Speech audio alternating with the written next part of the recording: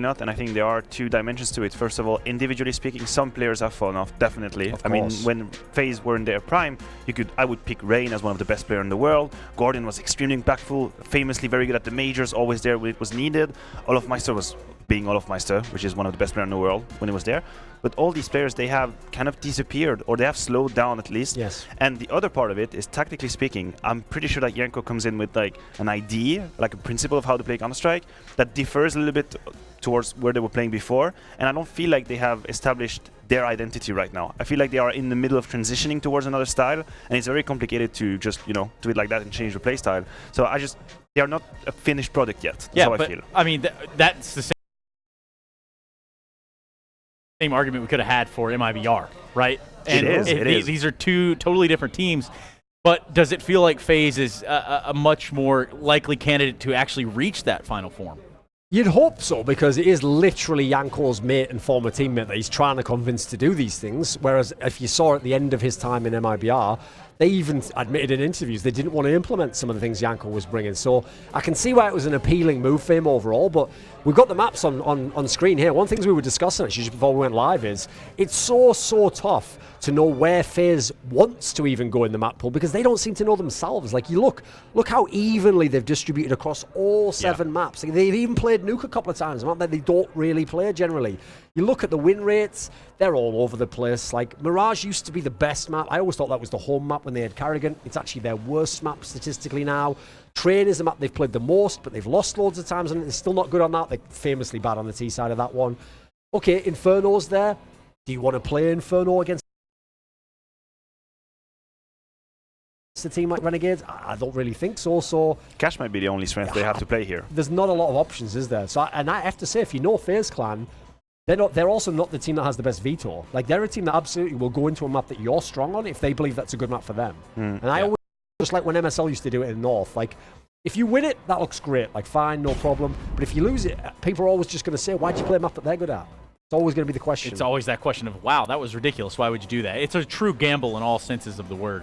Talking a little about the path that these two teams took to get here, right? So, obviously, this being a 2-0 matchup and the implications of playoff on the other side, it's been a little bit, I don't want to say easier path for FaZe, but they've played against a Vici. They've played against a Pain, whereas the Renegades obviously having to take on MIBR. No matter what you say, no matter what form, that's going to be a tough one to try to take on regardless. You're going to take that one into serious consideration.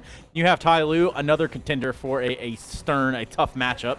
So this one hasn't been an easier path for the Renegades, dare I say. Surely not. And also that the matchup versus Tai Lu, I think it's important we mention, is a special one. They have played against each other so many times, especially at the minors, so there is a special feel to it. It was a very close game, I think 16-13, 16-13. And then against MIBR, we all witnessed that kind of reminiscence of MIBR on Cash. You know, they played really well individually. Fallen was activated, so it was a different game. So definitely, if you look at the path, then FaZe had it easier. But you said it very well. You have to consider who they played against. Yeah. Their statistics are all over the place. Like Nico, Olofmeister, they're all up there.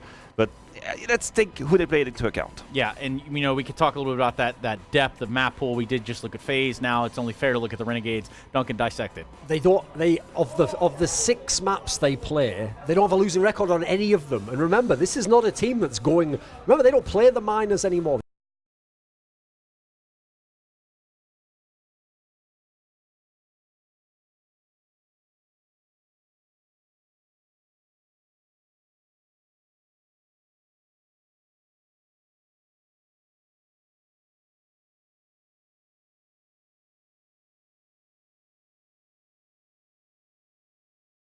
Minors anymore. They're not going and playing these bomb tournaments. They're playing the top tournaments in the world. Not only do they have a great map veto, like they're clever with where they go, they've got a great map pool to work with. Like, you need that toolkit before you can start messing around in the veto. So you look, they can go everywhere here. So okay, yes, they love Inferno, which we saw was a FaZe Clan map. They can go, hey, screw that. You played Train the most and you lost the most on it. Oh, we'll go ahead and have our 75% win rate on Train. We'll just beat MIBR on it. Like, there are so many angles for this team to go with. It's up to them, basically, how hard or how easy they want this series to be. And one other angle of this entire tournament that I guess we could begin to maybe just give you a little bit of update in case you're just joining us. You have no idea what's going on. We have 2 matches going on right now, both at the 2-0 category. And the second one over on the B stream is Vitality Fnatic. That one also has some real banger potential.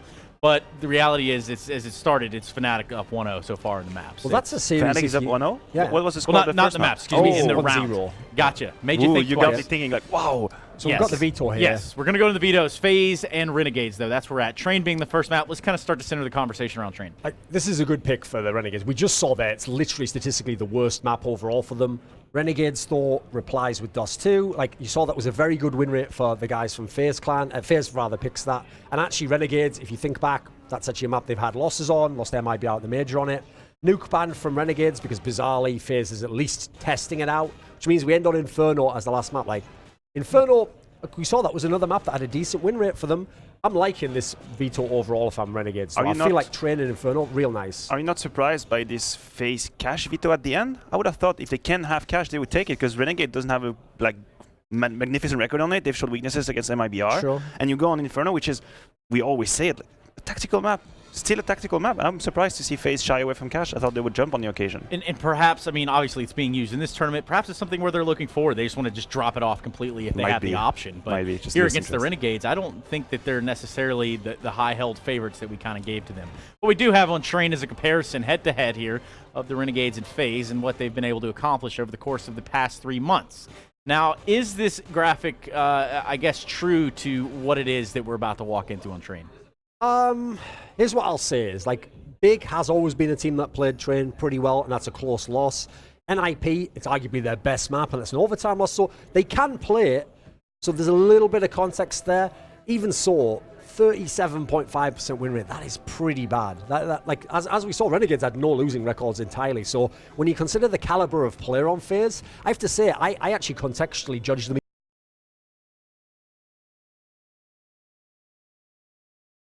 even more harshly when they have a losing record on a map, because when you've got players like that, you have more of an insurance policy. You could even just frag out and win the game. And then when we come to Dust 2 here, okay, now this is a nice little run of matches here, because you know Complexity plays Dust 2. Cloud9, I mean, they were in a situation where they had a mixed team pretty much. You're going to be playing that map when you can. Losing to Astralis, absolutely no shame in that. It's a very close game, and Astralis is an absolutely magnificent team. Yeah. Did a little remix on that one. Yeah, there's a scratching a little bit, you know. Sort of the remix Chopped to Ignition. Is that where you're going with it? It's sort of the chopped and screwed version. But enough about Faze. And DJ Screw are, down in Houston. We're not in Houston. We're actually a long way away from there as well. But Faze Clan, I just have to stick to that point where this is not a matchup where they're going to come in as the favorites. No, they don't. No. But luckily, unlike some of the other matchups we've seen, this is one where that Dust 2 pick, that can be a lifeline for them. They can get that map, certainly. I don't really know about the Train one. I'm not feeling that one. But if they can get to the Inferno one, it ain't impossible. Like, there's a world in which these players can have a big, big game. Yeah, and I'm going to say about Train that the difference between that match and the one we just witnessed for ENCE is that I would say the knife round is actually important. I haven't seen the depth on the T side of Renegades that I had seen, for example, for ENCE. So when you go against a team against Faze, with that kind of qualities in individuals and the CT-sided map as it is, I could see a world where Faze just completely locks down the CT side. I feel like Renegades will need to have a very good start on the T half, just limit the economy of the CT, because I haven't seen from them as much. So there is some little pressure, because as Duncan said, then after that it's Dust 2. And now we're talking individuals, we're talking Nico, we're talking Guardian, who we know can show up, and given that map, the right context, could just take over the game. Yeah, and it's funny you say words like economy. I mean, obviously controlling the money is important, and understanding that the money within CS, and more importantly CS dot money, is exactly where we find ourselves right now. Duncan, anything you want to add to that note? If you want to trade unwanted skins, just skins in general, then CS.money would be the place to do it, because they have a bot for trading said skins. Just 3 clicks, 1, 2, 3. And you know what? That's the problem with Faze. They don't click enough, do they? I think that could be part of the problem. But I guess, are there any other problems that you can maybe kind of forecast for me, Maniac? Maybe they want new skins, like we all do. And if they do, they could head over to Hellcase and use the SLTV code for extra money on your account, and SLTV25 for a 25% refill bonus. Only at Hellcase.com, an official partner of StarSeries Season 7. That only leaves, I guess, one more thing to sort of bet on here, and that would be the GG.bet odds, which is probably something we could begin to take a look at. They will probably not be as one-sided as you would think of. Now, we said marquee matchup, and it's not just because of the namesakes. It's because these two teams can legit go toe-to-toe here.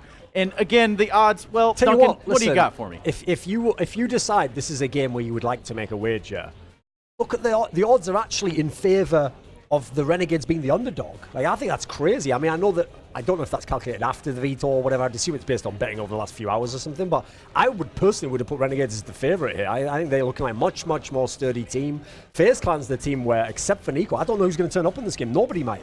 For me, this is either bizarre. I mean, Dust 2 makes it less likely it's a 2-0, but it's either an easy game for Renegades or a really sick best of 3. I can't see a world in which Faze is just going to blast Renegades out the server. No, I completely agree. I think it really will depend on Faze's abilities to make that a competitive matchup, because we have seen enough from Renegades to say, well, they are continuing to thrive on that major run that they had, which was really good.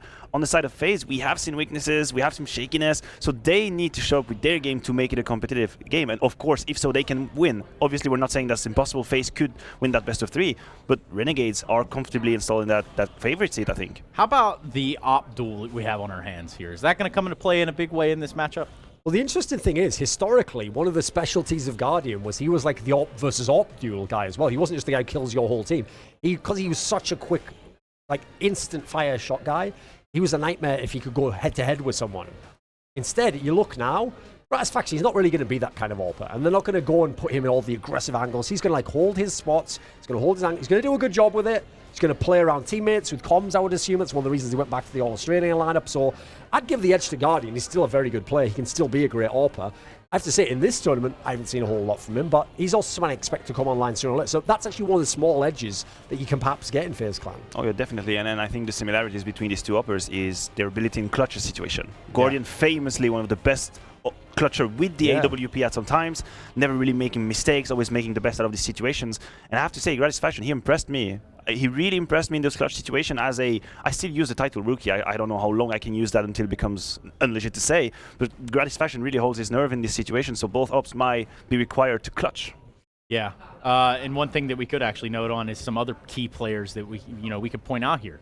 We haven't even said anything about them thus far. They're actually ranked 3 and 4 within the entirety of the tournament so far in terms of rating. Would be Rain on the side of Faze and JKS on the side of Renegades. Tell me, Maniac, why Rain can be a game changer. Well, I'm going to say this first. I think, once again, the stats are a little bit skewed by what happened and where they got here.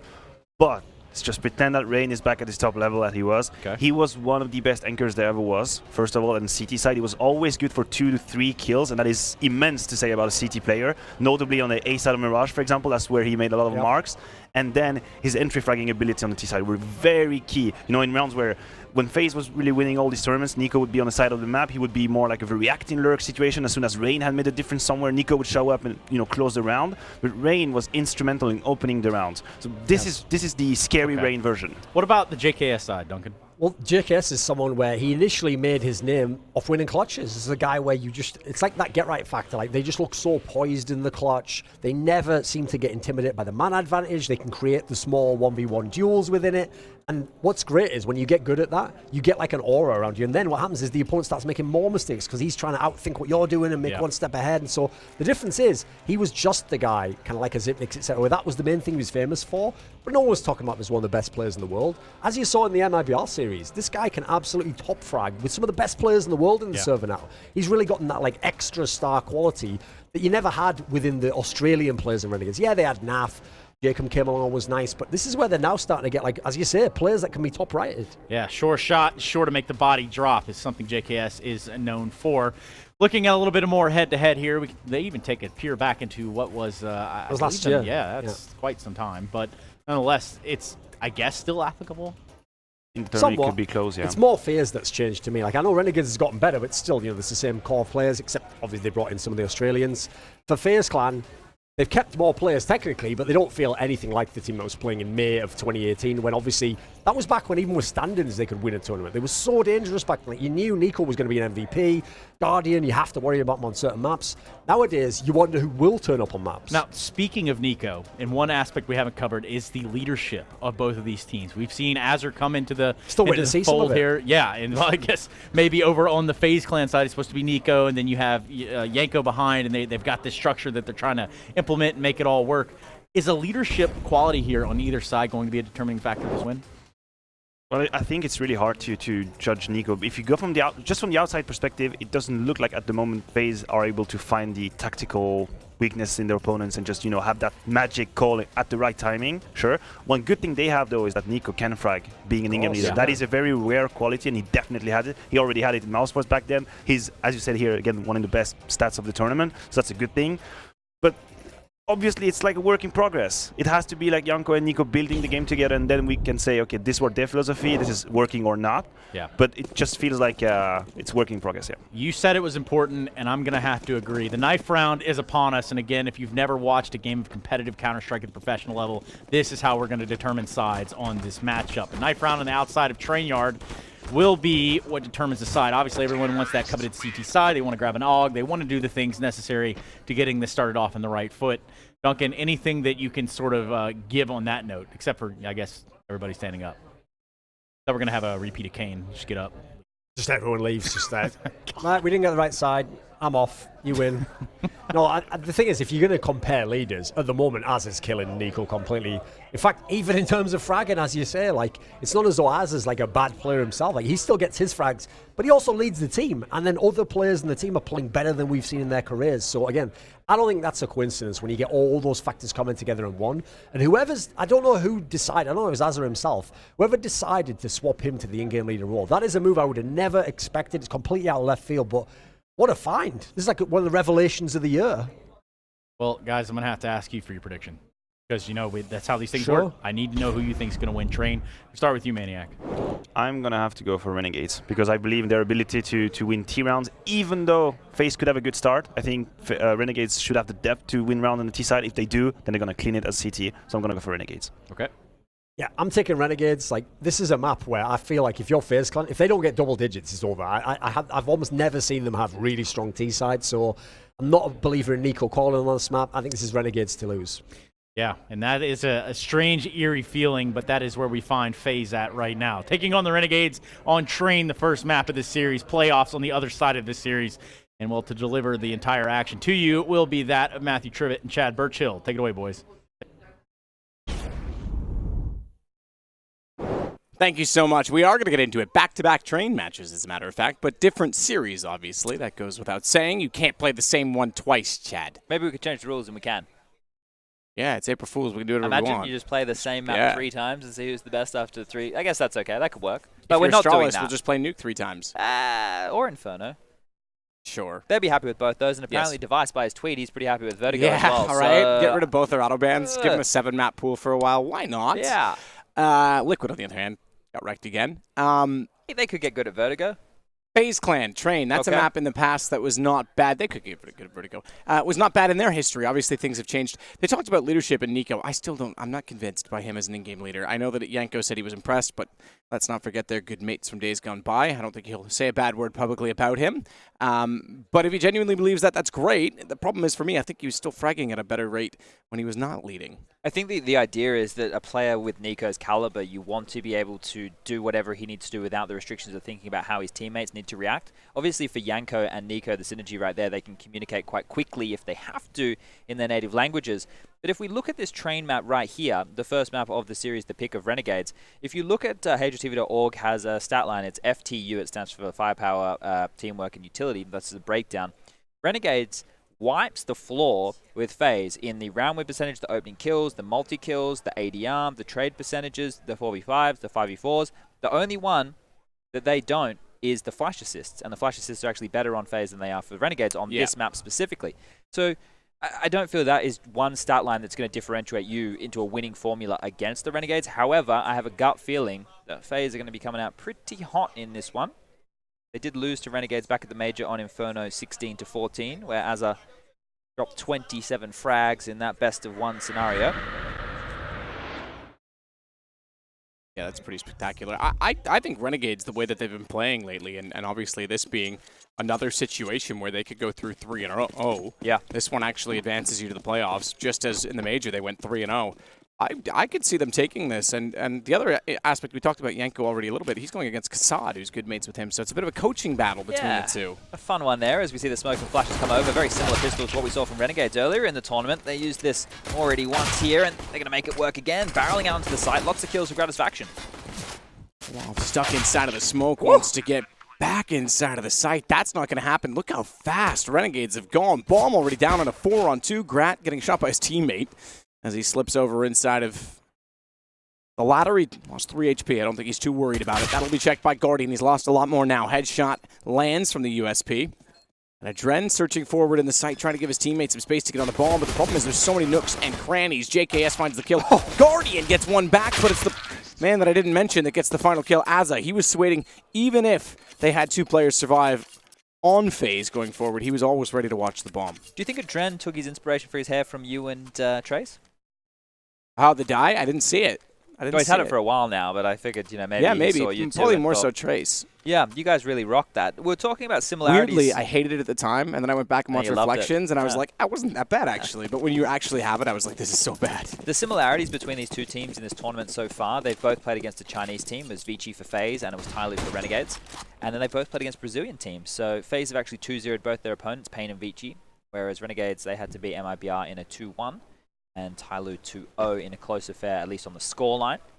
Something else to note, as things are going to get opened up over here on Nico and off over towards the Ivy position, is that on the last 8 matches for this roster of Faze, only Nico and Guardian have positive ratings on Train. They've won 3 of those matches.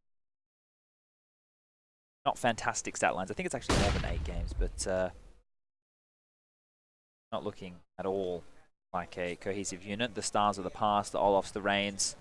Obviously, Adren coming in, we're not expecting him to be a carry back playing mean. It'll be a little bit lackluster, but Rain in this tournament is looking good. Obviously have Jacob versus Rain as well, so there's another little link between the squads. Yep, that's a good point. Jacob, man, even he said it. His career was saved by Renegades. He thought it was over. He got a 1-month contract to stand in. They had plans to bring in another player. Those plans fell through, and he played very well in that period, so they said, why don't you just stick around, man? Yeah, props to him. He's basically, he's changed his whole lifestyle. Like the Renegades guys have had to do, they live in North America, but Jacob's done the same. It's a big shift from Europe, where Counter-Strike is competitive. You think about the we think about the Australians, right? And you think about what I'm alluding to is Oceania as a region. Counter-Strike isn't as competitive. That's why I thought that was a knock on NA. No. It's a knock on like Australia, right? You can't compete at a high level on a consistent basis. That's why we originally made the move, right? So for Renegades here to still be, this is their home now is North America, right? This is where they spend the majority of their time. And it's a lifestyle change. It's not just the same for some of these teams who get to go back to their same home every time and they get a chance to relax. For Renegades, it's almost work 24/7. They spend a lot of time with each other, and right now we're going to see them put round number 2 up on the board. Faze want to hold on to these saved weapons after losing 2 over towards Ivy early. So they upgrade, they want to carry it through to the 3rd round, give themselves another fighting chance. Renegades are all going to scuttle back through the old bomb train, and it looks like they'll go towards CT spawn as their avenue of safety.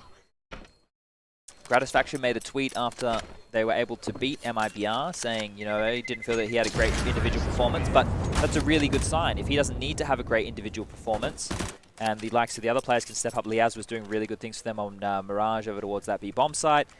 We obviously know JKS and Azza, they have their moments. Jacob had a massive game as well, so if everybody can contribute, that's actually better. It's better than having, 1 or 2 players step up from time to time. If everybody can do it at any given moment, you're a well-rounded unit. Well-roundedness is a skill. It's gets you through life. It's a good quality to have. Sought after in some aesthetics as well. Some aesthetics. Just be well-rounded and you'll get girls. That's all you got to do. Yeah, not hard at all, right? If you're worried about that in high school. Gratisfaction. Going to try and fire in from Ivy. 2 players in that position. Bomb down toward A main, so they haven't committed to anything at this point. Very, very standard default when you look at the map. A 2-1-2. Haven't even gone toward Brown Halls as of yet. Have JKS at the bottom of the stairs just watching to make sure there's no aggression. He'll slowly go further, but watching Pop Dog is more the concern for Jacob. And Adren is down below, still on the pistols.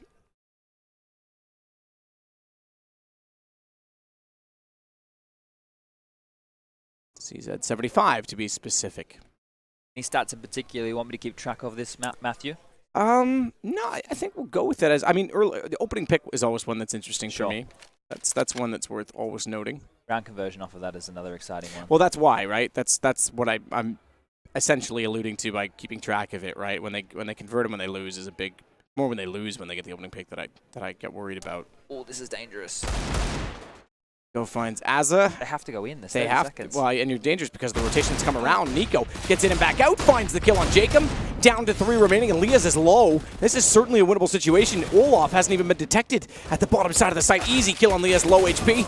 Dink on Gratisfaction as well, 2-on-2, and Rain's going to swing in. Bomb's going to go wide. They don't see him. CZ, he's got this, surely. He's so low, Gratisfaction manages though to find it with the AK. He has a chance on Rain. Swings out. The reload's going to have to come in soon. He's only got 3 bullets left. That'll work. That'll do with the HP that Grat has, but now he's got the AK, and that changes everything and wins him the rounds. Rain, cool as a cucumber right there. He didn't panic. He didn't try and run around. He didn't try and force the duel. He made Gratisfaction the one to step in the open and take the fight there. And Faze, off the back of Nico's 2 big deagle openings there at the low ramp, are going to ensure themselves the 3rd round of the game. So Renegades with an unlikely blunder. We talk about them being good in the fundamentals. A tweet came out from Duncan yesterday calling them Australis and the nickname for Enstralis as well, the 2 teams who are doing the ABCs of Counter-Strike very well up until this point. Moves around them. Maybe they shouldn't. Great read, great play by Faze there to stack that in a bomb site and make that one deadly as all hell. First gun round, Will and Stu right here. Liaz has a Galil, but across the board everybody else is sitting pretty. Rifles and utility. So we're getting underway very early here. Player who has never really returned to that top form is Olaf, who we're on board with right now. At one point, the best player in the world during that Fnatic roster, winning 2 majors with that team. He was an absolute force, a miracle man, and, well, over the top of the smoke, boosted up. Server was Jacob, finding the man in question. And Rain with main control. He's going to leave that part of the map. He's going to leave that position. Doesn't feel the necessity to hold on for it too long. Nico grabs a grenade. Damage being done across the board early here as Gratisfaction is down to 14. Nico with that grenade is down to 50. Still a relatively even round in this scenario, even though Renegades have the number advantage. They don't actually have much map territory. They don't know if anybody's pushed inside. And FaZe have taken a 4-man lean towards this outer bomb site. They're ready for this attack. Dren, decent Molotov. Smoke was about halfway through its life. They should fade at similar times. And therefore, a peek from Nico is applicable. Smoke lasts a little bit longer. In fact, they double it up. That means he's still isolated. Adren won't be able to support him, but Guardian's got JKS in the meantime. And now Nico swings, checks toward Hell, somehow turns around to find Liaz as well. It's massive impact from Nico and back-to-back rounds here that FaZe have put on the board. Yeah, I would call a timeout after that, too. That's huge. Liaz couldn't even trade that at that point in time. I spoke about this yesterday with the mental side of things for Renegades versus MIBR. Like, every victory that they get, you know, they're probably going in thinking, damn, this is still one of the best teams in the world at a certain point. That's going to be the case for FaZe. They know the caliber of players that they're playing against, and I could say similar things for Ents, who obviously making it to the Major Grand Final. They know that they can kick it with the big boys. But Renegades, you know, you look at the players on the other side, there's legends in this server right now. Nico, still one of the best players in the world. Guardian, you look at him as an AWPer. That's who players like Gratisfaction look up to as they're making their way up. Olaf, I just talked about him being one of the best players in the world. Adren has been playing Counter-Strike for as long as the rest of them. This guy, you watch WCGs back in the day when he was part of K23, the Kazakhstani team. I know JKS has been playing CS just as long as me. He would have seen a lot of those tournaments with players of that caliber competing. So Renegades here will be pushed on down to take a save. There will be 2 P250s on the board. Gratisfaction and Jacob are wielding those. And there's going to be a play towards this inner bomb site where Adren is on the low ramp waiting to receive. Guardian in tow with the AWP. All the way back towards Connector. This should just be an obliteration. AKS. Ross is first. Guardian, you're right, has a chance to show off some skills in what would be essentially a shooting gallery. No utility to take away his vision, so we'll see how it goes. And the first, jumps up. Second, not quite there. His teammate in front of him nearly shot and realized, well, wait a minute. Good plan. Wrong guy. It is going to be a bomb plant off of it. Is it? Just barely. Molotov nearly takes down Grat. He runs away with 15 HP, scurries over toward the tank, but only losing one player. They get a plant off of it. FaZe get the round. Just want to note as well, you can see it on the jerseys, it was not as big of an announcement. We've had Audi with Astralis, we have Honda with Team Liquid, BMW North America, or BMW USA specifically, with Cloud9, and Nissan now with FaZe. I think Optic did, or was Nissan Optic as well? It might be. I didn't see the Optic announcement. I know that Renault and Nissan are the same company, and Renault works closely with Vitality as well. So yeah, we're getting all the brands. That's quite nice. We got VTech, Nismo. I have no need for a M-Sport. car, so I'll take one if they're going, but for me, there's no necessity. But we're going to see a Guardian and Dren go close low ramp with Rain towards high ramp. So if Renegades want to go for an early play inside, they might be able to pick JKos off unsuspectingly here. They want to set the pace. They want to dictate. I like this from Faze. Yeah, JKS not ready for multiple bodies. He's going to get taken down. Doing a bit of damage onto Guardian, but that's all it is, damage. Great stuff from Faze early. I like how they're dictating this.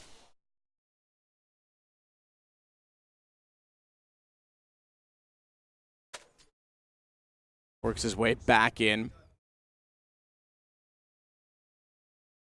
Flash goes through and along here it coming and sees them arrive as a result of it because he looked away and kept his vision. Go down. Jacob gets one back toward the E-Box. That's going to open up the availability of walking down hell. They've just lost Azza in the same position. In fact, he's gone down with the bomb.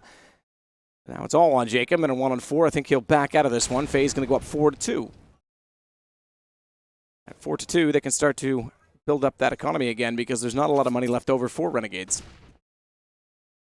Wonder if Jacob is actually going to try and do some more damage or go for the save, but him just running, legging it, being very quick and aggressive. We'll take down a Dren.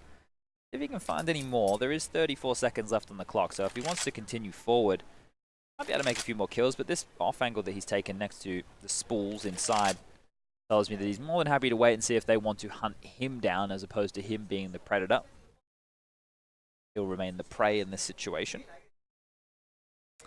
So, ways that you can deal with the CTs dictating like that, being like aggressive in positions or taking stacks and gambles to the other bomb site, you can be very, very passive. You can sit all the way back, and you can be very thorough with your utility usage to clear them out and go through the paces in that regard. Or you kind of take a 50-50. You do like a fast strat, right? You like run out and you go aggressive, and you hope that they're doing a gamble stack on the other side of the map when you push on in. And that way you kind of reset the momentum of, oh, we thought we were dictating the pace. That's been taken away because Renegades have taken the initiative. But that's risky, right? Especially running into a team like FaZe Clan who love to play heads-up Counter-Strike, especially on their CT side. You want to run and have an aim duel? That's their bread and butter.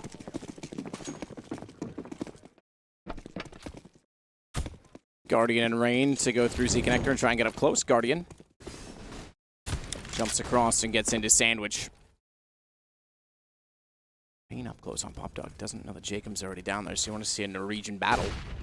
Vendetta will be enjoying it. Jacob that's going to get it with the way of a flash from Azza.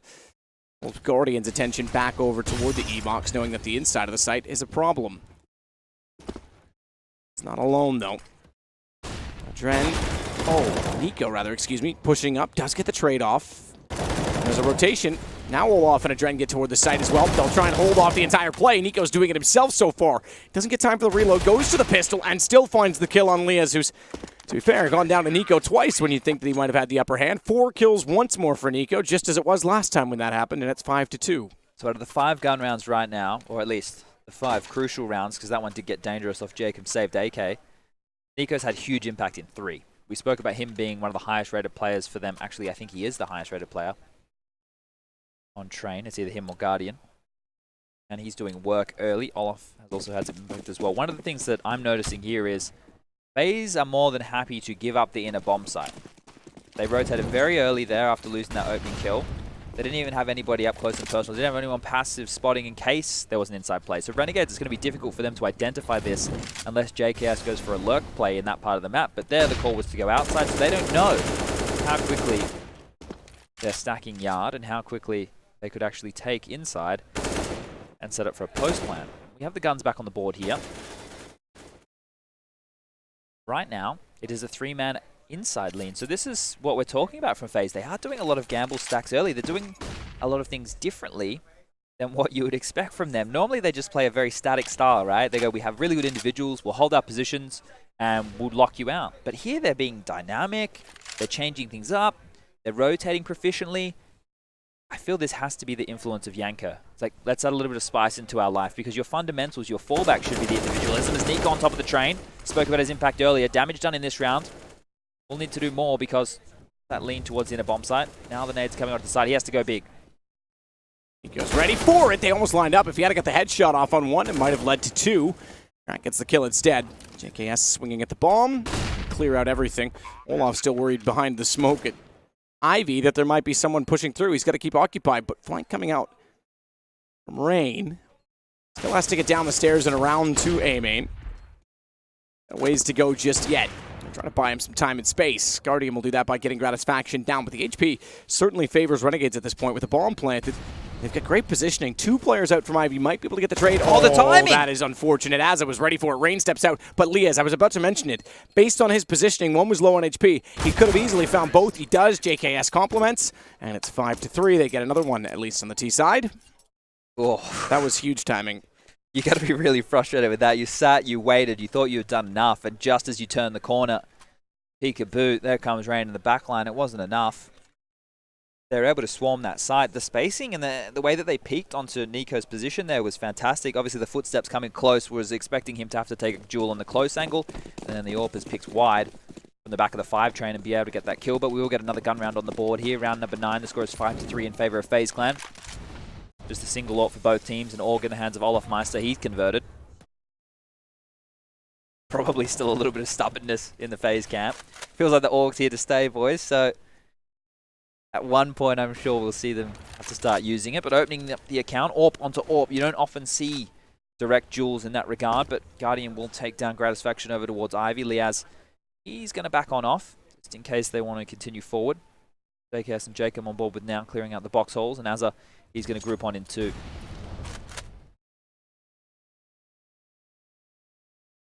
Rain bottom side of the ladder at Pop.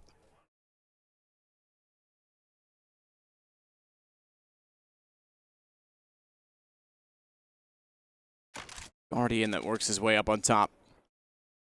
The oil tanker.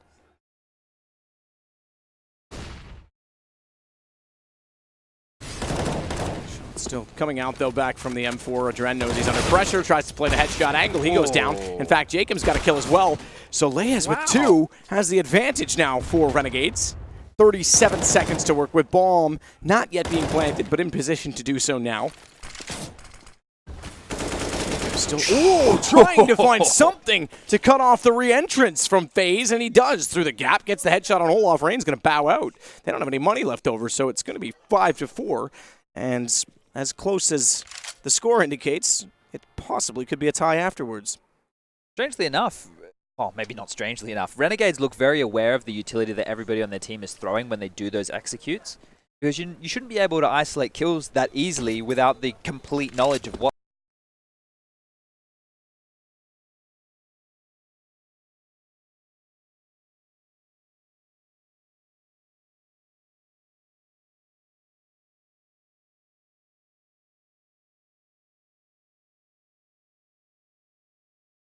strategy or what, I guess, move is being thrown out in the mid-round, and they seem to do that time and time again.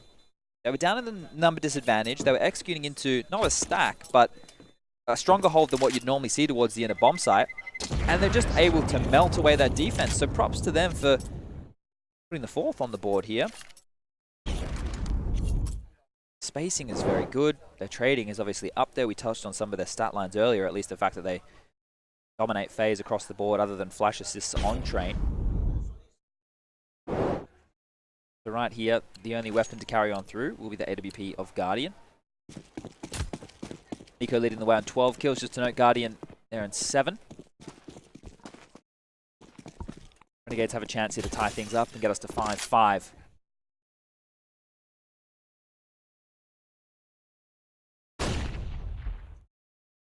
On the Deagle, getting aggressive toward A main. Might get access to it as well. It's up above. The radar's misleading where the closest player is, so he's actually completely alone in that position, but possibility he could flank fast. We'll see. They're going to rotate back over toward B based on that information. Try and get it a bit closer. They won last time they stacked out B with pistols. Keep that in mind. That was round 3 when they didn't have guns. That's what started them on the run. Ultimately has given them the lead in this half, because it's turning things around. If they'd won that as well, it might be a very different score. Guardian gets close as well with the AWP. That works for him. Standing in flames, trying to find a shot to upper, but they're not giving it to him. Now they will. He's down to 36, but he's still making it work. Once again, pistols and a single op from Guardian this time. Stealing rounds at B as Renegades try to get the bomb planted. They don't have the comfort to do so, and I think they've lost track of where Guardian is. Shots from both. Panic reaction. How does Guardian hit that? Gratisfaction pre-fired and baited out a shot. Somehow the flash comes in and Guardian still wrecks him in return because it was his turn to shoot next, and he's on for an ace. He's looking for Liaz. He's snuck in behind the tanker. He has the bomb on his back, and there's 31 seconds. He's got a chance to do something with it. It's going to be a long route to go through CT. He's pretty much got to cut to Z or find a kill, and Guardian knows exactly where he's going. What an ace. Wow. There is a reason that these players are the greats. There's a reason that we talk about them with such legendary status, and there's an example exactly why. What impact that is. That's a round to steal away and a half right there. 12 kills, well 7 to kick that round off with the saved WWP. That's all they really had to work with. Makes it look easy. Renegades now looks like they should be able to buy. Azza has gone with the CZ75 and utility. Everybody else has enough money to get the AKs up. Gratisfaction has an AK. I'm just curious if Liaz is going to drop him across the AWP and then take a bit of a lower buy. We'll see if that's going to come in any second right now as the pause is ticking on down where... No, they've just gone with the AKs. So no AWP in the hands of Gratisfaction this time round. Adren on the AUG this time. Olof has an AK. Not many silenced M4s on the side of Faze, if any. Yeah, we're still not seeing a lot of them come back in yet. There's been a few more players bringing it out, but it's not like it's been a massive shift. Maybe over time. Sometimes it's, you know, old habits die hard. People are so used to it they don't want to risk switching guns, but Guardian, that's incredible. Got close to. I thought he might try and keep his distance, but when the pistols pushed up, so too did he. Missed that opening there, but Liaz has already been taken out of the round very quickly. Rain got the kill. Only 25 seconds in and somebody's already dead. That's definitely not the way to be keeping this one off, but they will execute quickly towards the inner bomb site. Yeah, and look how open it is considering that opening pick. Open, maybe not. So Dren gets two. It's Jacob again that pushes up. Remember last time, spraying through smoke. Found a kill, this time through flames. Gets to Dren. He's the one that tried to shut them down solo inside of the B site before the rotations arrived. Oh. He eventually will drop. Rain managing the kill in return. It's just JKS. He thinks the flank is likely. Previously, his bread and butter, these clutch situations. If he can pull this one off, he does have a Molotov, but... Doesn't look like he has enough information to do it, though. Yeah. There are a lot of flashes in place, so Faze can take their time. They do have 2 defuse kits, so it's not too much panic. He dropped it on the bomb. I think that was a mistake. It gave away his position. There's still plenty of time to defuse. So no real panic, or is there? There is. Yeah, they have kits. It's going to be close, but I think they've got it just in time. Olaf to do the deed, and Faze will take it 7-4. I didn't want to get too carried away with it. I thought it was safe. Seemed safe. It felt safe. Yeah. They didn't seem panicked, so... The umpire said it was safe. Guess nor should we. With the plant, Renegades will be able to get another buy round on the board. AKs again. So Gratisfaction not having his AWP, it kind of limits their approach, right? They have to use a lot more utility to find opening ground. They can't prop the AWP up to go for a heads-up duel or try and find a pick and get them some territory that then they can work with. That means the utility becomes instrumental for the start of these Renegades pieces. Able just now, after they've done a few gamble stacks earlier, go with the standard 4-man approach towards the outer bomb site. Olaf and Nick over towards Ivy. That's a scary duo to deal with. Guardian rotating through Connector and Rain on the bomb train. Adren, though, he's going to have a duel with JKS momentarily as JKS is going quite aggressive. He's going to have to deal with Guardian who's rotated in. He's missed him. We can't see this right now, but we can on this right side of the screen. Look how far JKS has gone. This could be huge. He takes the fight. He's not going to get it done. He drops in the side and he dies. What could have been huge has fallen apart. Yeah, the problem is in that situation, being undetected is great because you'll catch a second player off. So, Gratisfaction, what have he done? I suppose he had to. He had to fire through his teammate to get the kill. He did. He secured it, got Nico down. It's off on the bomb train. Get back to my thought on that in a second because Guardian wants to work in and Gratisfaction on low HP could be caught quickly by the op. They're not overcommitting to it, but now has a lineup? No, he's looking toward Hellstill, so we can't quite see him. That gives Gratisfaction a shot on Rain. Smoke's still down too. Guardian can't push through just yet. Dren, he'll cut him off. 8-4. Yeah, when you stick by the first guy and the second guy's not expecting you, you pretty much have to hit it immediately because if you miss and you also think you're alone, that guy that you walk by is immediately just going to turn and wreck you. Yeah, that's unfortunate. You know, it really... I said this to you before we went live, and I said I thought the Faze were going to win, and that the reason is because Renegades always suck with their own map choice. I don't think Train is a bad choice. They did just, you know, kind of mop the floor yesterday with MIBR, but they picked Keish against Vitality at the Major. They lost that one. They picked Keish against MIBR. They lost that one. They picked Train into a Faze clan who, at least in my opinion, are a pretty good Train team. And now they've only got 4 rounds short. There's still a couple more to work with here, and if they get 5, if they get 6, then that's more than a great half. just don't know. Like, Renegades know what maps they're good on. They know what maps they're confident in. But then when they pick them, they never seem to win them. Now, if that becomes a trend, that's a problem, right? It's great if you can always win the other team's map choice, but you need a home map. You need something that you can always fall back on, something that you can always win. Right here, we will talk about the fact that their CT sides are relatively strong. That's what they need, and for FaZe Clan, their T sides, at least historically speaking, maybe before Yanko got on board, were uninspired.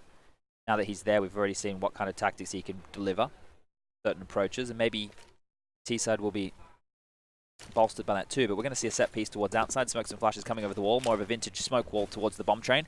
Nico up close and personal in teammate. He'll take down Gratisfaction, please. Oh no, that flash has completely wrecked him. Fortunately, his teammates are well and truly up to the task. This should be 9-4. They've got it down to a 4-on-1. Gratisfaction on 24 HP. Does decent damage onto Wolof, but not enough in the end. Low HP costs him, and 9-4 is the score. The Orb's back out now for Gratisfaction if you would like it. 6,500 in the bank. There you go. You see him buy it up. 2 more chances for Renegades here to put more rounds on the board. You have a look at this. They were getting the pistol. They converted against the Force Buy. They lost to the weapon saved on the Force Buy, which is where it kind of started spiraling out of control. They lost 5 in a row. And they got 2 back of their own, and now they're down another 4-round deficit. They can get 2 to finish the half. Quite good, all things considered. That'll be 4 gun rounds on the board. Oh dear, Guardian. Fast, as always, Guardian. Sometimes he's too fast for his own good. Probably slow that down a little bit. Hits it, but I'll do it. It's hard to go against muscle memory. Guardian! No. Shadow shows, and he still absolutely wrecks Gratisfaction. He got tagged to 89 in that? I would love to see that from his perspective. How? I'm confused about the damage dealt to him, but either way, that was pretty solid from Guardian. That's wild. We've seen that AWP head-to-head duel a couple of times now. It feels like Guardian's gotten the better of Gratisfaction several occasions. But Liaz, while we're astonished, was able to take down Olaf over towards Ivy, so now it is a 4-on-4 situation. As I mentioned before, FaZe Clan, when they were down, they actually leaned and stacked a bomb site. So let's see if they want to go for something a little bit more unusual again. They're playing 2-2 at the moment. Rain and Nico staying relatively close to one another. It feels like Guardian's made the call that he will anchor the bomb site, and now Adren's going to rotate over to help the outside hold. The cool thing with having an AWP so passive is once he sees the utility come in, he can reposition accordingly and make sure he can slow a push, but it will be a fake.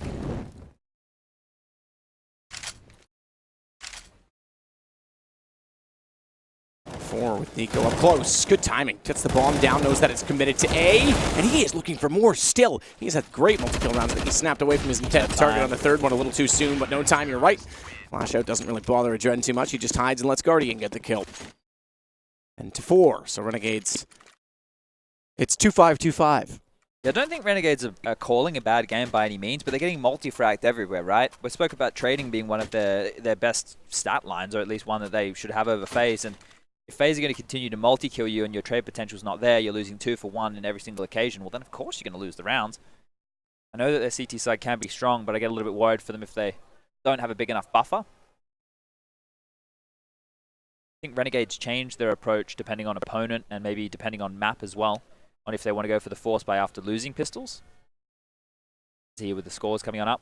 Guardian 17 kills. He had that miraculous ace before that we spoke about where he had the saved AWP. Nico, multi-kills in several rounds now, sitting on 15, and then Rain, Adren, and Olaf kind of just doing the job that they have to, all hovering 8 and 7 kills.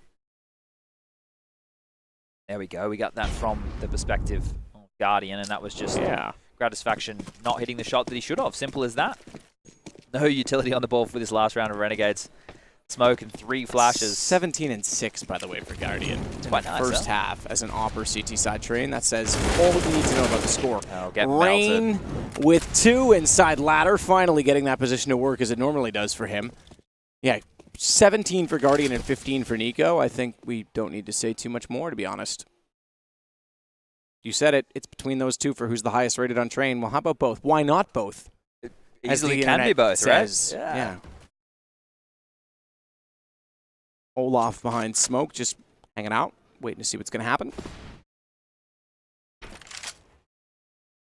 Jumping up behind the server as of yet.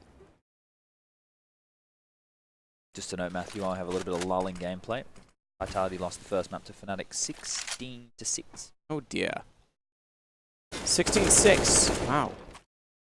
Vitality's coming around, aren't they? Did I say Fnatic lost? You said. I thought you did. Fnatic won. Maybe I heard you. Sorry. But okay, I might have heard you backwards. All right, fair enough. So Fnatic put them in their place. Never mind. They're not coming around. I thought they were taking steady strides forward, but Fnatic in good position right now in this event, to say the least. Tag your box now didn't quite land. 2 low HP players on the Renegade side. We're looking at an 11-4 half. Guardian waits for his chance to fire. 18. Oh, 19. Didn't quite get it. He will now. No, he won't. He lied. Rain got him, beat him to it. Denied him the chance for one further frag in the opening half, but still with 18, very remarkable. And 11-4, Renegades just couldn't get it going. As you say, it started with the saved force buy from round 2, which didn't include any rifles. Like it was a scout, was it? I think it was, because it was damage done. Either way, they stacked up on B and just wrecked them. And then Guardian with the 1-on-5, essentially. I say 1-on-5, he had teammates, but he was the only one with a gun. Got the ace. Yeah. Just silly. One of the things that you can look at here is the Renegades, when they played MIBR earlier in the tournament, think about all those 3v5 situations that they were able to win, right? They got back into rounds that they had no business doing so. They won a couple of light upgrade rounds themselves. So they had some freebies when you think about that game previously in the tournament.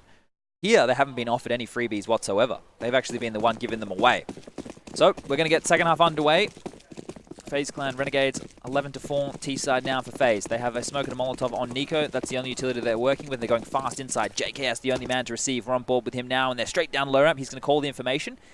Going to let them take the site and see what he can do. But the timing on this, it hasn't worked for him. He's taken one, make that 2. The timing, maybe it was perfect.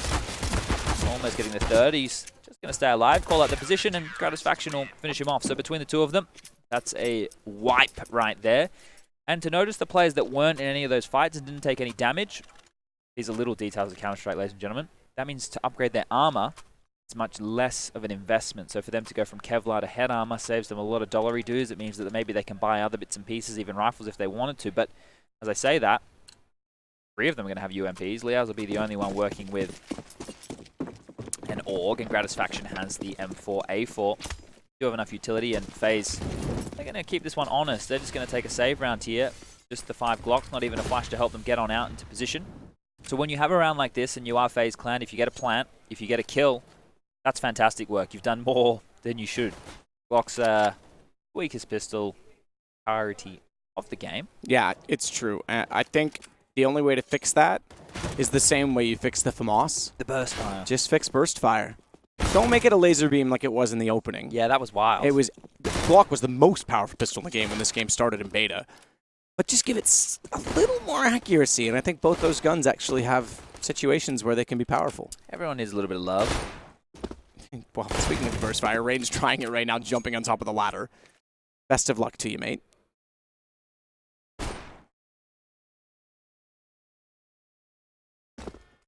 As it waits down below in the AUG. Lots of A's, too many like 1 vowel 3-letter. What if we gave our own names to the gun? Nah, probably not. Or we'll make a sound effect when we hear it. Gets the shot on Nico. Could do that. The UMP this time. He's got significant damage plus a kill on the Rain. The problem is that he's conceded the bomb plant, so couldn't quite shut that down. JKS gets 2 to add to the total. Got the Molotov in there to make sure they had to go to the left side as well, but now we'll go for the defuse. His teammates will go collect anything that was dropped, and they'll keep the 3 UMPs, but all 5 staying alive is significant. Bit of a bonus situation, as we would say. It's curious right now to this approach, right? Because if they're just going to do their standard hold by having close pop, close team main, we've seen them do some control over there, and then let the rifles... Oh, okay, well, Jacob's just upgraded in. I was going to say they could keep the UMPs and go for a standard hold. Playing up close and personal, we know JKS plays that anchor position towards inside, so that's a weapon that's serviceable there, but obviously feeling the need for one more rifle. Jacob doesn't want to take any risks right here. The score is 11-6 right now. Renegades winning both pistols in this game and converting the following, so there's 4 out of the 6 rounds right off the bat.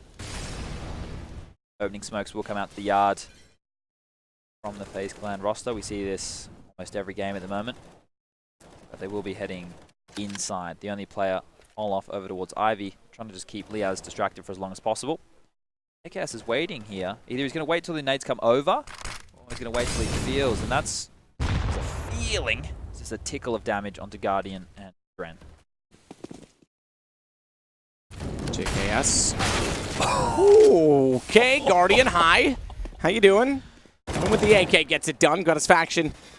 We'll get a Dren. Interestingly enough, from the grave, he burned Guardian alive, so it was 1 for 1 quite literally, but Gratisfaction doing the work from there on out. And it's a 2-man advantage with a flashbang that's going to give him some space. Doesn't need to commit to that fight. Bomb's not yet planted, and they've got a flank coming in as well. As Nico shuts that down, he needs to get 3 more kills to win this round. 47 seconds. Bomb is near enough to him in B.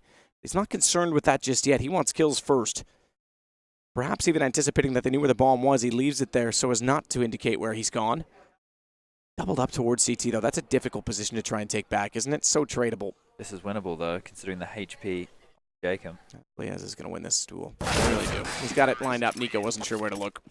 The little detail there, everybody, but the player who was up close towards Hump behind the smoke, he knew that Gratisfaction had already pushed on out and gotten a kill, so he knew that that position was open. But what happened was, these little details, the things that you maybe don't notice, a teammate came through connector, lobbed a flash off the wall into the smoke. Now, whether or not it actually blinded up that player, that doesn't matter. It draws the attention to allow Gratisfaction to pop up the ladder and get the kill.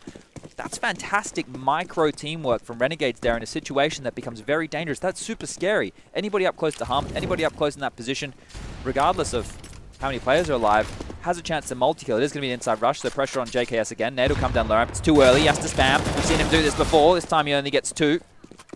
The bomb should go down again and the retake once more. So Renegades more than well versed at getting on in here. You see Azza, he pushes across towards high ramp. With these rotations, we may as well talk about this because I think this round should be in the bag. When you come on in, you need to make sure that you're clearing all the pushes. There's no point Azza is the first point going straight up towards the bomb train. He's going to swing wide, can get high ramp and oil control, and then the next player filters in. They take the mid lane, the next player filters in, he takes Hump, and then they push up as a unit.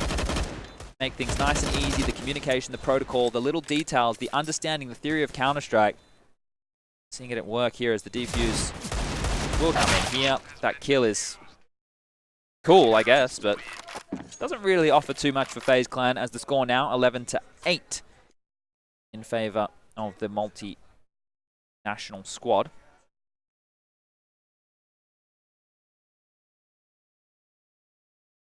Things have turned quite quickly, haven't they? Yeah, they have. They've stalled out considerably on this T side so far. FaZe. Nico has the op. 17 kills for him. Maybe it's spawn dependent. He's already outside a main, so I think it is. And shows off that he's fine form with it. Gets the first kill and immediately falls back. Where's Guardian gone? He's all the way down toward Ivy. Nico's heading that direction. They might switch the guns back if there's time enough to do it, but why bother? Each of them finding kills on the respective opposite weapon. And Nico says, oh, hang on, you're fine. I'm going back to A main. You can see how reactive that is across the map, and we also noted a couple of times against MIBR that Liaz would go for that information play over towards Ivy. He's facilitated by Gratisfaction's flash, and then Grad also helped Jacob get into Pop Dog there. So they're constantly dynamic and moving around the map, but 3-on-5 situation. FaZe Clan just doing it off individualism and spawns, as you have already alluded to with that AWP. Now they can just trade out right now. This shouldn't get too difficult, but look at this. Renegades are doing similar to what we saw A gamble. from FaZe. They gamble stack towards this inner bomb site. I think... Oh my god. Is there already... Oh, there's not. I thought Rain was already down Pop Dog. I was going to say, if he's already down Pop Dog and secure and they have Ivy with no contest, I think they'd just go down the ladder with the bomb, but he hasn't. So they don't have that information because no one's getting anything going on toward A. Yeah, I feel like Olaf should just go out here and be a martyr, right? If he goes out and dies, then at least that information will be that there's somebody there. Yeah, but in this case, he would go out and see no one, and then they take the bomb there. I mean, you're right. It has to be information one way or the other. JKS, ready. Shuts one down already. Guardian at least holds the angle and is ready for the repeat, but Ikem, 30 seconds. Could be a problem. Going out. It is going out. Oh You're my right. god! How does Guardian even hit that? I mean, I thought that bomb leaving was going to be the reason they win this round, not Guardian hitting a stupendous shot. Finally shut down by Gratisfaction, but 1-on-3 bomb on A. I think round done at this point. 15 seconds, that won't matter because bomb is planted now. FaZe were obviously prepared for the impending stack because they left the bomb in the box halls. I thought that they were just going to fully commit to that, but obviously the passive positions of Adren and Olaf, that was the plan all along, so fantastic mid-round call there from Nico.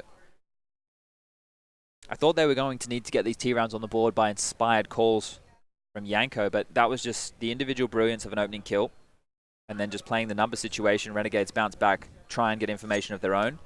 They lose another.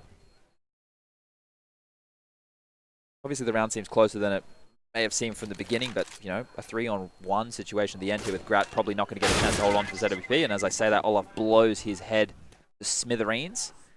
Now the drought has lifted.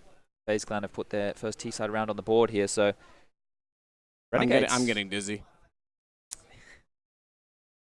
I'd say with the amount we fly that we shouldn't get like vertigo or what's the thing you get? Where is this spinning texture? Because I know the fan on Mirage is everyone's Ivy. favorite to do this on. That looks like Ivy. Okay. I think. I'm not 100%. Okay. I've Just never those really, windows right there. Yeah. Right? I've never really bothered to look for it. Wow. All right then. Good shot, JKS, up above the smoke. Good response. Very clever, yeah. Gets up on top of the ledge, not even the railing, just enough to see. Obviously, by design, knows how to play that. Guardian's going to rotate around to try and compensate and find somewhere else to get a pick to try and level this out.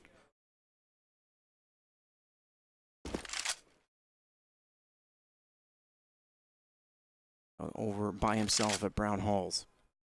Got teammates coming his direction. Guardian's the one with the bomb.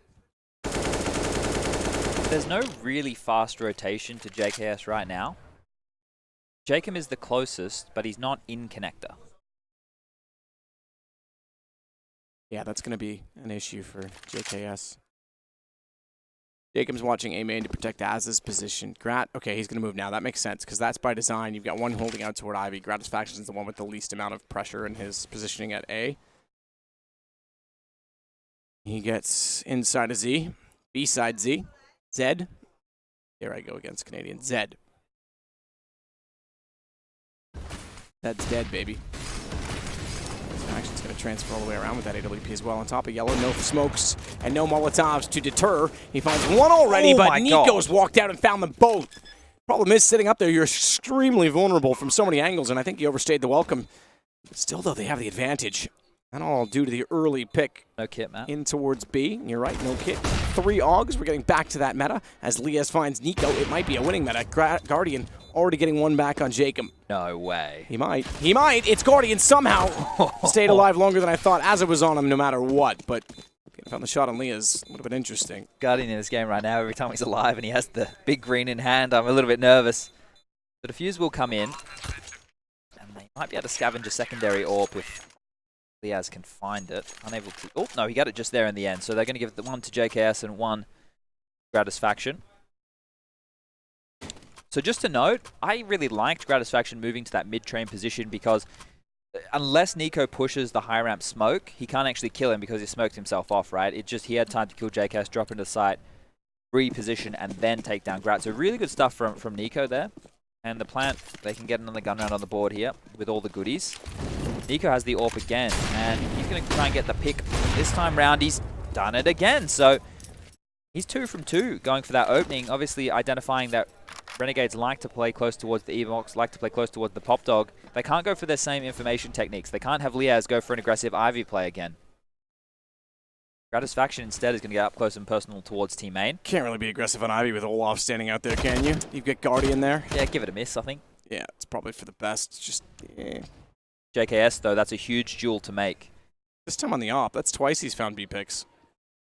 Curious if, yeah, I was going to say, curious if he stays up close or drops back, but we can see on the radar that he's falling all the way back to play more of a retake setup.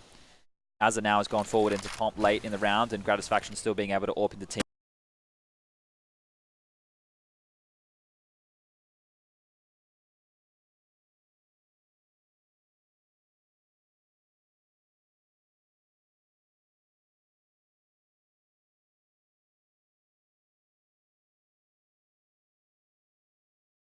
So this becomes an interesting one at this point. Olaf actually going for a more aggressive lurk on Ivy this time.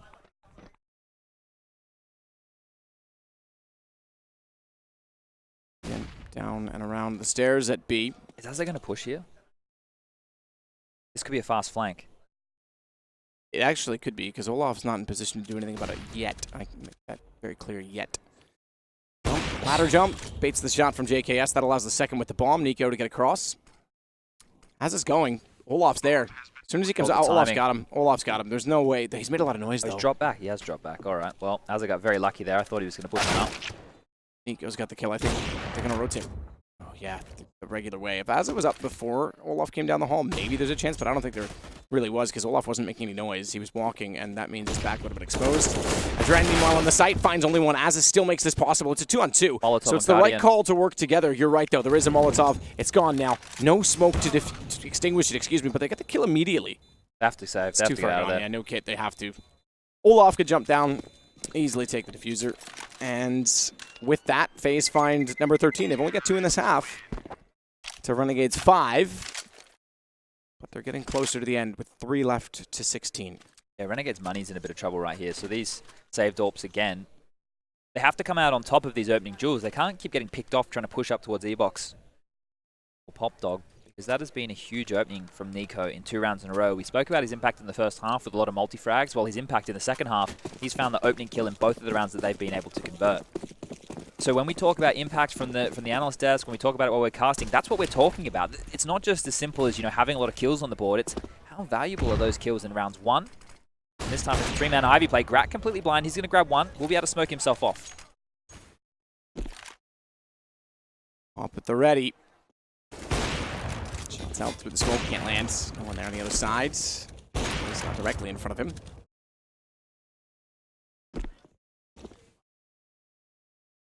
Rain waiting at A main. Doesn't want to step out just yet. Doesn't have enough support in doing so, even though not a lot of weapons. There is 2 ops to go against, and out in the A yard, that's a lot of angles to cover off. One of which is Grat up close, but flashed off. He's got a fall away. He'll go back around Sandwich, backside of Red. As it's still toward Pop Dog, that's great if they come down the ladder. If he has to look over toward A main to help his teammate, it's a bit too far for that shotgun to fire. That's a very good point. He's going to be stuck in this position. If he doesn't get offered up a duel, he almost becomes useless.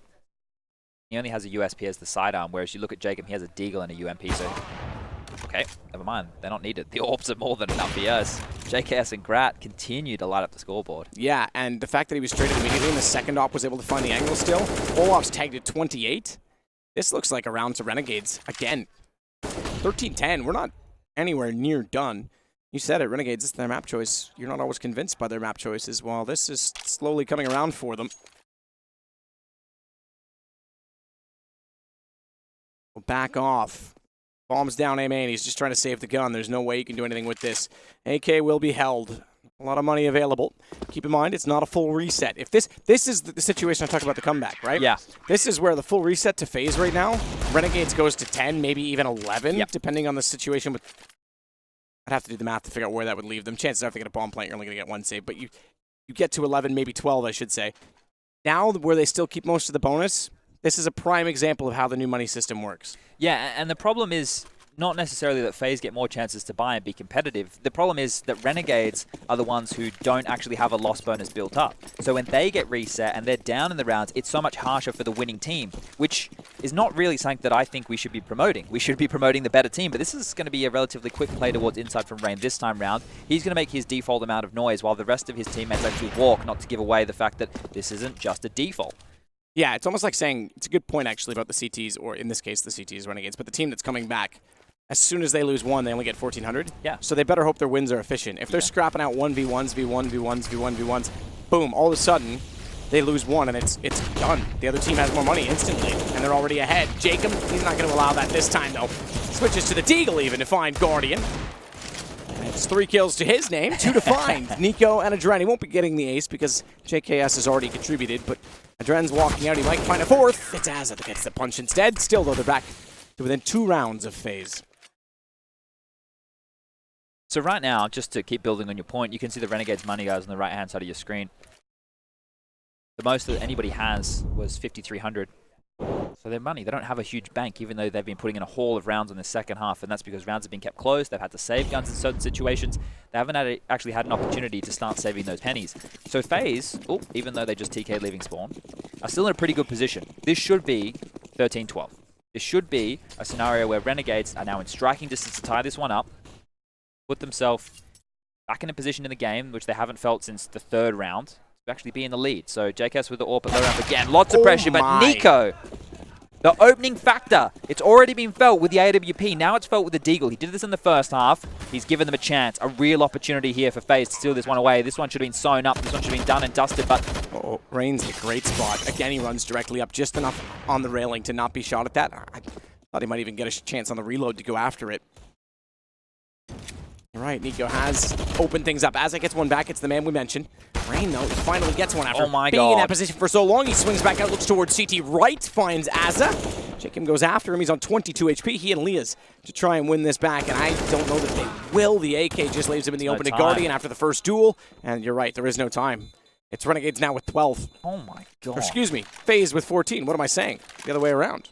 3 rounds now on this T side from Faze. I'm going to keep pushing this home because you need to realize what Nico is doing right here. The openings with the AWPs, converting those rounds. The opening with the Deagle right here, swarm the bomb site. They're playing the 4-man Alien. JKS alienated. The AWP is down in a close position. Get that straight into the hands of Guardian. He doesn't need to do a lot. Obviously, Rain is the one to get the gritty kills there over towards Connector as they flood on out. But Nico's opening, it's the door every time. He's walking in, he's kicking that bad boy open, and he's saying that Faze are here to take this one because now they're up to 14. Round number 26. Renegades back against it here. AWP for Grat. 3 orgs are out to play. JKS inside with only a UMP. He has no help again. And it looks like early. There it is. Another opening from Nico. This is insane. Keep in mind the rounds that they've won. You go to round 3 in the first half. They win it with essentially pistols carried over. It's the remains of a force buy. You give them the op win with Guardian's ace. And now you give Nico opening the site with a Deagle. Those 3 rounds, it's 14-11. Those 3 rounds alone literally changed the whole game. It's the score the other direction, not to mention the ensuing economic advantage, and probably Renegades have closed this out by now. So Faze have done everything right to stay where they are, and just need to close out 2 more rounds. They've got this one down to a 4-on-4. Jacob tagged to 50 as well. See, the thing is here, it's not that Renegades have overly done anything poorly, right? The fact that they've been opened up on it without being able to exchange, that is obviously a problem. But Nico's only done that in the same position twice. He's had a pick over on Liaz. He's had a pick towards inside on JKS, so it's been spread out, his impact. And now, look like they want to go inside again. JKS, he has to go huge. 2 big kills there. That's basically stifled this. Now the bomb has to go back towards Pop Dog. Action on Nico again, over towards Ivy. Jacob. As he pleases. He does exactly that. Finds Nico standing in the open. Dren's got one back, but he's completely surrounded. They're coming from all angles. Zed, Pop Dog, where the kill comes from, and Jacob was already out toward Ivy, and it's now 12 for Renegades. They called that last time. Now 14-12. Satisfaction comes back into the fold. They bring that over, and there's a timeout call from Faze. Definitely needed right now. See if Yanko can give them any strats of inspiration. You can see with their money situation on the far left of the screen, Guardian has enough for an AWP if they're willing to go for it. Nico, Rain can buy AKs with their head armor. Adren and Olof can be the points of utility if they really would like to go for something like that. They can get some pistols with armor and nades behind it. But they're just talking through their options right now. They're still in the driver's seat in this game. They still have the lead. So no crazy need to panic just yet. Renegades will be feeling good that they've been able to pump these rounds back on the board, but they know that after they're losing those opening kills, they're really struggling to convert the rounds, so they need to tighten up in that regard.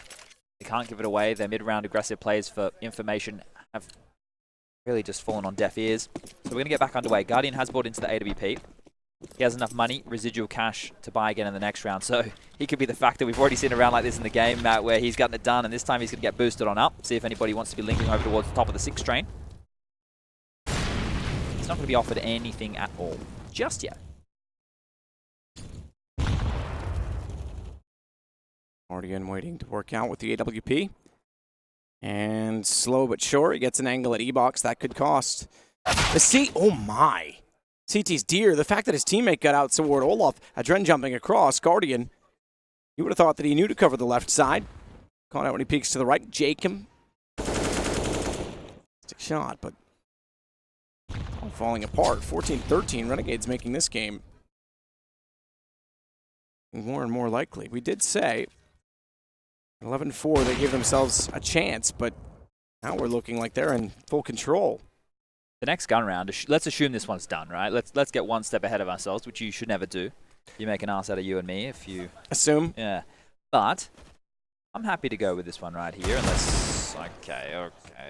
The caster curse isn't it a legitimate thing? I didn't realize. I thought you guys just said it as a bit of a joke, but every time I seem to say something else happens. It makes our lives very difficult. But I also feel like I have really good power, right? Yeah. Like, now they're going to win this 2-4. So then they're going to lose it. See? But does it get reverse jinx because I said they're going to lose it? Well, that's the thing, right? Where does the mind game end? Seeing if they can find any other kills, but I actually think it's probably a good idea for them to hold on to this ball and give it to Guardian in the next round, but Nico wants to make this a meal. He's going to grab the first 8 seconds left. There's not enough time. He's going to see if he can bait out another kill and do some economic damage, but Grat jumping on him with the AWP, using it like a shotgun. Take Nico out of the round. So 13 on the board for them right now. The question is, Matt, if they can only win rounds with Nico getting openings, yeah. Do they hopefully at this point, Yanko's given them a strategy. He said, hey, let's do this set piece. Let's isolate this part of the map. Let's go for an attack here. Let's see if Yanko's pause is actually going to result in a change in pace for Faze, or if it's just going to be business as usual and allow Nico to go for some kills. I wonder if that trend continues beyond just this game. If it's Nico getting the opening pick that wins them rounds because that's his in-game leading style. Let me tallies of that. Well, yeah, it's worth keeping track of, because if he goes, let me get a pick, and then he goes, okay, that pick means this. Okay, now do this. Yeah. Instead of being able to call for other people, he needs to call off his own play. That can be a problem. Yeah, definitely, especially if he's not hitting his shots. So run boost over towards Ivy. We've seen Guardian be successful with that time and time again, but this time round's going to be smoked off. Tries to wait the timing, puts a shot through. That just is going to tell Liaz that Guardian was there. That's basically what he's doing with that shot. It's just saying, hey, I'm here, you have to respect me, you have to be scared of me. So now, as the smoke fades, Liaz can't go for wide picks with the assumption that an ult might be on the line. Okay, so I think they're going to set smokes here. Above Pop Dog, it looks like that was at least the idea, but maybe that's changed as Guardian's about faced and gone back the other way, throwing nades toward inside. They already have 2 players on that bomb site for Renegades, so we won't see any more of a rotation. It is close pop where these duels will be going down. Breaking the windows. And Rain jumping for information. So, slower approach here from Faze. There hasn't been that opening of Nico. We really have to see how this one pans out to see if Yanko's influence has offered anything at all. And now they're setting up for yard smokes. We can see 3 players back towards the team main position. Rain will come late down pop.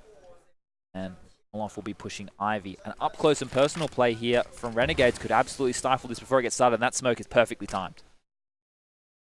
Nico with the Molotov in hand. Throws that out towards Sandwich. Flash to follow. That fused the entry, but Jacob was already a little long behind the E-box. He now has the bomb. He's not aware that Nico is wrapping around, but look at this little setup. Liaz watching his back and fires through the smoke to find Olaf as well. Rain and Guardian. All that are left, and with 1 second, they are going to save. You are absolutely right. We've got a tie game.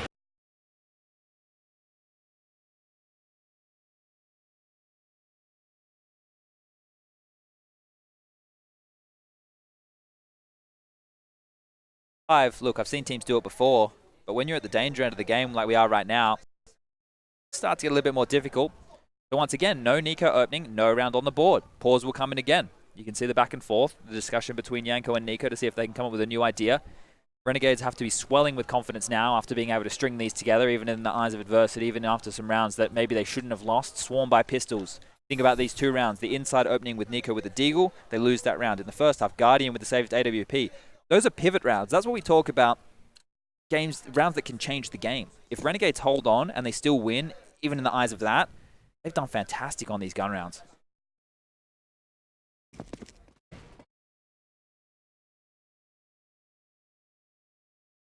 Inside play again.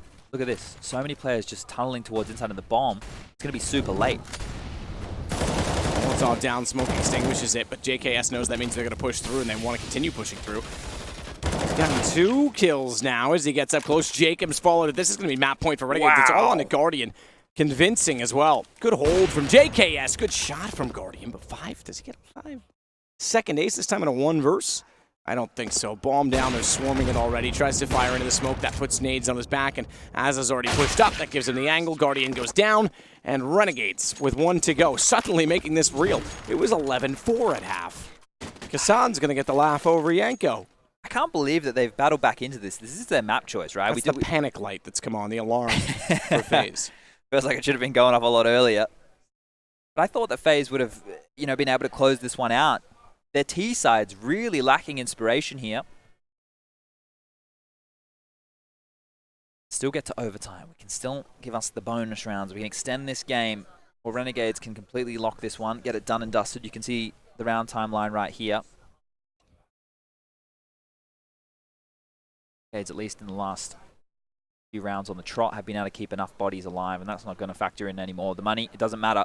Well, at least not for the CTs. But we will see what type of buy FaZe Clan have been able to muster for round number 30.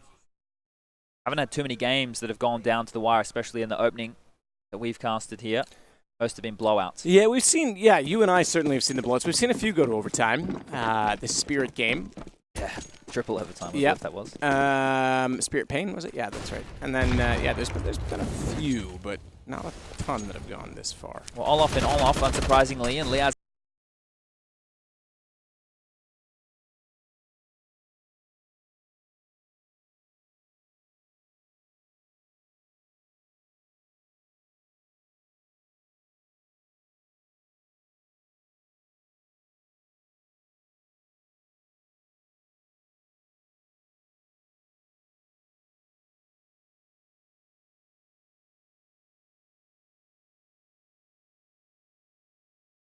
The Aussies and all of their friends now included in that. Jacob, Gratisfaction, looking pretty solid, I have to say. That's a good win on their map choice. Very impressive stuff, and hopefully we can get the Des to talk a little bit more about this when we do get to them. But Nico being the only factor for them on that T side, the only reason that they were able to get into T rounds. The CT side, everything was good. Multi-kills across the board, Guardian hitting a lot of AWP shots, Olaf, Rain, and Adren doing what they needed to do when they needed to do it. Everything was working perfectly, and then get over to the T side. The lack of strategies, the lack of inspiration, the lack of ability to get themselves in a position to even make the rounds enticing is really where this fell apart. And Renegades just kept their head on their shoulders, kept level, and managed to take this one away. So fantastic stuff to them. Can't sing their praises anymore. No, that's a huge win for them, to be able to come back like that in that fashion against a team like FaZe, who continue to struggle in a number of facets. Again, you mentioned Nico needing to get the in-game, or the early pick, but also the in-game leading aspect of that. Is there a fault in his leadership in that regard? I still find that they lack depth in this FaZe side. Like, they can't adapt in a lot of situations where you'd think that much skill should, and probably would have with Kerrigan in the early days. Obviously, late days, there was some issues there, personality-wise with him. But, yeah, good start. Renegades up one map already. Could close it out in two. That was their map choice. It did go the distance. Took them some time to come back, so maybe not, but we'll find out. We're going to take a break and join the desk.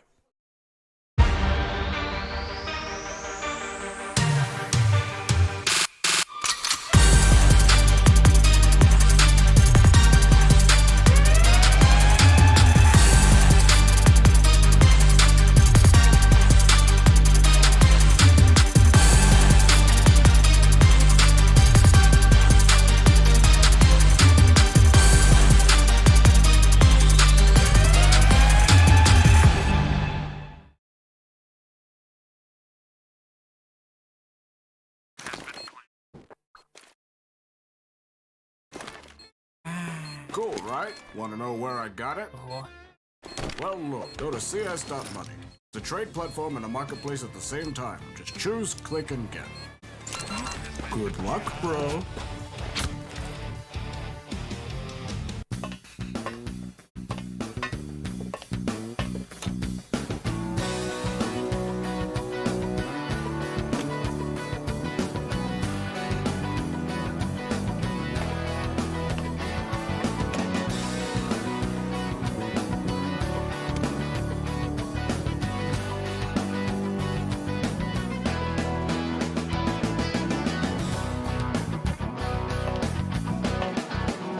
Case.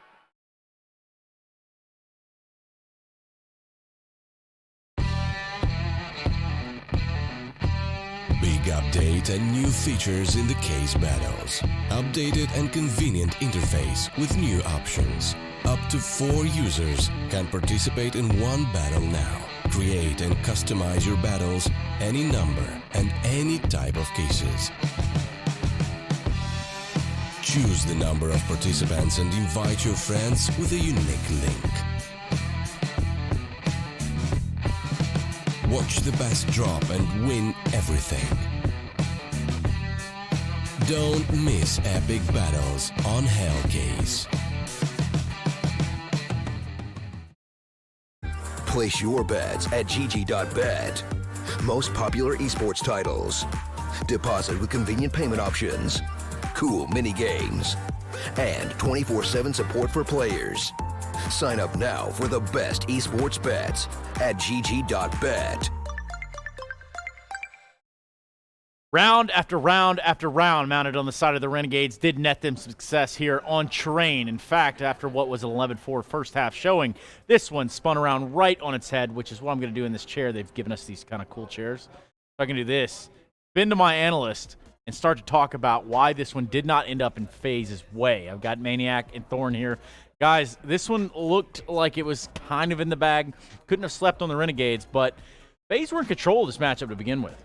Like Maniac said, it's not, even though Renegades is good on this map and they have a good win rate, they're actually not like a monster T-side team. They're a team that lives off getting CT rounds. And so there was a moment there, where I actually thought Faze had maybe got to the number. Maniac, I said if they get double digits, like 10, 11, that's what they need. They were just on that borderline, and as you saw from the way the game played out, they got some rounds went their way, made it really, really exciting. Ultimately, I do think the right team won, though. This is really weird, so I'm going to take that opportunity to talk about it. This is a perfect example of how that game should have turned out. That's exactly what I was hoping to see, which is basically Faze being able to put up a really good defense, mostly based on individuals playing really well. Nico on the A side did a magnificent job. Guardian on the B side, we saw him maneuvering the clutch beautifully. Renegade still able to find some openings. 11-4, fine. Then they switch over, and Faze, the round they won, we can talk about that one dig Nico who almost broke the cycle in general, but they just couldn't find that last round. You know, it's actually really hard when you have 3 or 4 rounds to win on the T side, and Renegades, they have these double ops set up with JKS on the B side, Gratisfaction. It was just not enough from Faze, but that as how it should be. Now, I'm pretty sure that it was Chad Burchill that said this, but Nico kept them in the game on this T side for Faze at least. Of course. Yeah, I mean, you look like you had like that 4K, that was a massive, massive round to get them in. There was the round where, I can't remember, was it him who got the Deagle kill when they just had like pistols? Oh yes, in a exactly. row? That's the one I mentioned. Yeah, that was Nico, yeah. So like, basically, like we know Nico could turn up, that happens. What people don't realize, this is the crazy thing about Faze, it's probably why they don't make a roster move, is because if Nico and Guardian turn up, I'll take those 2 players against most teams in the world. Like, give me those 2, I reckon they'll have a shot against any team out there. So you saw here, they had their chances. Renegades did actually make a whole bunch of mistakes in this game. Sometimes they played too passive when Faze was on the T side. Obviously, the economy was actually kept trimmed by the fact that Faze was able to win the key rounds. Even so, though, like as a team, nice frag distribution for Renegades guys. They managed to pull out their map in the end. Doesn't matter if you win by 2 rounds, you win by 10 rounds. So I feel like this was a must for them, though, when you consider Dust 2's coming up. Oh, definitely. And when we talk about key rounds, I also want to say that Renegades, they had one of these moments, that make or break moments. That is actually 14-10, I believe, where Renegade is on a force buy with 2 ops, but Deagles and CZ behind it, and JKS and Gratisfaction, they do the job. They get like 3 to 4 frags with the double ops. If they lose that, that's it. They're done. So both teams have kind of danced with fire in that game, and it kind of makes sense that Renegades like just past the finish line, but that was hard. That was really, really hard. Yeah, and well, for Mr. Savage, that would be the JKS type. This guy, mad props for holding down the inside. He's side. 28 Savage. Yeah, 28 Savage. Yeah. Not to be confused with 21 Savage, the UK native. Is that right, Duncan? Yeah. He prefers to go by boat because he gets deported, whereas this guy's on D-Train. Yeah, okay. Well, yeah, I can see that. Nonetheless, JKS, topping the board here in terms of the map's best players. Did an excellent job on the CT side of holding down that inner sight, and he was tested time and time and time again. Seemed like a very good heads-up player. Had his head on a swivel in this matchup. Oh, a very, very good player, obviously, and he has been quite consistent in how well he's performing, actually. And the idea that you go into a server with Guardian going off and Nico and you top frag it, that's a statement, actually, just individually as a player. And you saw there, when we saw the previous graphic for entry frags, 3 of the 5 Faze players are on there. And if you think of the players you want, Nico, Guardian, Rain, if these players hit shots like that, this is the problem. When you lose the map as Faze like that, that's the one you're going to wake up at night like, oh, if we'd won that one, though, we could have won. Especially if you now can get DOS 2, you're going to be thinking you could have won the game. This was a real opportunity for a scrappy Faze team to maybe steal the map. Oh, definitely. We said the 2-0 was on the cards. It was a possibility. If Faze wins that 16-14, maybe at the desk we are talking now about how it can be a 2-0. But just to mention about JKS,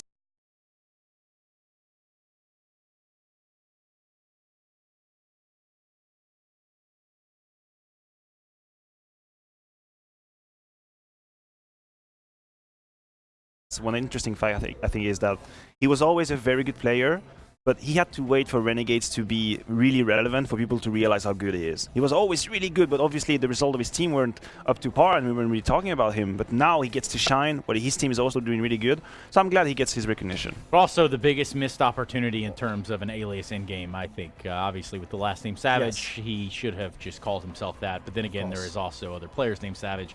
So I can see maybe why he elected to go the JKS route. Quick little B-Stream update while we look at some stats here from at least what shouldn't make any sense in terms of JKS picking up the AWP. That would be that currently Fnatic, well, they have taken the first map. Vitality up, though, 10-8 in the second. So that one's looking like it might be going to a third. Since we made the point in the earlier game when Ents played, and Alu also had like a bizarre, they had 20 AWP kills out of 24 kills in total. Like we said, that's like a system AWP though. This right here, if you want to see just individually stuff that you as an AWP at home can't do, you can't do this in a match. Well, go watch how Guardian AWPs on this map.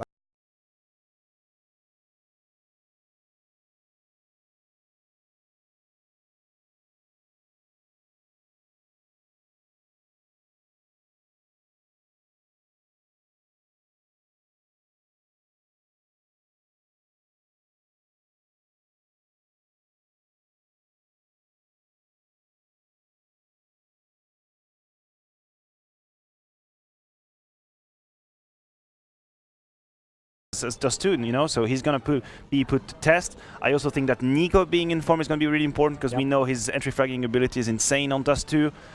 And I have to say, Renegades are clearly not out of the woods. Yes, sure, they won the first map, that was important, but the third map is completely possible because individually speaking, Faze look activated. At least some of these players look activated, and we know Dust2 is a map where maybe even if you don't have that tactical depth, you can still make the difference with individuals. Yeah, and this is, of course, Faze's map pick. Yes, exactly. I mean, this is a map where if at the moment things are a problem in your team, you've got the kind of talent that Faze can. Of course, gamble on this map. I mean, first of all, Renegades have lost some key games on it, but more importantly, like, Nico is the in-game leader. When he's on this map, it reminds me when he was in Mouse Sports, or it reminds me of when Shox was the in-game leader in G2. Like, they call around how they want to play. If they want to go slow catwalk, they have people setting them up to do that, so they get the exact fight they want to do. They know how to move around the map. Like, this is a map where if he's going to turn up with that kind of performance, they can really put the pressure on Renegades. Yeah, but the pressure's on you two now, because does this end here in a 2-0 for the Renegades? Do they move on to the playoff with a 2-0 over Faze? Based on what I have seen on train, I think we're going to a third map. I think the most important individuals are activated. The map is perfect for both Guardian and Nico. So I'm going to say third map, Faze takes this. Yeah, the thing is, like, normally I would go with the psychological angle of, like, well, you're playing with free money if you're Renegades, right? Why would you be worried at this point in time? But actually, I think that's not a great thing for a good team, actually. Sometimes you let your foot off the gas, as it were, there. Meanwhile, when you've got players like Nico, like Guardian, they're not just going to go down without a fight. They're just going to give up on this game. They probably think they should have won that map. So actually, I agree. I think Faze takes us and we go to 3 maps, hopefully. Okay, well, let's find out. We're going to go to a break before all of that happens, though, so make sure when we come back. And, well, you don't want to miss this one. One of these teams is going on in the playoffs, and they're going to be doing it with a 3-0 fashion. So come back with us. We'll be right back.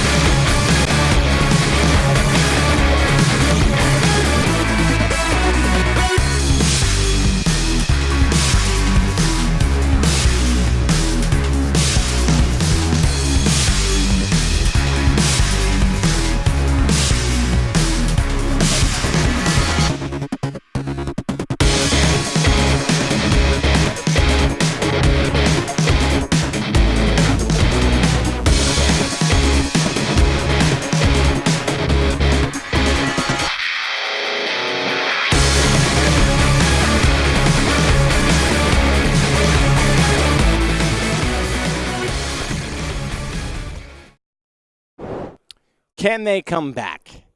Faze, Guardian finished the first half with 18 kills. Nico around the 15 mark. And yet, despite having an 11-4 lead, lost 14-16. Huge comeback, obviously, from Renegades. Now not their map choice. Does Faze just rebound with all that experience, or is this going to get inside of their heads? Because sometimes top teams, when they're the favorite and they lose like that, it actually is going against them so badly that even their perseverance struggles. And that's a curious point. It's like, how much longer do we consider MIBR and Faze, those kind of names, favorites in matchups against teams who are constantly proving that they have more worth? I think if this game right here, Renegades can do it again in a best-of-3 series, if they do it in a 2-0 fashion. Sure, the last 2 times these guys went toe-to-toe, obviously the map we just saw, 16-14, and then at the major it was a close affair on Inferno as well. If this one, Renegades can extend that, if they can make it a 2-0 in a best-of-3 series, for their mentality, that's going to be huge. And then for Faze, they're going to have to start questioning things. We obviously don't know how permanent this Adren addition is to this Faze roster. See if anything changes after this tournament has concluded.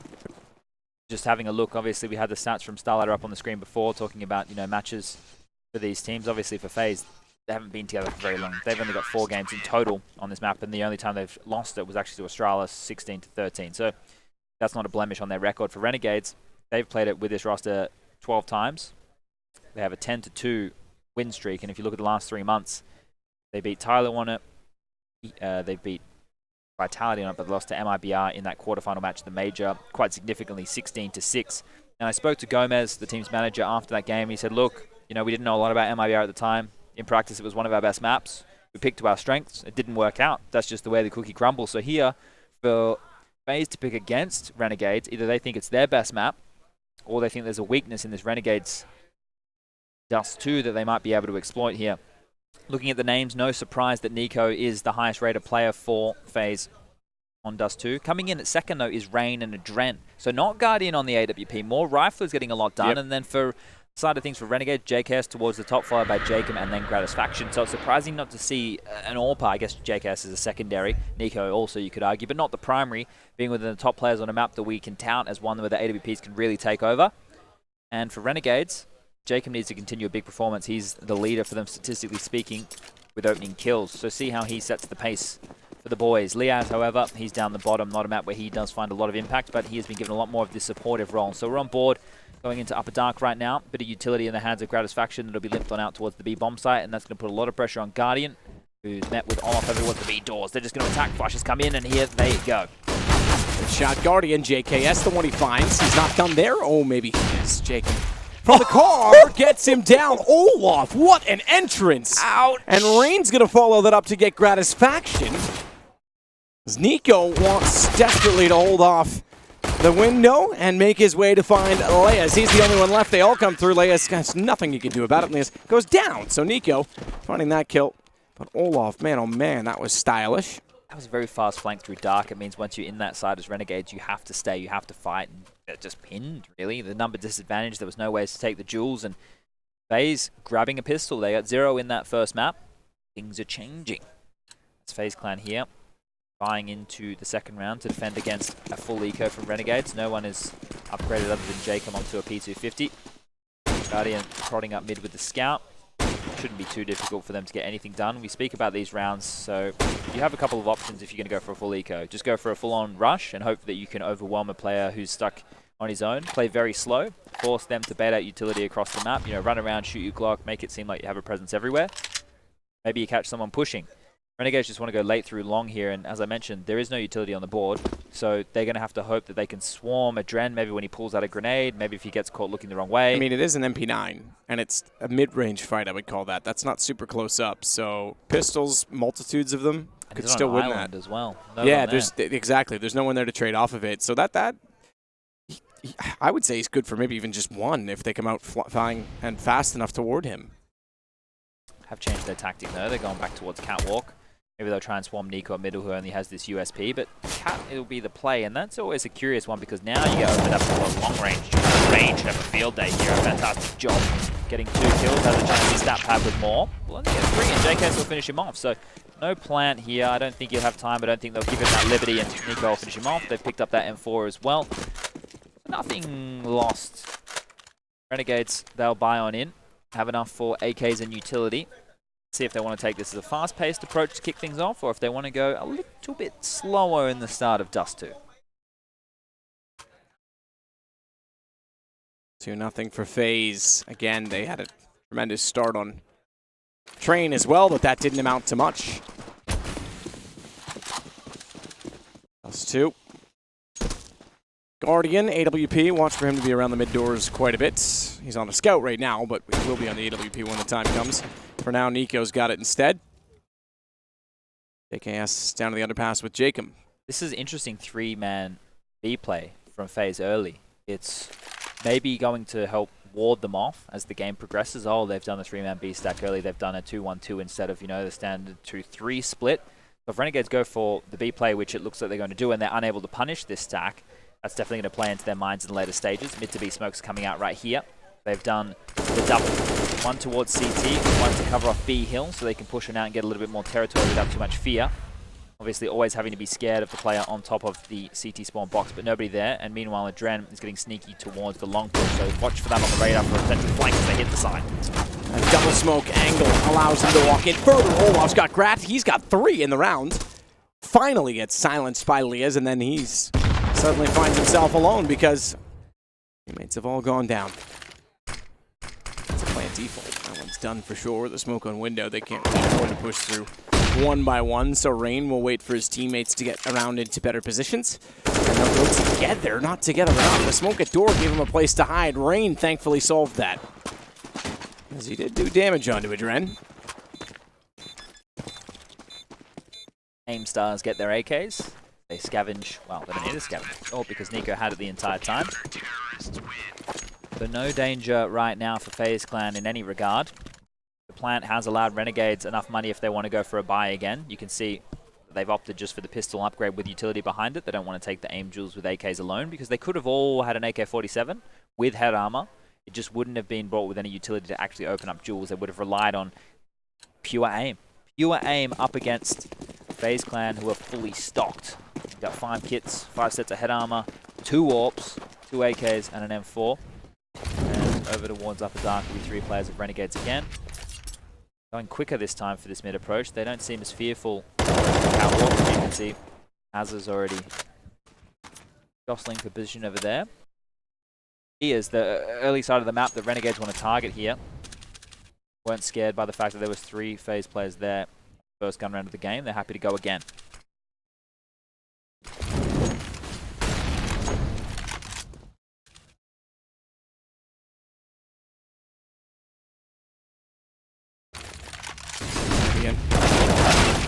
Smoke out toward the entrance of B. He was trying to help his teammates.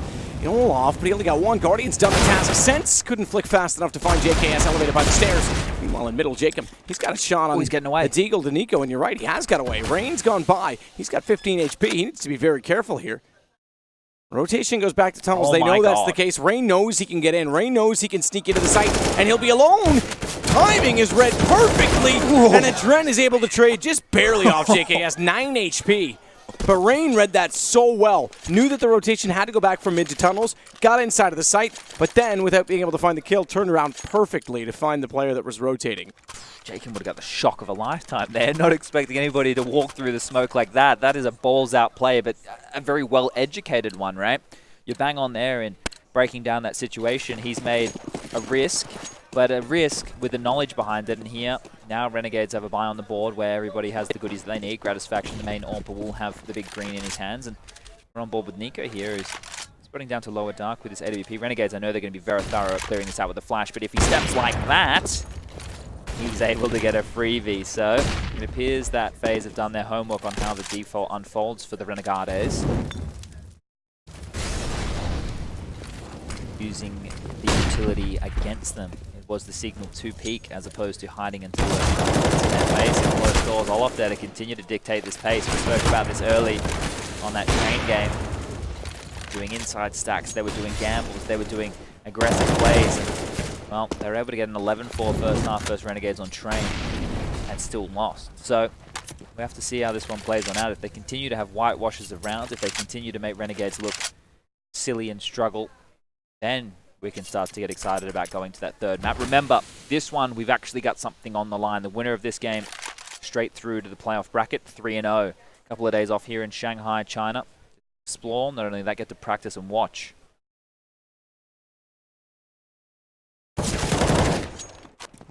Can't quite find the shot toward Cat. Gonna make this 5-0. 2 players already inside of the A site, and they're closing in the map because they pushed all the way through to B. Guardian's gone back out toward middle. Chance they could get into the low tunnel, but that's not going to happen because Olaf gets behind them completely. And Guardian closes it with the final shot of the AWP. Yeah, spawn in the playoffs is absolutely true. This is our 2-0 matchup.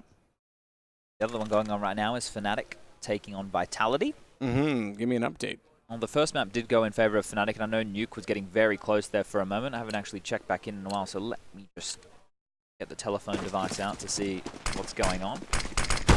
Ooh, Guardian takes some damage. Smoke didn't bloom fast enough. It was a 2-0 in favor of Fnatic there. They brought it right back on Nuke, and they were able to convert 16-12. So they'll be going through. They're the first team to make it through to the playoff bracket. After they failed at the major, they definitely fumbled at WSG, and now it feels like the pressure has been alleviated with those results. They're back to some promising form. Asa wants to go through on that smoke, but doesn't want to do it alone, so he holds off, thinks better of it. Now he actually, I think this will be a drop to CT. Timer on that, though. That smoke's dissipating. Yeah, this feels like it's been stopped in its tracks, right? They wanted to be able to swing out mid-speed as the attention was over towards Catwalk, but now when they come out, you have to go standard. Damage done. That Molotov is going to force them through a window. Beckham has no choice, low on HP. Oh, he got a second one with that nade. Rain is phenomenal on this B bomb site. It is indeed. Still not convincing. It's down to a 2-on-2, surprisingly. Bomb recovered as well because they were down inside of the doors. Nico tries to fire into that place. An exact mention of the doors. Couldn't do it. Couldn't find anyone on the other side. Flash and Molotov here. Molotov will land towards window. That's going to allow a little bit of time. Nico has a smoke that he can lob through the doors to open up another avenue, but they're going to pick towards back. Oh, he sees him. Can he spam through that? Will he hit the shot? Will he stand up? The smoke's going to go over towards the car. Will it bait out JKS? No, it won't. Very patient. I think he actually maybe just wanted to smoke him in. Did he forget that that pillar was there? Still hit the shot. JKS goes down to 22. Unaware that Liaz is down below and slow to react. I must say, after the kill came through, it's Renegades getting their first round 5-1. They want to keep everyone alive. I say everyone, the last 2 alive. They do, because the bomb won't detonate before the reset, and they get an AK and an M4 carried over. Should be a buy coming in from FaZe Clan here, even though Nico only has 3,400 in the bank and Guardian with 4K. Actually, I think did they pull the op over? I think they did, and then they threw it across. Yeah, okay, so they get an op. That's even better. But the issue here is there shouldn't be an AWP on the board, FaZe Clan, and they really opted to get those sniper rifles up early. They had a scout on Guardian on the first gun round. They had Nico on an AWP, and they've been using them ever since. But it hasn't been that alone. Rain's done a very good job over towards this B bomb site, getting multi-kills. Olaf's been very fluid in his positioning. He's been able to be a nuisance towards the mid doors. We've seen him in lower dark. And as the tactical timeout from FaZe Clan is slowly trickling down to an end, you can see the buy will be 4 M4s. They did actually get an AWP up in Nico's hands, so that means that Olaf, the player with 3,600, I believe would have been the one to drop it across, because I think Adren dropped an M4. Anyway, it's here nor there at this point, and right now they have 2 Molotovs, 4 smoke grenades, a bunch of flashes, and a singular HE to work with. So if Renegades can milk that out early, they can give themselves a bit of an advantage in terms of utility, but they want to go fast long, and it's a 4-man lean from FaZe over here. They're ready and raring for this, and they have to fight. The smokes and flashes come out, and we have a bit of a flurry. 2 opening kills to Jacob, but Adren answers back with 2 of his own, and now spamming for more. He has a chance to take down Liaz, and he can do it. Can he get another kill? Adren with an absolute lockdown towards long. Brilliantly done. Switching to the pistol just to confirm the 4th kill. JKS all that remains. He probably won't get the ace just based on position, and Guardian's actually probably going to beat him to it, but spectacular effort by Adren, who's not necessarily been the most standout of players since joining FaZe. He's been rather mute. Hard necessarily to find your feet around such amounts of stars. Hard to find any room, but that time when he's given a position to anchor, makes no mistake about it. When you do have the 4 players going across towards long like we just saw there from FaZe, that's an all-in, right? That's if anybody comes out long, you're going toe-to-toe. You're going to fight into the absolute death. And the fact that Adren can convert the last 2 with the USP, that's a bit of fluffing going on there from Renegades. He should have put himself at least in a potential 2-on-2 situation. However, gun rounds will ensue because they did win an eco or a partial buy earlier, as is going to be throwing flash so they can pick from lower dark, and it will just be the default again. This is what you tend to see on a round of Dust 2. This is a very basic default. You have 1 player listening for long information. You have 2 players go to dark. Initially, they help towards lower in case of mid doors or catwalk pressure, and then he'll go back towards upper dark when he feels the threat is necessary. The lower dark player will flash them up catwalk so they can get control, like we're about to see. Let's try and pick off this. It could be risky. He heard the scope and the smoke. That'll answer the question, but he could push through with a teammate's flash and be very disruptive because Renegades actually just want to get this cat control to force out utility and then potentially set up an execute. Rain wants to take this back at some point. So if they don't expect him to stay close, they're going to get caught with nades in their hands. Rain ready. Nade in his hands. He's going to go through and do significant damage onto Jacob specifically, down to 53 even with armor. So pretty much landed on his noggin. Ready as well with flash that wants to go out now, but AWP, that's actually going to let him get aggressive on the peak. Knows they're going to be there, can't find the shot, has to drop off, gives up A main, or A ramp I should say as a result, but that's covered off by Rain. He still has footing to get that M4 to cover at quad. Nearly caught with the flash. That's going to blind them, though. He knows it. He knows they're right there, right in front of it, and makes it easy in the end. Nearly cost him. Instead, works perfectly. Who's at middle doors once more? Left alive, excuse me. It's JKS. Just as last time, it's Guardian that likely is going to find him, and will with the AWP. 7-1 for Faze. Tantalizing play from Faze early. They've done some really good gamble stacks. They know what's in the playbook of Renegades so far. The homework has been done, locking down the long play. They locked down the early mid to B and the B presence by doing that 3-man stack. The only round that they've lost was one where they were caught a little bit off guard by aggressive pistols and some fantastic trade work from Renegades. Otherwise, it's been one-way traffic. FaZe Clan are here to play. And this is what we were hoping for, right? We need to see more of this. Cohesion, teamwork, understanding of the rotations on their T sides where we saw weakness on Train. And then they need to add that to the depth of their map pool. So you compare this to MIBR, where they look a little bit lost. At least FaZe on this half, they look like they know what they're doing. Renegades will take a pause here. Talking through their potential options. The half is not done yet. We're only 9 rounds in. Well, 8.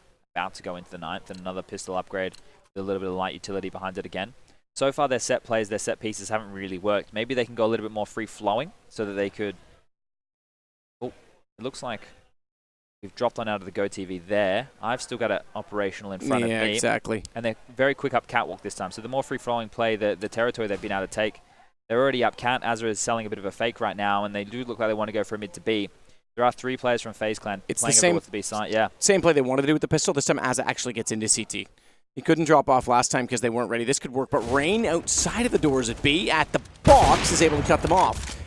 And Guardian adds to that by taking the information and making good on it. So they're 2 steps ahead right now. FaZe aren't 1 step ahead. They're reading them fantastically well every single turn. What do you think, Matt? Give us a scoreline prediction when you see this at 8-1.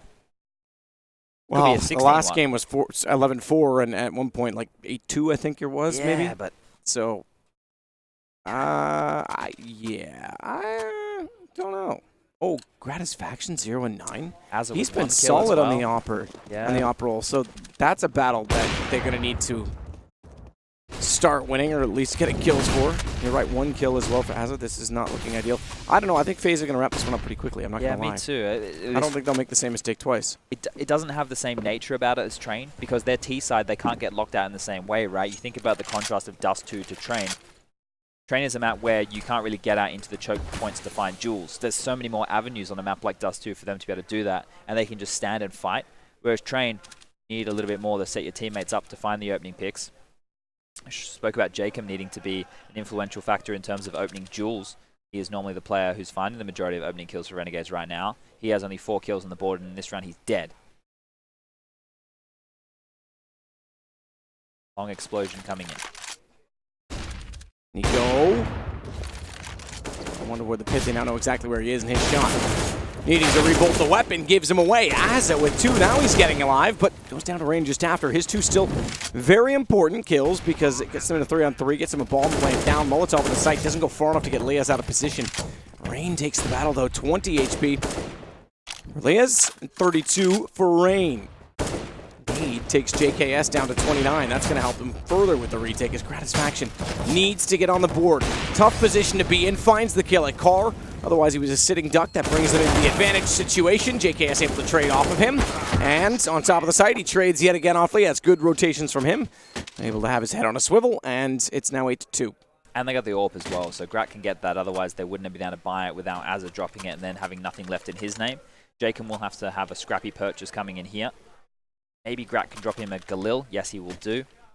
So everybody's going to have some guns. I'm just going to take another look at those stats. You heard me talk about it before. This roster of Renegades, they've played this map 12 times. They've won it 10. They've lost it twice. One of those was to MIBR in the quarterfinals. We look at those map stats and we break them down of how they go in the fashions. This looks like this might be a slower round and how that kind of works for their CT and T-sided situation. They have won the majority of their rounds over those 12 games on their T side. So a 60% win percentage of T rounds to 40% of their CT side of rounds. Now, if we go deeper into those stat lines, you look at the good teams that they've actually beaten, because, to be fair, there aren't a huge amount of big names that they've taken. The only one that I would consider hugely formidable would be Vitality, and that was at the Major. And we're about to see a bit of action go down on B. They were posturing to go, but now Nico's rotated in with that secondary AWP, so it's going to be a battle here in a second. Gratisfaction's actually going to win that one. Yeah, so when they beat Vitality, they had an 11-4 first half on their T side. Yeah.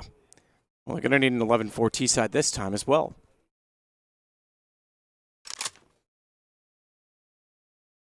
Just trying to look if there's any other games here that think of Renegades. They play Complexity, Rogue, Optic, Luminosity, INTZ, Space Station. So not any of the top 10, shall we say. It's just that Vitality game, right? And they lost to MIBR 16-6. And on that map, they did start on the T side as well, and they were only able to muster 5 rounds. So let's say they need more than 5. It's Grat with a second big opening going towards that B bomb site. And maybe a save call from Faze here. That was a great shot. Yeah, he's looking better with the op now. He was 0-9. Getting in the groove. 8, I think. 8 makes more sense because they've won a few rounds with him. So now puts him at 3-10. Maybe it was 0-9. I thought it was 0-8, but it could be 0-9. Died in every round except for this one.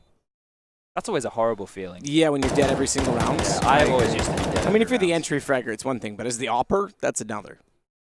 Yeah, I was just bad. So. Oh, okay. Yeah, I don't know what mine was.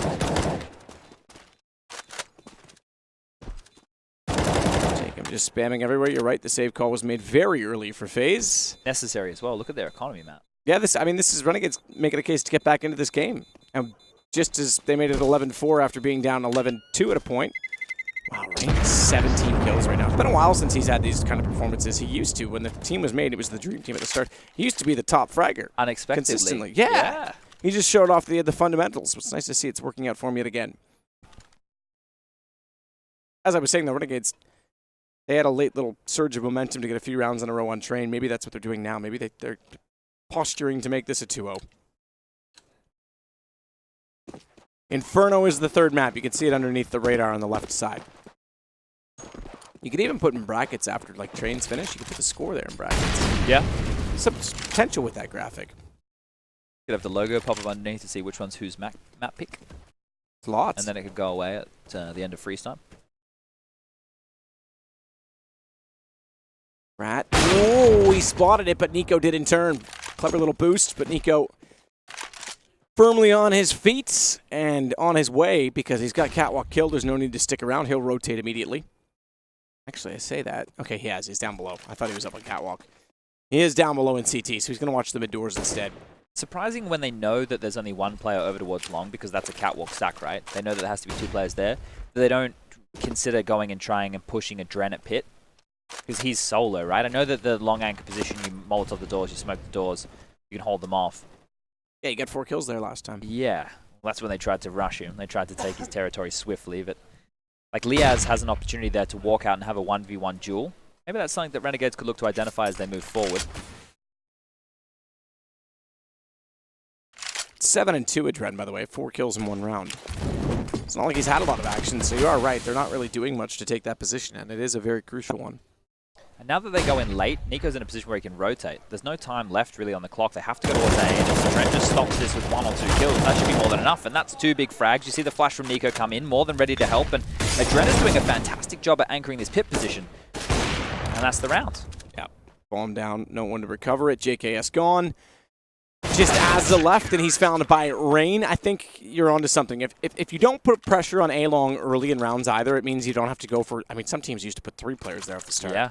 Just to win that exchange. It's like winning Banana. It's like winning mid in other maps. And if you're not doing that, you're letting the CTs actually spread out into their default sooner and getting set up to cut off other choke points. You need to at least set the tempo by putting pressure in that position. You get someone out there. If you hold long and hold 1 in pit, you don't even have to do anything with it. You can just sit there and have map control. This time, I say that, maybe they're thinking like we are and that it's due time for them to do so. 4 players. 4 players go down toward long A and throw utility, realize there's no pressure, and now they'll fall back into their default yet again. If Renegades had gone fast toward B, they might have been onto something there. They're gonna catch, oh, Rain in transition. Jacob's got to hit that shot. I would really love to see a Dren push here, knowing how much of a flurry there is on the rest of the map, right? Faze know that there's several players towards mid doors. They know that Catwalk's open. Obviously, you expect one player to be watching this, and normally Liaz is, but they're going back towards this mid to B. It was one of the things that worked for them on that low-buy situation. JKS has been doing this job as the upper dark lurker for a very long time. 4 players out into B. Rain, he'll get 1, but now Guardian on the platform position has a lot of work to do. Drops the bomb. There's still a minute left, so they can get that. But, ooh, Nico's quick through lower dark here. He might put up a fight. Rat has set up towards back of plat, so he'll be ready for that. That has been mitigated now. Now we have a retake situation. Grat offered up a kill. Will miss. There's enough utility on Liaz to hold off the doors with a smoke and a Molotov for as long as he needs. He's going to be pushed out of position, and now caught in transition. He'll make the kill. The smoke towards tunnels. He has another chance here. This is really good play from Gratisfaction. And Liaz up close and personal with the smoke. He's going to get picked off from window. This becomes more than possible now because Grat, he's only got so many positions to watch. He needs Jacob to do all the work here. He needs Jacob to make the frag, and he's going to miss another shot. Jacob's pivoted, and he saved the round. That got dangerous for a few seconds there as Olaf is left with no option but to save. And Renegades continue to fight. Yeah, they do fight back. And keep in mind that's after, what was it, 2 in a row, and then what would have been formerly a reset. So keeping the economy rolling, 9-4. Looking like we could have a similar halftime scoreline. Maybe not, though. Faze aren't exactly well off. They do keep the 1 AK for Olaf, as you say. Got away, stayed alive. Gives Nico a chance to buy, but he's already bought out a CZ, and there's only about 36.50 for Guardian, 29 for Adren. You can see it on the board, even less than that for Rain. So timeout called because they need to figure out exactly what to do and do it now. And once again, this is the talk about, you know, the hard reset on the winning team. You can argue that, well, no, you can't, because we'll try and make an argument that, oh yeah, you know, you shouldn't get wiped out. Why shouldn't you get wiped out? If you're getting destroyed, why should you be propped on up? Now, I'm not saying that there shouldn't be mechanisms to help them. There should definitely be a couple, but it seems like a little bit too much for me. Like, I don't want to move into this type of lifestyle in Counter-Strike like we have in the rest of the world right now, where you get a trophy for playing a sport for just participating. You win or nothing. We're not here, we're not playing reindeer games, we're playing actual matches of Counter-Strike for cold hard cash where people are getting paid thousands and thousands of dollars to be the best in the world. Let's not reward losers. Shot from Nico, gets around and gets Jacob. Nico's going to stay on that walk as well. Bit of a risk. JKS firing back at him, but has his direction in front. If he turns his head, he could get caught out. Olaf tried to complement the push, and JKS did very well to get 2 kills before going down. Because if Olaf actually got Nico still alive and they pinched together, it was a slaughter going against the Renegades. And in 20 seconds, Adren now takes the turn to go out toward Catwalk. Nade in their hands. He just has a pistol, but he gets away with it. Nearly gets a gun for it, but they put pressure on. Smoke off. Tries to run, and he's going to stay alive. Still a 2-on-2. Stays up close as well with the pistol. Flank, though, it's coming in, and Olaf has an AK, so they're currently trapped in Catwalk. They can't be lackadaisical about this retreat and still spamming the smoke. I mean, you say trapped, but it's a USP on one side. If he goes down exactly that opens the door. Olaf should definitely go for this. He has a real shot in winning this round. The bomb is going to get planted safe on towards the bomb site. As we can see, Olaf coming up through CT spawn. 27 points of health to his name, but it doesn't really matter because JKS and Liaz are both low. Rush towards CT. He doesn't win. Some JKS will pick off of that. Gets the kill. Finishes the round. What started in a potential very dangerous situation with Nico getting a kill and picking up an AK-47, his favorite weapon. Ends in Renegades clawing for the 5th. We're on round number 15 now. Score is 9-5 in favor of FaZe Clan on their map choice. One better than Renegades accomplished on Train. I don't know how they have the resilience to do this, to battle back into these situations. Well, again, it could be an economic study in the fact that the resets didn't cost them as much each time. This could be a perfect game to really analyze that. Well, one of the things that I theorize from that, Matt, is if every round is the same, obviously they're not. I'm thinking doomsday, worst case scenario, that we don't need MR15 anymore. Play less rounds of CS as MR13? MR12, sorry? Let's just play 5 rounds like Call of Duty, shall we? Can we not? I'm being facetious, everybody. Can we? Oh. Okay, so they're going to isolate Adrenaline Long now. So here we go. Flash is going to come through. It's going to be a 3-on-1 situation. If he can go big here, he's an absolute god at anchoring this position because he's locked Renegades out time and time again. The blue bin, he's changed up his role. He's changed up his position. They are going to clear it. This time, he gets nothing. I think Adren's done a lot to this. And now, JKS. Does he expect a second? I don't think he will. Don't think it matters. 5-on-2. Olaf can get that kill. That's fine. They now know he's over toward B because now, in that information alone, they know Rain all by his lonesome nearly gets a double dink as they lined up for him. So even though you're right, JKS wasn't ready for 2, his death was still information enough. And should be the round. 9-6. Good turnaround from Renegades. Yeah, really bounced back into this one. Obviously the first round the bounce back didn't really come towards fruition until the CT side kicked off. But here they never gave up. They were being dictated to for a lot of this, right? We saw those 4-man leans over towards Long, locking them down. We saw 3-man B stacks coming out to be split, but they still want solutions. Zoloff, he's trying to find one against all odds. That grenade, it's perfect. The Molotov as well. This does become possible, but the bomb will explode. I get excited for absolutely no reason. It's the last round, so he was going for the ace anyway, but yeah, it's too far gone. Renegades gonna get their 6th. Decent little nade. I did like that little lob. So I think we can point out here players with impact once more. So Gratisfaction and Azza may only have 5 and 4 kills respectively, but we saw Gratisfaction with 2 big kills on a round where he killed Nico over towards platform, went out mid to B and killed Guardian towards window, or it was Rain, one of which, or could have even been Olaf actually with the AWP, I believe it was Olaf. We had that other round where there was a 4-on-5 situation against Renegades. They've gone up long, they've pounced across, and Azza's had 2 big AK kills to open the site. So those are rounds that have been won, and when they only get 6 on the board, they've only had that few frags, you can see what that impact actually means to the overall scoreline. Sure, you can be like, yeah, well, maybe if they got more kills in other rounds, there would be more rounds on the board. Well, that's not what happened. Yeah. What happened is they had impact individually in 2 separate rounds, and that contributed to 2 rounds out of the 6. So FaZe, once again, they're impressing me because in the early stages, they look very well organized. They're making good decisions. It's not just the cookie cutter, go and hold, use your protocol nades and out aim. They're doing a lot of things right. So I'm starting to get a little bit excited about FaZe Clan. Nico smoking a Molotov in hand. Everybody else will have the utility. Azza with a smoke and, diffuse kit and 2 flashes. So both in-game leaders having to be the utility bitches for their team. That feeling I know too well. JK's going to get up close and personal towards Dark. Going to have a lot of players to deal with. Certainly is. Drax already started it well. Jacob down. Now they know they are coming out from B. He got the information. He got the call. He relayed it to JK. Yes. He got 2, but Adren responds, and with the Molotov inside of the window, Gratisfaction has no choice but to back away. Low HP on Azza. This isn't done. Not with Nico alive either. Jumping in the low HP. He's going to pull the aim away, and somehow they turn it around. Gratisfaction and Azza. It's now 9-7. Renegades immediately are back into this game. What a call to make on low HP. You know the bomb site is given up. You know that they're definitely going to have positions of advantage. And to surprise them by pushing in like that with 2 players who are bleeding internally, just a couple of bullets to the Glock and they're going to fall. Wow. Absolutely phenomenal stuff there from Renegades. I love the heads-up play. I love the aggression. Never back down mentality. That's coming out here. Finally starting to see, you know, the true ability of some of these players, especially JKS. You know, there was a period of time he was just known for his clutching ability. He was known as a bomb site anchor, but now he's just a menace. He's been playing fantastic Counter-Strike, sitting at 15 kills. Oh my god! 98 damage, and even hit him to do damage before detonating. That might be one of the most powerful grenades you'll ever see. I love that we followed it the whole way. Great deserving as well. Strat gets one, but only one. Olaf's still making a case for this. It's a 1-on-2.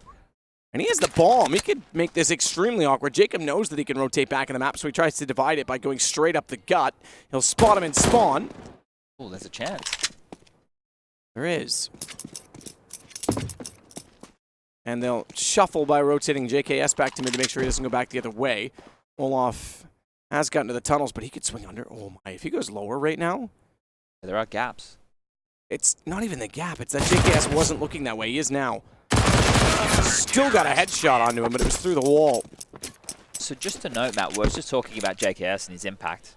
Right now in the tournament, who do you think the highest rated player is? Easy one. You just said JKS or JKS? Simple. Simple, there you go, right? Yeah, so right. under Simple is JKS, and that includes the first map against Faze of Train. So Simple is sitting at a 1.45 rating after 8 maps. JKS is sitting at a 1.37 rating after 6. That doesn't include this game of Dust 2 right here. And Zywoo, he's coming in at that third position at a 1.35 rating. Yep. So yeah, JKS is definitely feeling, well, his presence is being felt across the board in all the matches that Renegades are playing thus far. Now the AKs will come out, Faze Clan with the weapon advantage after that one got a little bit dicey. MP9 for Liaz playing the anchor position. He's going to use the Flames push on in, look for information. Now he can drop back, but he doesn't realize that 4 players are about to be in his face. Good flashes, Lias inside, but he's got support. Transfaction, who was at the corner. Nico gets him instead. Somehow Azza turns it around. He gets 3. It's now a 2-on-2 because they lost both at long, and Azza steps up enormously to bring it back into a winnable situation. It still very much is. Gap in the smoke, they jump across. Guardian gets toward the A site, and along with him, Olaf is already in position to defend him as he puts the bomb down. Nice nade though. Guardian again, the one to take the damage from it. They do have a molly here though, Matt, on Olaf. Yeah, absolutely. He's taken 146 damage from grenades in the last 2 rounds. The reposition, they're both going to come from Catwalk here, and they have flashes, so the jewels is what this is going to come down to. Guardian peeks out, timing getting low. You're right, they've got that kit, they're getting closer, but that closer means Crossfire set up. JKS with 1, looks to trade and he will, he turns it back, gets Olaf, he'll pick up the kit. Oh my god. And yeah, he has done it, 9-9.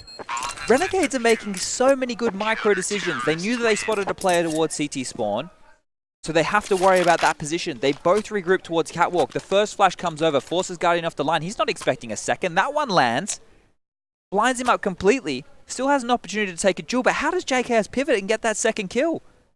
Oh my god, by the skin of their teeth, Renegades have now tied things up.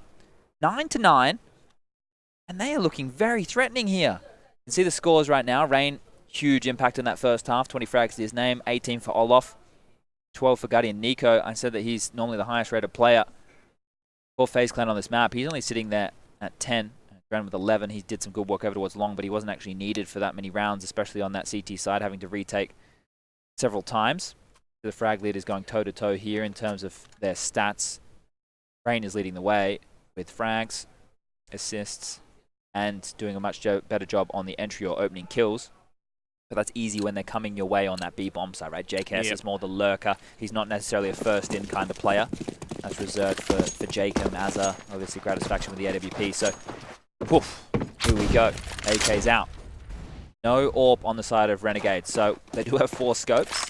None of them will be the big green. It's quite an even round.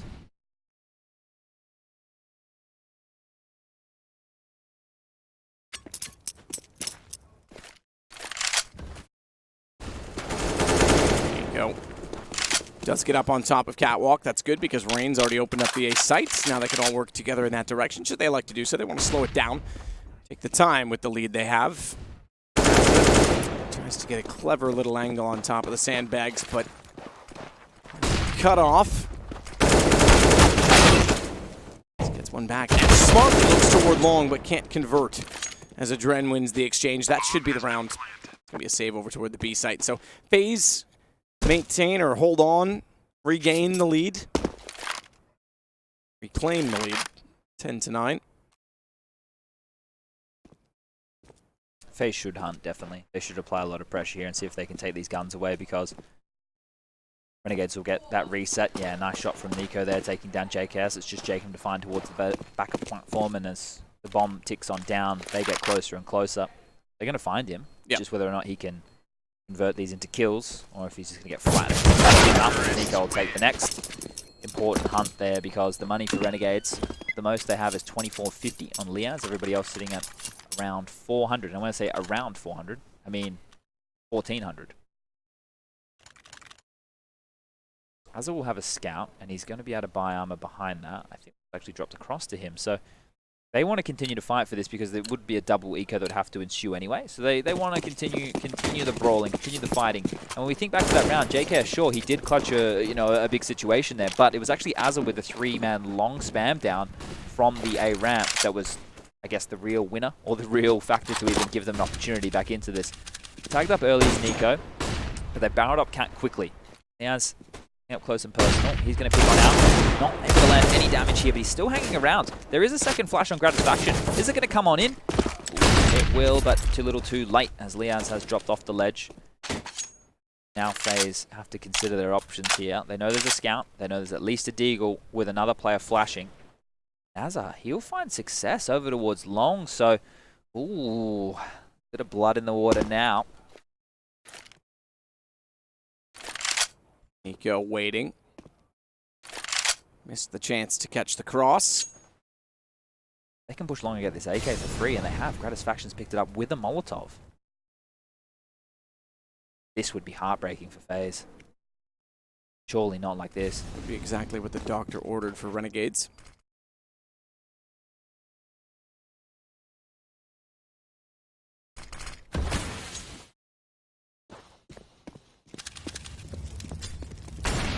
Still holding with the scout. Needs to be aware of what's above. Molotov down. That's going to push Liaz further down the ramp. As alone as a result. Gets the tag, but drops down. Guardian follows up to get Gratisfaction. The tag is significant. If they could convert, there's 2 with low HP, but the pistols can't find it. With Olaf on Cats collecting the was collecting the rotations. At least gets it down to a 3-on-2. Low HP on 2 though. This, I don't think it's going to happen, but has a chance. I think the AK saved is more valuable, but Nico's already on top of that. Yeah, I think they were counting their lucky stars. They're even able to hold onto that AK after everything fell apart on the A bomb site. If Gratisfaction was able to connect anything from that car position, then it was a round.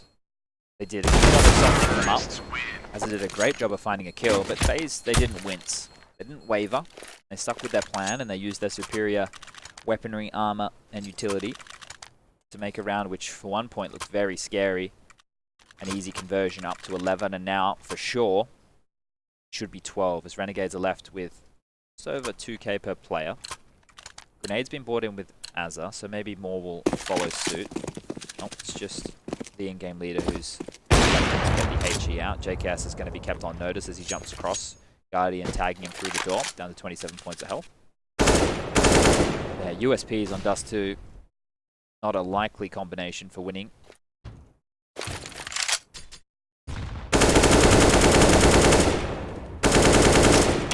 It's a similar fashion, Matt, just quickly to what we saw on that first map, right? It felt like Renegades, they bounced back, and then they got lost a couple, then they bounced back again. Yeah, no, absolutely. This is shades of it all over again, with a better halftime score as well. Where the bonus needs to build for Renegades. Rain and Nico, each around the corner with Guardian's help.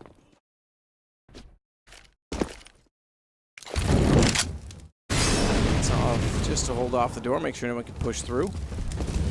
Certainly not a horde of pistols. But on A. Most of the CTs over toward B. Start to cross back. If they can get one gun, it might be significant. Likely at this point. Azza is in a bit of a spot, shall we say. That's smoke down. I think Olaf would even check it if he walked up. Guardian comes around, Rain from the other side. Does Olaf know now? He doesn't. Surely he's got to figure it out. Where's he gone?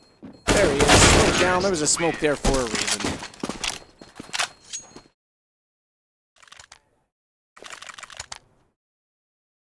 (12-9). FaZe Still in control, but guns back out now on the Renegades side. Opt for Gratisfaction. Og already in the position as well with both Jacob and Azza.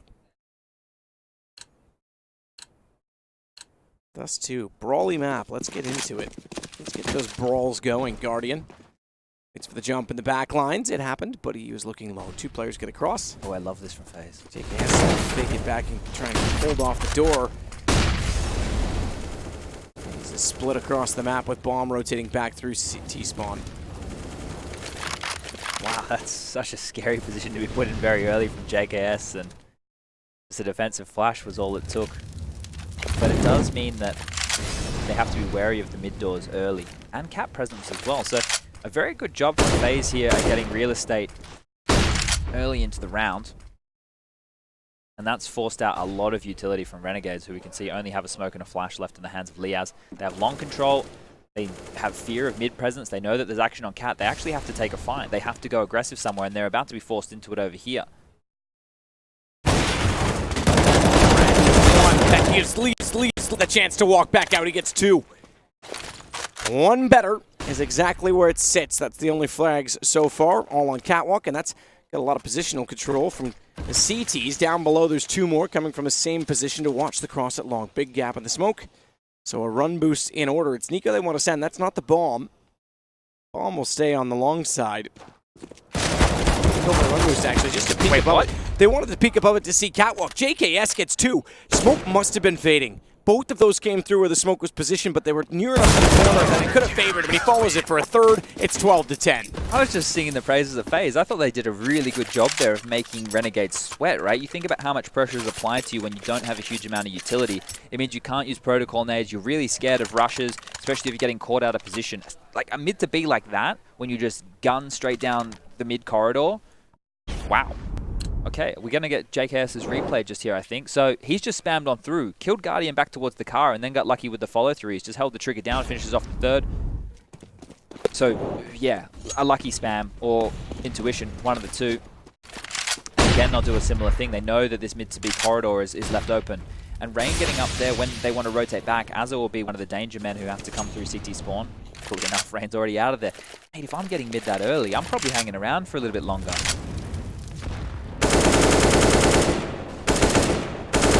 Trying to get some spam through the smoke.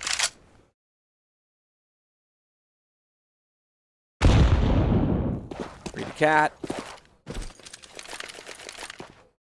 Will be the furthest one up. Has a smoke to put behind the box as well to try and get in a little further. First, he'll bounce an aid down to cover off CT. That'll have been spotted by Gratz, so they know there's a presence on Catwalk, but pretty safe to assume that there normally is. Flash catches Rain off completely, but no one's in a position to peek. It's just an annoying flash more than anything. Just annoying. Seems that they can bait out a reaction from it.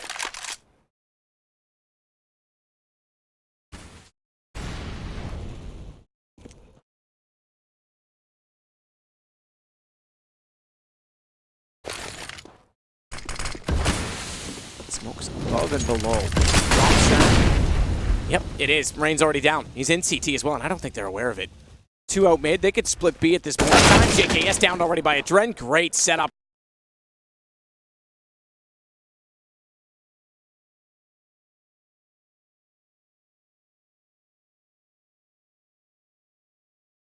From Olaf toward the window. Walks in, gets spotted, bomb down. Inside of the site, the Dren's already wrapped up on top of the platform, and it's just Leah's remaining. He's covered off by recovery from Faze, 13-10. Pistols at the best case.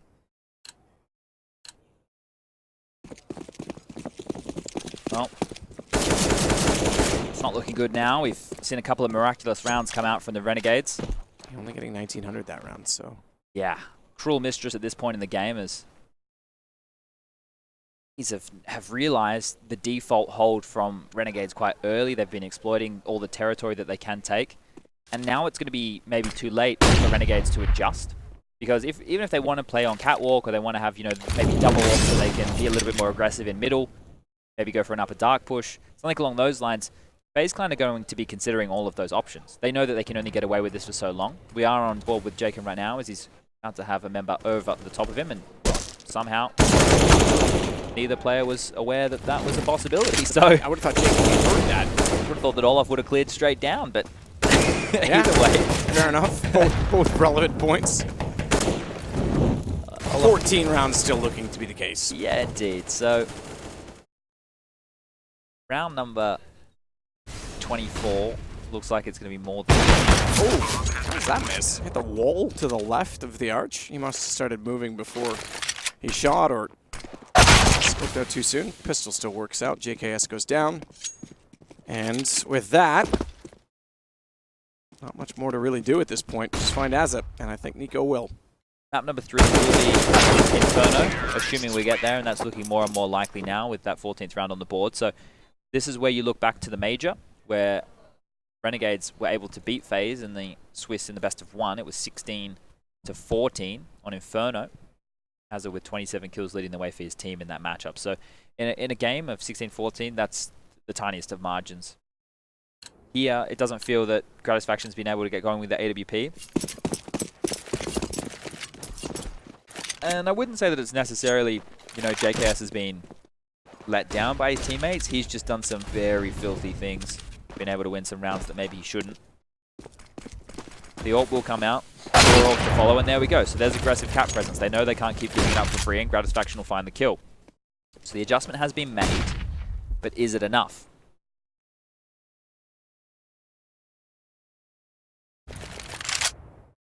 Felt like Adren was flirting with the idea of going for this long duel, right? We spoke about the same alternative in the first half, where Adren was the solo pit player, and when they knew that there was cat aggression, that you could isolate one player over towards long.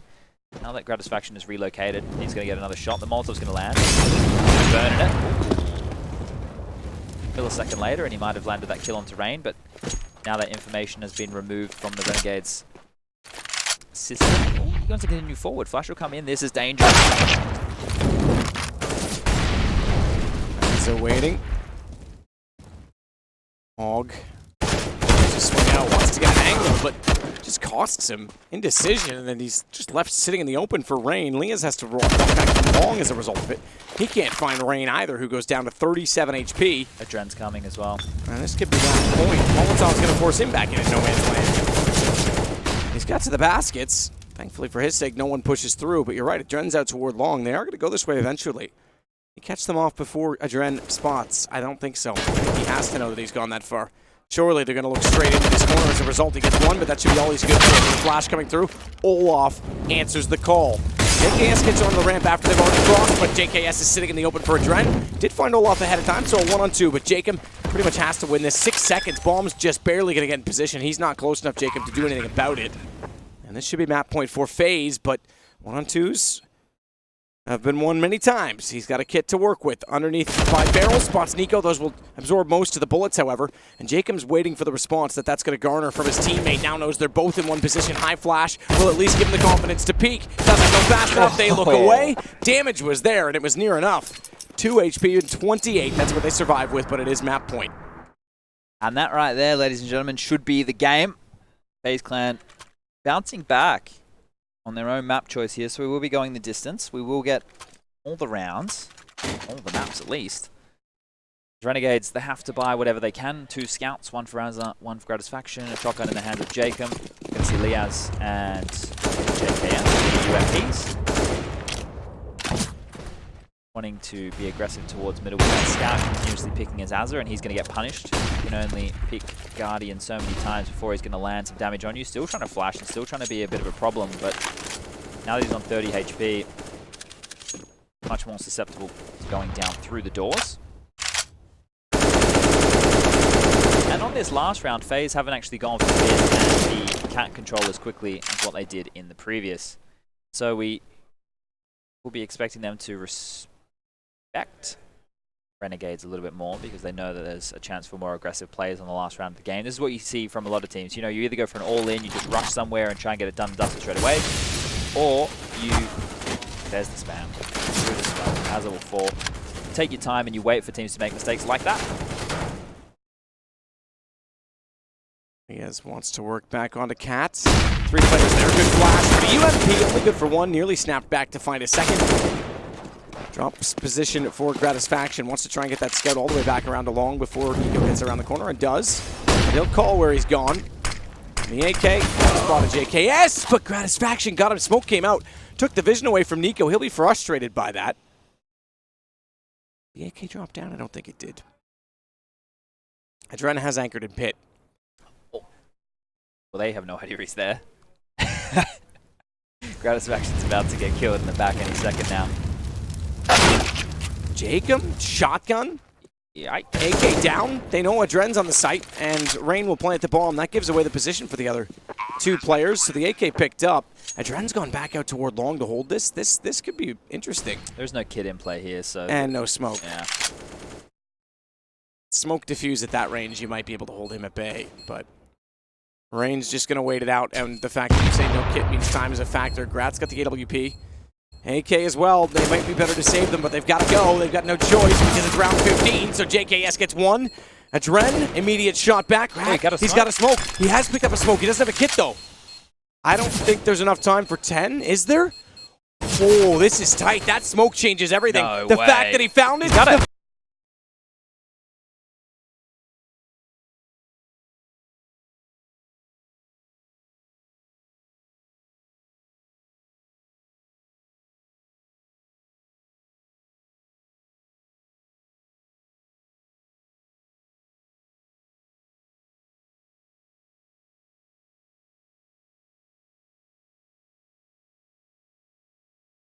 Tolan wins some scrappy rounds in the first half with low buys. UMP for Azza. He's the only one with the lion's share of utility. Everybody else has rifles, but not a lot to go with it. It's going to be a fast play out towards long, and it can't really be stopped. It can't be answered back. They have to win with aim, and, well, that's not a good position for them to find themselves in. Azza struggling to get around the corner there. Eventually will do so. They have to boost up into the site, but have to do more. They have to find multi-kills in this situation, and with long control in the hands of Faze very early. Olaf lurking, been doing a fantastic job mitigating any rotations from this position. He has a chance to get more. Renegades need information. They need to go for fights. The long cross is coming in, so there we go. It is a round later than we expected, and I am going to call this one right here. I'm going to throw in the towel. I'm not going to believe that. Okay. Thank you, Chad. I'm sorry. Commentator's curse, low HP, this is on. How does this keep happening? Two players with Augs, no kits yet again, but that didn't seem to matter last time. No smoke yet again. Did make a difference when they picked one up. Adren once more is the one to anchor long. They've got to go. Nico's got car. I think that's the difference in this. He can control when and if he peeks. Smoke down won't let him see necessarily towards CG. Jump shot hit. Rain's been tagged by it. Wants to do it again, but now he's being stared at. JKS gets it. Trade. It's got to go. It's done. It's done. Bomb's too far gone. Nico's tagged up. Jacob knows he's playing for consolation at this point, and it's 16-11. We go to a third map. You could see the look of relief on Nico's face there as they eventually closed that one out. So, yeah, look, Faze, very commanding once again. They had a great opening half. Renegades kept them a bit honest. They were able to put together 6 rounds on the board to close things out. They didn't give up the fight. And then as we move on to the second half, just the ability to take mid control, take cat control without too many consequences. The lack of a double AWP setup coming out from Renegades meant that territory was free for Faze in a lot of these occasions. And they're going to take their map choice and take us through to Inferno.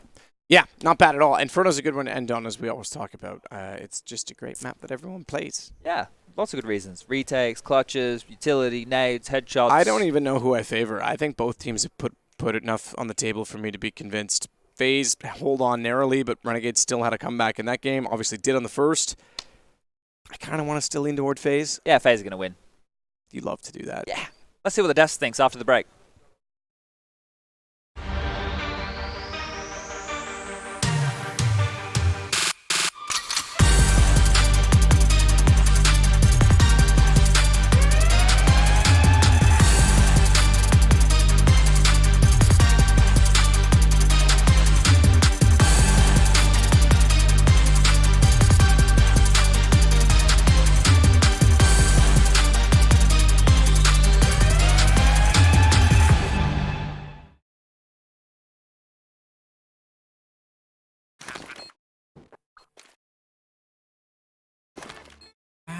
Cool, right? Want to know where I got it? Well, look, go to cs.money. The trade platform and a marketplace at the same time. Just choose, click, and get. Good luck, bro.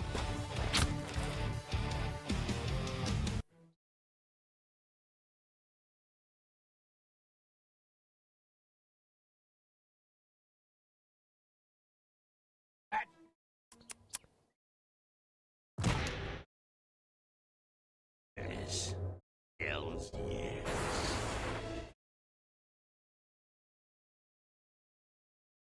Armed and dangerous. Oh, hell yes. Hellcase.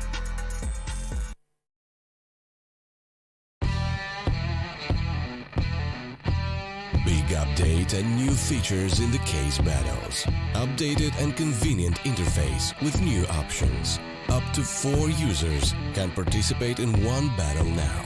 Create and customize your battles, any number and any type of cases. Choose the number of participants and invite your friends with a unique link. Watch the best drop and win everything. Don't miss epic battles on Hellcase.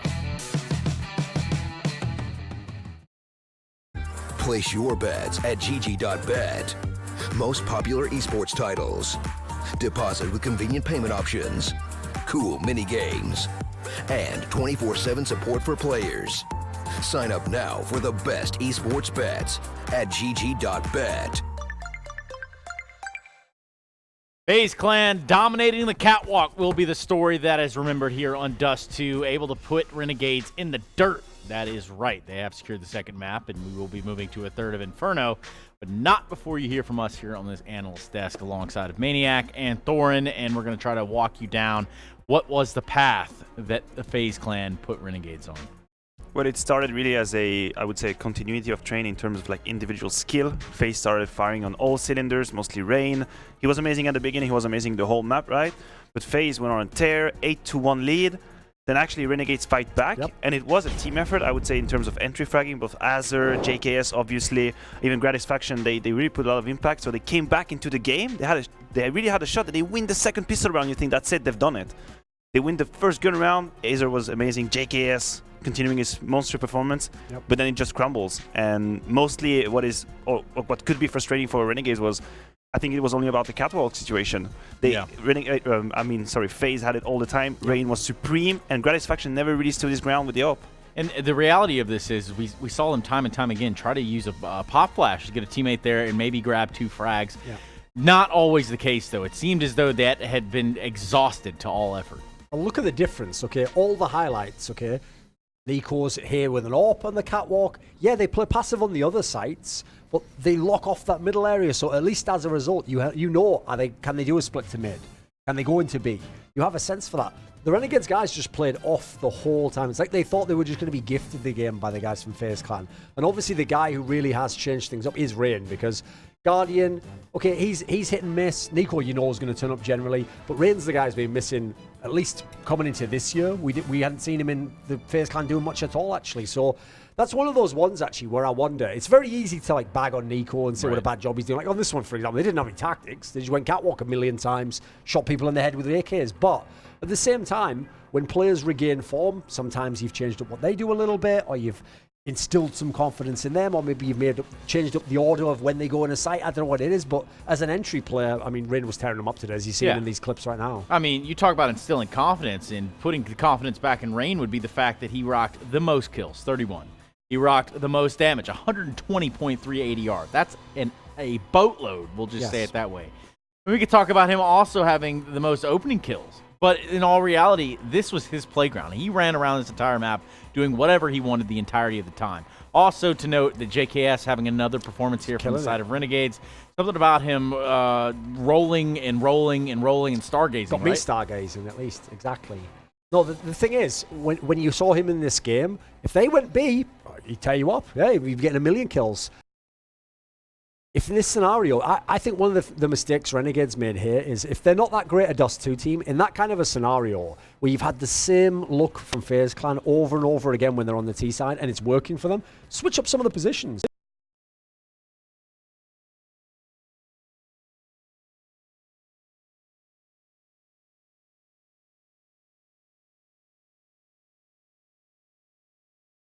Literally just walking up and shooting people with AKs. Oh, definitely. Azer, both, and Gratisfaction, I think, didn't really stood their ground. It's usually when you play a simple style of Counter-Strike, as FaZe did, you look for Gratisfaction with the op to punish that. Device would punish that. You cannot just peek catwalk and make the difference. And another factor that I think Renegades could have done better is actually push a little bit on that B side. Faze were not exploiting these B tunnels at all. So if you know they're going time and time again on A, then push a little bit, get the information, then you can afford to play 4, 3.5 towards A side, but they never did. So they never knew what was happening. Yeah, push into that empty space. Push into there, and maybe you push it one time, you get punished for it. But again, what you're doing is the definition of insanity because it's not working, and you're going to continue to keep doing it over and over and over again. Whereas the success was found by Rain and the side of Faze, who found their way up catwalk time and time again. And you're exactly right, though. Gratisfaction didn't necessarily have a showing here to be remembered. -14 on a KD, plus just not impact overall that you would expect or really want to see from the side of Gratisfaction. No, it's not really this map. It's DOS 2. Yeah, exactly. I mean, it's not really just numbers, right? You could have a low amount of kills, but you've been really impressive and you had clutches and stuff. But the problem was where the action was happening and his role in that supposed defense that was just missing. When you, as I said before, when you have a team that's just banking on one simple pop flash and peeking catwalk trying to make the difference, this is where an Opera is supposed to stop you. That's not a card you can play 1, 2, 3, 4 times, and he wasn't doing it. There we go. Ouch. 5 kills. At this point, he's actually living up to what I think of him. Which I see him, I just see happy and someone's drawn a mustache on the photo. A The few old years happy, ago. of course, yeah. A few years back before the cheeseburgers. Well, I like the cheeseburger. So does he. That's the problem. Anyway, look, point being, 10 kills for the side of Gratisfaction. Guardian doing what Guardian had to do.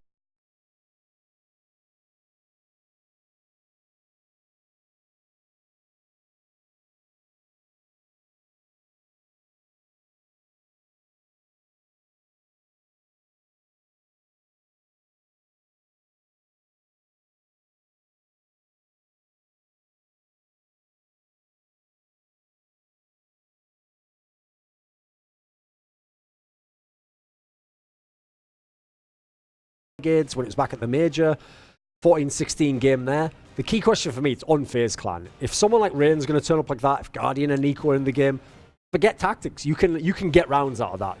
You can make magic happen. But if we're going to play proper Counter-Strike, and this is a map for proper Counter-Strike, we're going to play a team play on the CT side. This is where Renegades should be able to ignore everything on DOS 2, come through, and show that they're the better team overall. Yeah, I agree. I think the playing field now definitely does not allow for so many individual differences. Obviously, Inferno, a very tactical map. I also think that the repetitive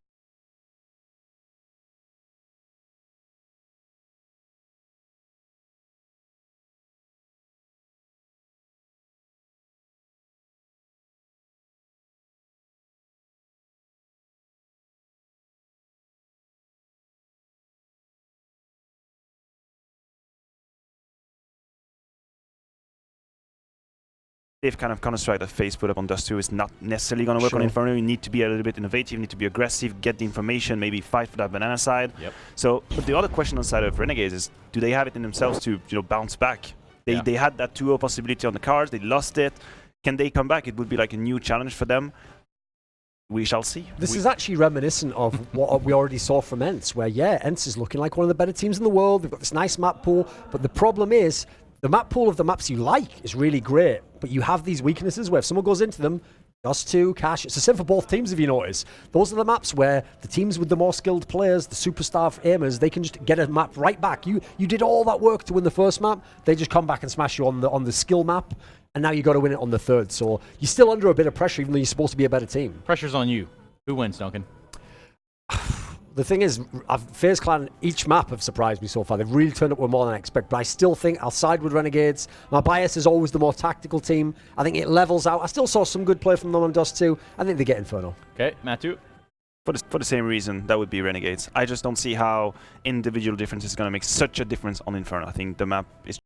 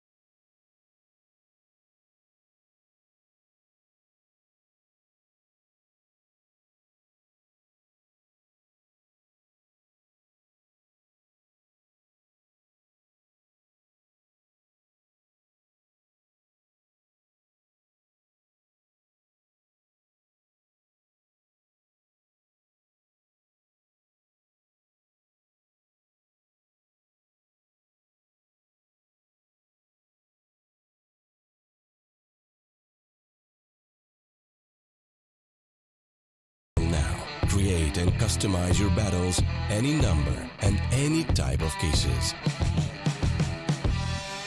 Choose the number of participants and invite your friends with a unique link. Watch the best drop and win everything. Don't miss epic battles on Hellcase.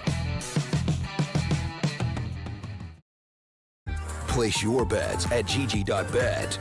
Most popular esports titles. Deposit with convenient payment options. Cool mini games. And 24/7 support for players. Sign up now for the best esports bets at gg.bet.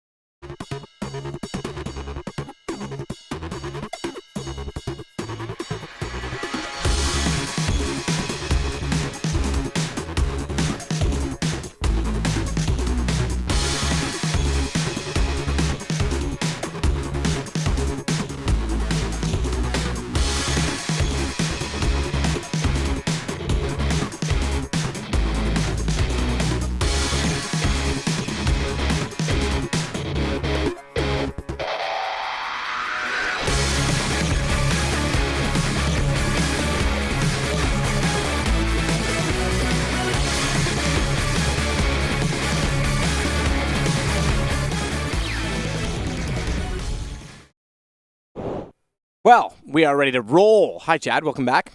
I didn't. I know there was a counter, but Yeah, normally we get a little warning. It's fine, guys. Anyway, we're here. I just happen to be ready this time, as opposed to yesterday when I was putting on my headset. We're all cool, all right? You cool? It's really or, flat. In the words of Trace, Quite fluffy. are you looking at yourself? Yeah. Anyway, we got a game to look at. So this one's a good one. This is the other, I guess, progression map going through to the playoff bracket. We've already seen Fnatic be able to do 2-0 over Vitality earlier. And then we've also had two teams go home or at least exit the tournament. They might hang around and play on those beautiful prac setups that they have at the Imba TV office. But that was Pain from Brazil and Panda, the local team. They probably will go home. Yeah, I would imagine. Pain all the way from Brazil. That's a bit longer of a flight. Yeah, not close by any means. So we need to get the knife round underway here to decide who's going to be starting where. Guess I can give the history again. These two teams played on this exact map in the best-of-1 Swiss stage. Obviously, there's best-of-3, best-of-1s at the major at IEM Katowice not that long ago. It's the opening stage of the... Yeah. Yeah. Renegades came out on top 16-14. Wow. Okay. So a close one. And Renegades the winners of it. So that should bode well for this to be a great game. To decide, remember who goes through, as you just said, 3-0 from the Swiss system. And gets immediately through to the playoffs. The playoffs would start on Friday. Thursdays and off days, we get ready to switch to the venue. Just simply known as the venue. Yeah. The place where they play. The arena, the Battle Dome. Battle Dome. Is that what you're going to name your esports venue that you open in Perth? There's already an esports venue there that's pretty good, so... Is it like an internet cafe or an actual venue? It's an internet cafe, but I don't think that Perth will ever have an esports scene where people actually go and watch Counter-Strike. Well, you can make the not in my lifetime. Arena Dome or whatever you just called it. Thunderdome. Yeah, Mad Max. Mad Max-esque. Max. All right, here we go. We're getting this one underway here as the freeze time is ticking down. The restarts have come on in and pistol round will be with us momentarily. Olaf Meister has bought into a CZ75 that he's dropped across to a Dren. He'll buy a smoke, and then Nico's got 2 flashes and a kit. On the other side of things, we have Azza and Gratisfaction with mimicking each other's buys, smoke and 2 flashbangs with the Glocks, and then armor for everybody else. We've seen quite a few fantastic USP shots all throughout the day. People's aim is always extremely impressive to me, especially the way that they apply the USP, that's for sure. Last up second mid will be all 4 players. Guardian with a jump on over is going to spot some of those members getting the information. Azza has left the T-stairs and now he'll be catching up with the team. So I expect these grenades to be used relatively early. JKS getting Hall's control, making sure that there's nobody close up and personal. And they will actually only have 2 players over towards his A side to deal with, but a fast flank from a Dren potentially coming on the cards here as banana control is in the favor of Faze Clan. So they need to beat the execute. Renegades barreling into the side. Guardian behind the box that was ready for the revival. I thought the headshots seemed easy from that lineup, but apparently not. Jacob's got him down, and that's going to concede the bomb plant. Nico wants to work it back out from Library. Smoke's still in position. Jacob, get the bomb down. Thank you. He was there for quite a while before he committed to it. Leah's got position to watch off quad. Nico, meanwhile, still working in from Library. His teammate is Rain, and Rain is surrounded. If he steps wide to try and bait the shots out from the backside of the site, he's got problems. The rest are in pit. Nico's got the front. Now Rain pulls it down. 2-on-2. It's possible. They know the other 2 are in the pit. They figured that out. Low HP for JKS, but he manages to hold true. That should give Nico the jump on him, though, because he knows exactly where he is. Spots him again inside of the hole. JKS just buying time. That's all he wants. Does well to do so, and I think that's going to be... Oh, Nico's got a kit. This is still super close. Nico's got a kit, and I think he's got the rounds. Oh, just barely Faze get it. Oh my god, I think JKS thought he had done more than enough there by jiggling in the pit. That felt like that bomb timer was extending forever, but that was due to the point that you pointed out. They were on the bomb site for such a long period of time before they actually got the bomb down, before they delivered the package to its objective, and Faze are going to steal that one away. They didn't feel rushed, they didn't feel any threats, and we spoke about fantastic USP shots throughout the series. Well, once again, some absolute bangers there. That is a round gifted by the Renegades, who should have wrapped that one up, but Faze, their superior aim in that round, are able to put it on the board, now give themselves an opportunity to convert the second. Renegades have upgraded 4 Deagles, Gratisfaction only with the Glock. He has a smoke and a flashbang, so ideally he wants to get an AWP up as soon as possible. Dren's about to be flashed on out with the MP9, and in he comes. He's going to take the first. Out after juggling to some grenades now. We'll throw a Molotov to either push the back or forward. They have to make a decision, and back it will be. So not able to get banana control. That means that if they wanted to use that smoke and flash to cover off CT spawn and flash into the bomb site, they'll not be able to do so with such ease. Now Nico posted up on an off angle towards CT spawn. There's an opportunity to milk down remaining players. Just snap away wildly. Eventually gets the kill. Jacob will trade him out. This doesn't seem to get that much more interesting because... Okay, hold up. I was going to say, unless JKS can find some penetration over towards the arch side, which he definitely did. Now we have a 3-on-3 situation and several players in limbo. Oh, never mind. He hasn't been practicing enough. Guardian gets JKS down despite that excellent deagle shot. Were they going to go for the boost in the corner? I think they might have been considering it, but Adren, as the smoke dissolved, was able to get the bomb and fling it forward. As you mentioned, that's the direction of travel. Switches to the deagle, confirms that Jacob is dead, and Faze now have the 2-0 lead. With that, we get AK-47s. 5 of them.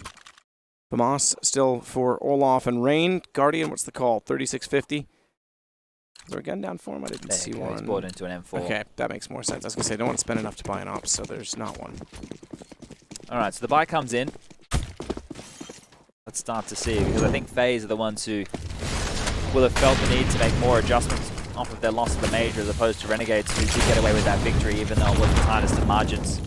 Liaz has had to push into that smoke, and through the flash they come. That's fantastic work from Grat and Liaz, both assisted by Az's flashbangs. Now the B-bomb site should be an open avenue of attack. Guardian is trying to get there as quickly as possible, and he's going to try, I was going to say, lay down some fire.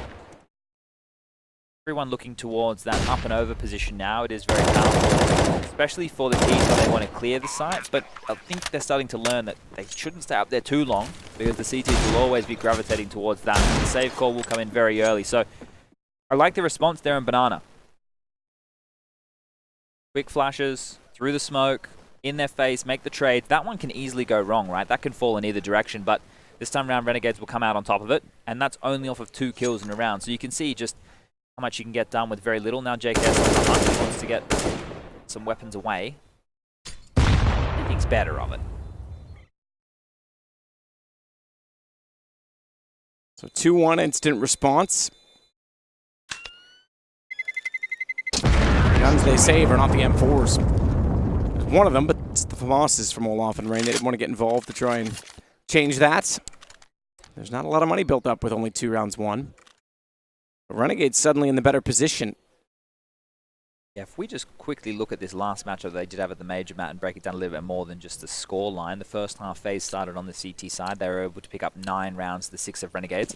Renegades did that by winning a force buy in the second, stringing 3 together, and then a couple of blips on the radar as Faze continued to put up a wall. So, the CT side from Faze, we're expecting big things. We're thinking 9 as a minimum here. Renegades flipped on over. They obviously won 10 to the 5 of Faze Clan, who won both pistols in that series, but lost.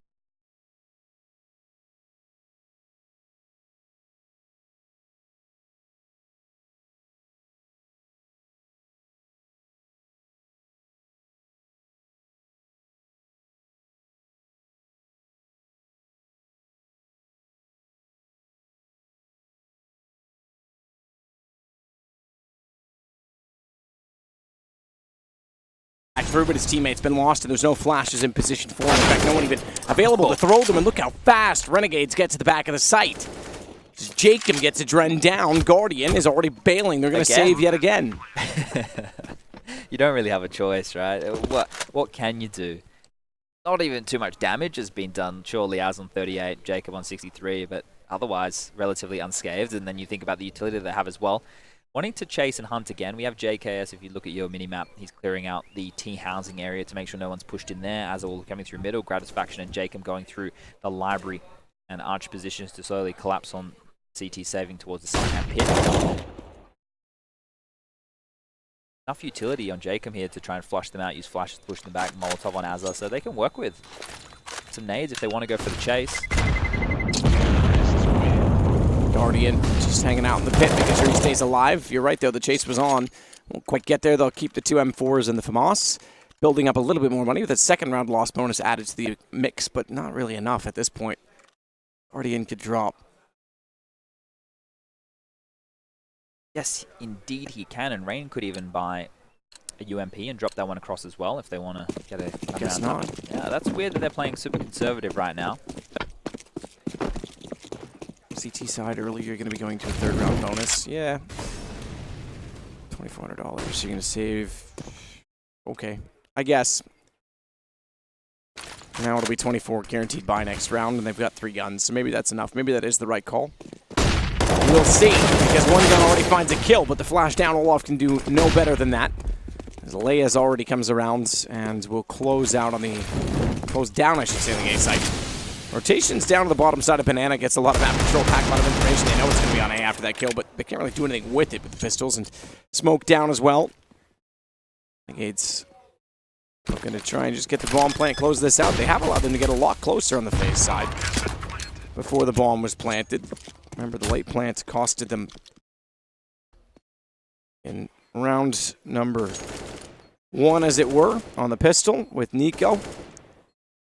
He's the one with a deagle sneaking around top mid this time. But I think they now know that the writing is on the wall. AK picked up. That's at least worth it to go that close to the bomb site. Get that and 2 M4s. Famas as well for Adren. They're back into it.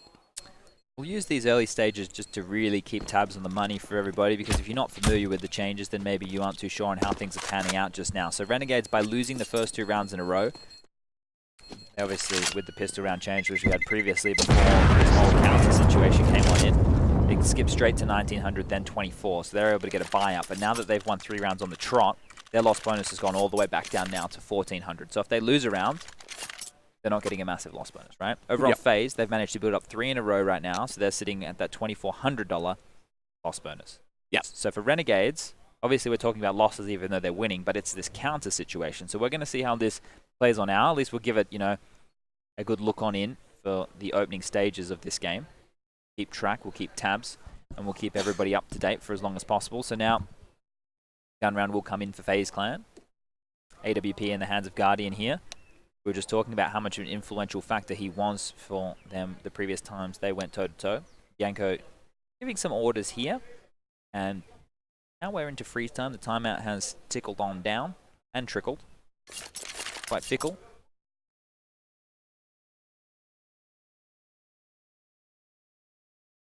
So let's see if they go for a different approach across the map here. Adren has the weakest weapon in the server right now on the FAMAS, but a couple of defuse kits on the board.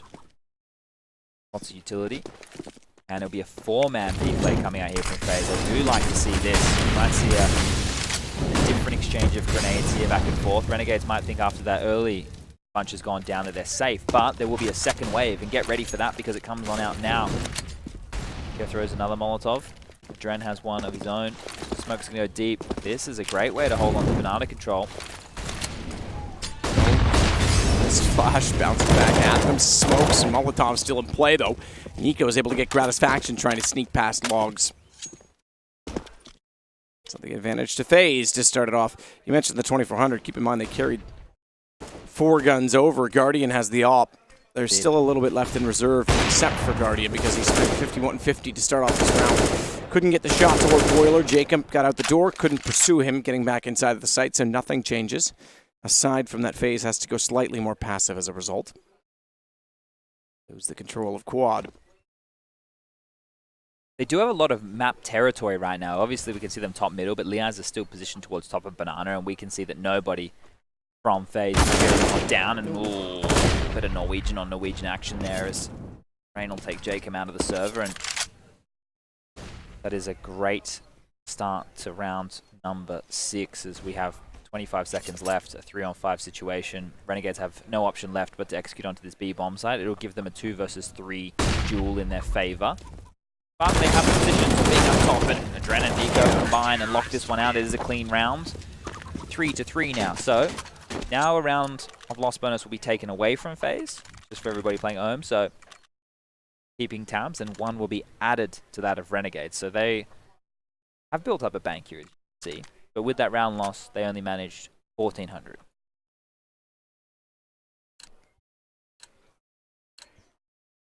But again, the residual money, AKs, 3 of them now on the FaZe side, is starting to build for both teams as a result of this bonus. So both have a buy in hand, which is a weird situation to see this early in a game. Yeah. Something you not normally would because, again, the resets hit so hard. The pace on that. That was super quick. Gratisfaction gets through all of the utility and barely takes any damage. Sits on 88. And they're already setting up for a BXQ, but if they go now, they're going to go into 3. Adren's about to push one out. Flash comes. He's done a lot of damage. Can he convert a kill? No! Adren falls off a bit. Gratisfaction, the man mentioned, uses utility of his own, but watch the fact that Lias and Jacob have both gone very low on HP. Lias sits on 22, Jacob on 1. Just 1. Slight breeze might knock them over. A fart in the general direction, as Monty Python would say.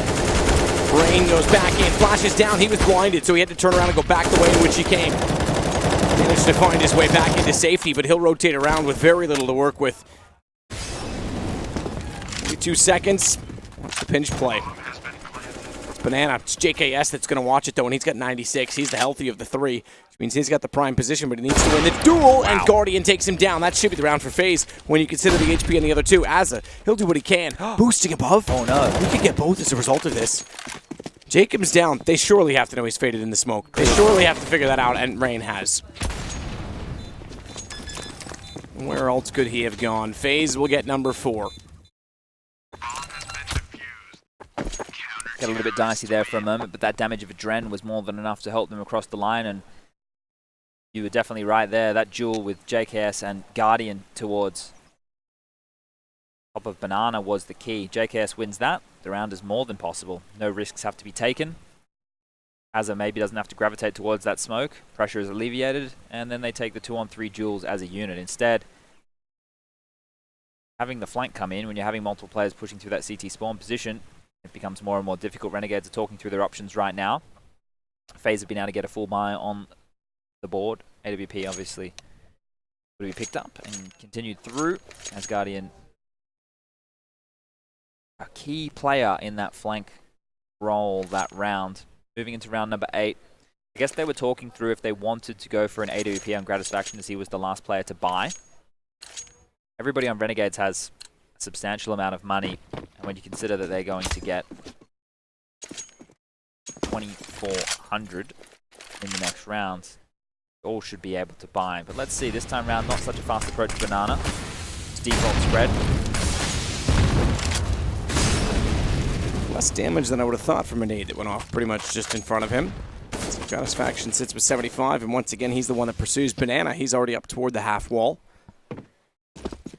They do this in a very Astralis-esque fashion, like they really fight for it and they'll exchange a lot of utility just to hold on to Banana control, because if you take it away from the CTs, they can't be successful. Then they kind of have to sit back on the site, and that's exactly what we're seeing. And now they can go over to A, where they can execute in what, if they did it right now, would be a 2-on-5 situation.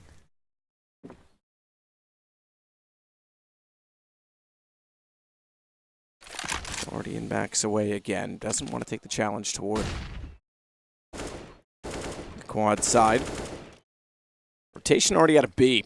4 players on A. That's not uncommon. It's not like they're playing aggressive, though, to have the deep Banana presence. They are at sandbags, but that's not a lot of early information. Rat takes Guardian, though. It all off. Flash. He's got to be massive. They're all looking away. They had a chance, but they looked back, and with that many to fire at, one was inevitably going to get him. Still, though, they pull this level. It's down to just a Dren, 1-on-2. He's got a chance in it. 30 seconds, bomb to go down. He's on the rotation from B. And an M4. No kit in his hands. One just in front of him now. He should be able to pick that up on the way by. He didn't. He went around the pillar and missed his chance to grab a kit for free. He'll know it's there. He wants to fight instead. Can't do it. JKS beats him, and it's 4-4. Back and forth we go here. So this tends to, at least historically, favor the Ts, right? Because if you're going to go round for round on a map which is a CT bias, then you're sitting pretty. Renegades need to streak a couple together, though, if they want to make sure that they can win the half. Faze are in a good position right now. Once again, double AWPs will be the solution. And that I don't mind as a call because of the way that Renegades are harassing Banana with all the utility constantly. Even if they do use the trade of nades back and forth, Nico can then just hold the line with the AWP. Okay. Guardian continues to fight, gets 2 shots onto JKS and will take him down, and that's a great step in the right direction here for FaZe Clan in round number 9. No immediate response from Renegades either, because they weren't in forward enough positions to react off of that. Dodging danger. Yet again, Jacob's now pushed up close, which means they have to drop back into more of a regular passive setup. And this is what I was talking about. See, Nico, he can stay with the AWP out. He doesn't need any assistance. They don't need pop flashes. They're not worried about not having any utility. He gets to hold on to his smoke and his flash, so as soon as he spots something, even if he doesn't get the kill, he can drop the smoke wherever he wants, and that's going to buy enough time. Gratisfaction takes Guardian back. Nico just waiting it out. 4-on-3.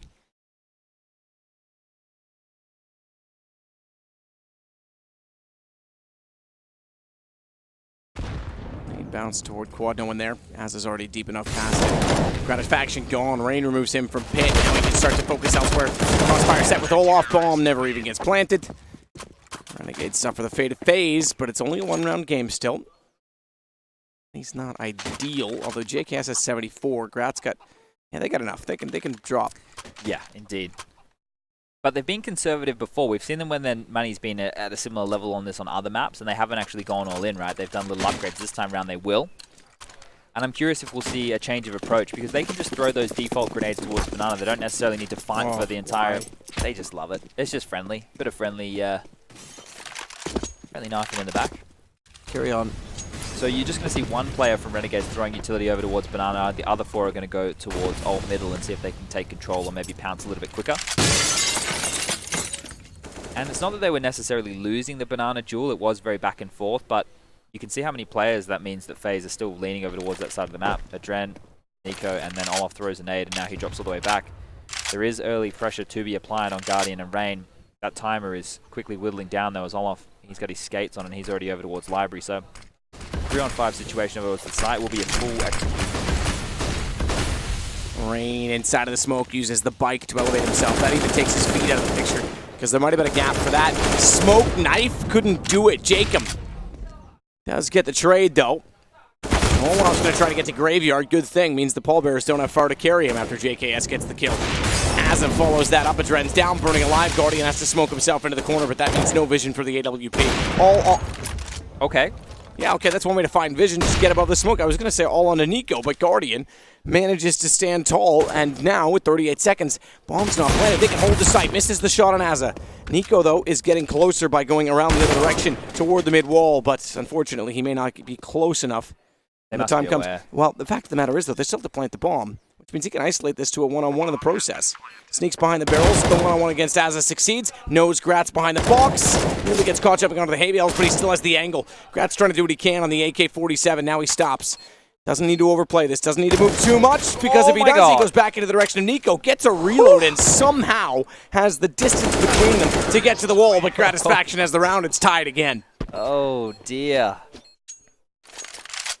Didn't pick up the AWP. They didn't want it, I guess. Yeah, they were too late communicating it. They're really... Well, he is the AWP, right? So if anybody's going to gravitate on that, it's going to be him. So obviously not a priority that they have for their T side. And people might question that. People will say, why wouldn't you pick it up as much as you can? Well, the AWP on the T side of Inferno, it's difficult to find a lot of access. And you can see how utility-dependent Renegades are. They're using a lot of nades back and forth to actually open up these bomb sites and even just fight for control. So... they won, at least in my mind, the war of attrition. They just need to convert this round. If Renegades cannot fall to the deagle of Nico like they did on Train, then they're looking in a good position to now take the lead. So after taking down both Nico and Adren towards the top of Banana, they can accelerate the pace over towards this side of the map. That's leaving Guardian, Rain, and Olaf with a lot to do. If they can find a gun, if they can kill somebody and pick up an AK, carry it through to the next, that is probably the best thing for this team. He wants to get in position at tree. Good position to have. Back-to-back rounds against the Pistols this time for FaZe. Or of FaZe, I should say, for Renegades. Looks like they're 6-5 T-side. You mentioned it. It was 16-14 the last time these two teams played each other on this map. So far, all signs point to a similar score. Yeah, Renegades just need one more round after the Pistols have done better than what they've done in Major. Several players here for Renegades, but whether or not those guns can be collected is a different question. Rain now back towards CT spawn. He has that Zeus, but won't be hearing any screams of electricity running through the veins here. Rain will get a UMP, but that's it. So you look at Adren, he has enough money to buy an AWP. He'll drop that over towards Guardian. Gets himself back an M4 in exchange. Nico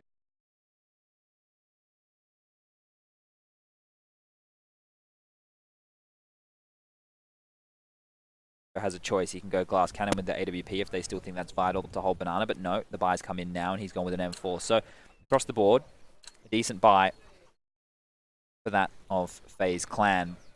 Still no ult for Renegades, as we've noted. It's just not part of their plan. Guardian, I think, is going to go aggressive middle with the ult.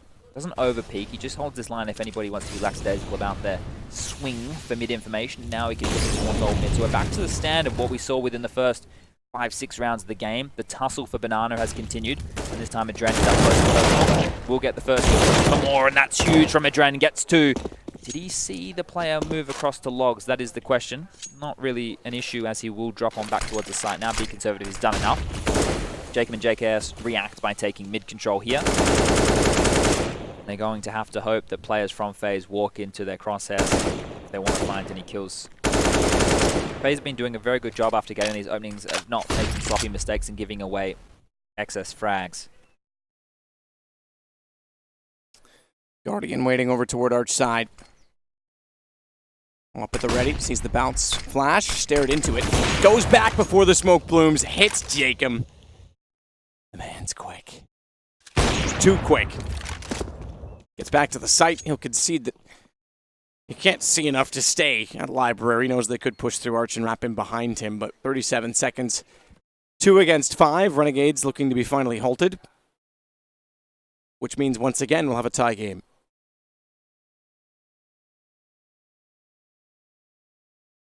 I'll try and slip through CT. Which means if they do, try and isolate the B site to a 2-2. Yeah, fortunately, we're going to do nothing at this point. 10 seconds. Couldn't get it together in time to find a kill, so all 5 staying alive for Faze. Builds the bank back up quite quickly. That's a very good point that you make about all these saves, because I've been tracking Faze's money more closely with them being on the CT side of this entire game. So ever since they started losing rounds, or the back and forth, because it's been a very up and down nature, the maximum amount of loss bonus that they have built is only 2,400. At no point have they exceeded that, but yet they felt like they've had a lot of gun rounds on the board, right? So at this point in the game, after winning 2 more back on the, 1 more on the trot. Technical pause, just to note. Yes, indeed. Curious as to what they're working out here. Well, Nico's talking. He is talking. And Yanko looks to be responding. And Olaf's talking as well. So maybe... It said technical in the Never bottom mind. of our screen. It's unpausing in 5 seconds, so I think that... Oh, okay, so it was fixed, whatever it was. We're back into it quite swiftly here. Well, it's going to be a little interesting to see how the AWP does in Guardian's hands getting it back out. But you're right, there's been a lot of saves in there for, and a lot of AKs carried over as well, by the way. Yeah, it's been very important, I think, to allow them to have a lot of these dangerous buys. Just curious to see where Renegades can go with this. When they had the low buys with the UMPs before, they went for an A execute relatively quickly. And they're sending 4 players over towards A side again through alt middle. So we might see a similar scene here, as this time round Guardian gets a lot more inquisitive down middle. So Liaz, if he swings, could have been punished. Guardian, he has to be a little bit careful though, because it is just him and Rain over towards the A bomb site. But he wants to find a kill. He almost got offered up one there, and he gets away with his life. So information gathered, shot taken. No frag off the bat, and here it is, the A execute once more. We've seen this. Jacob's in fast. Guardian's very close. Oh my goodness, fantastic shot, unfortunately for him. It's pretty, but it's not all that effective because it's one out of many that were in front of him, and as a result, they now have the man advantage. Bomb down very quickly. Renegades changing the pace considerably, and it's Nico and Adren that want to work their way back in, both with, they're about 100 HP. 5 lost on Nico's side. No kits in their hands as of right now. Little right-click smoke.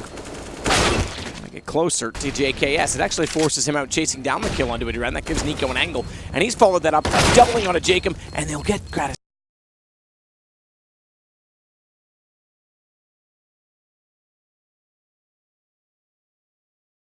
Faction, can they get to the bomb?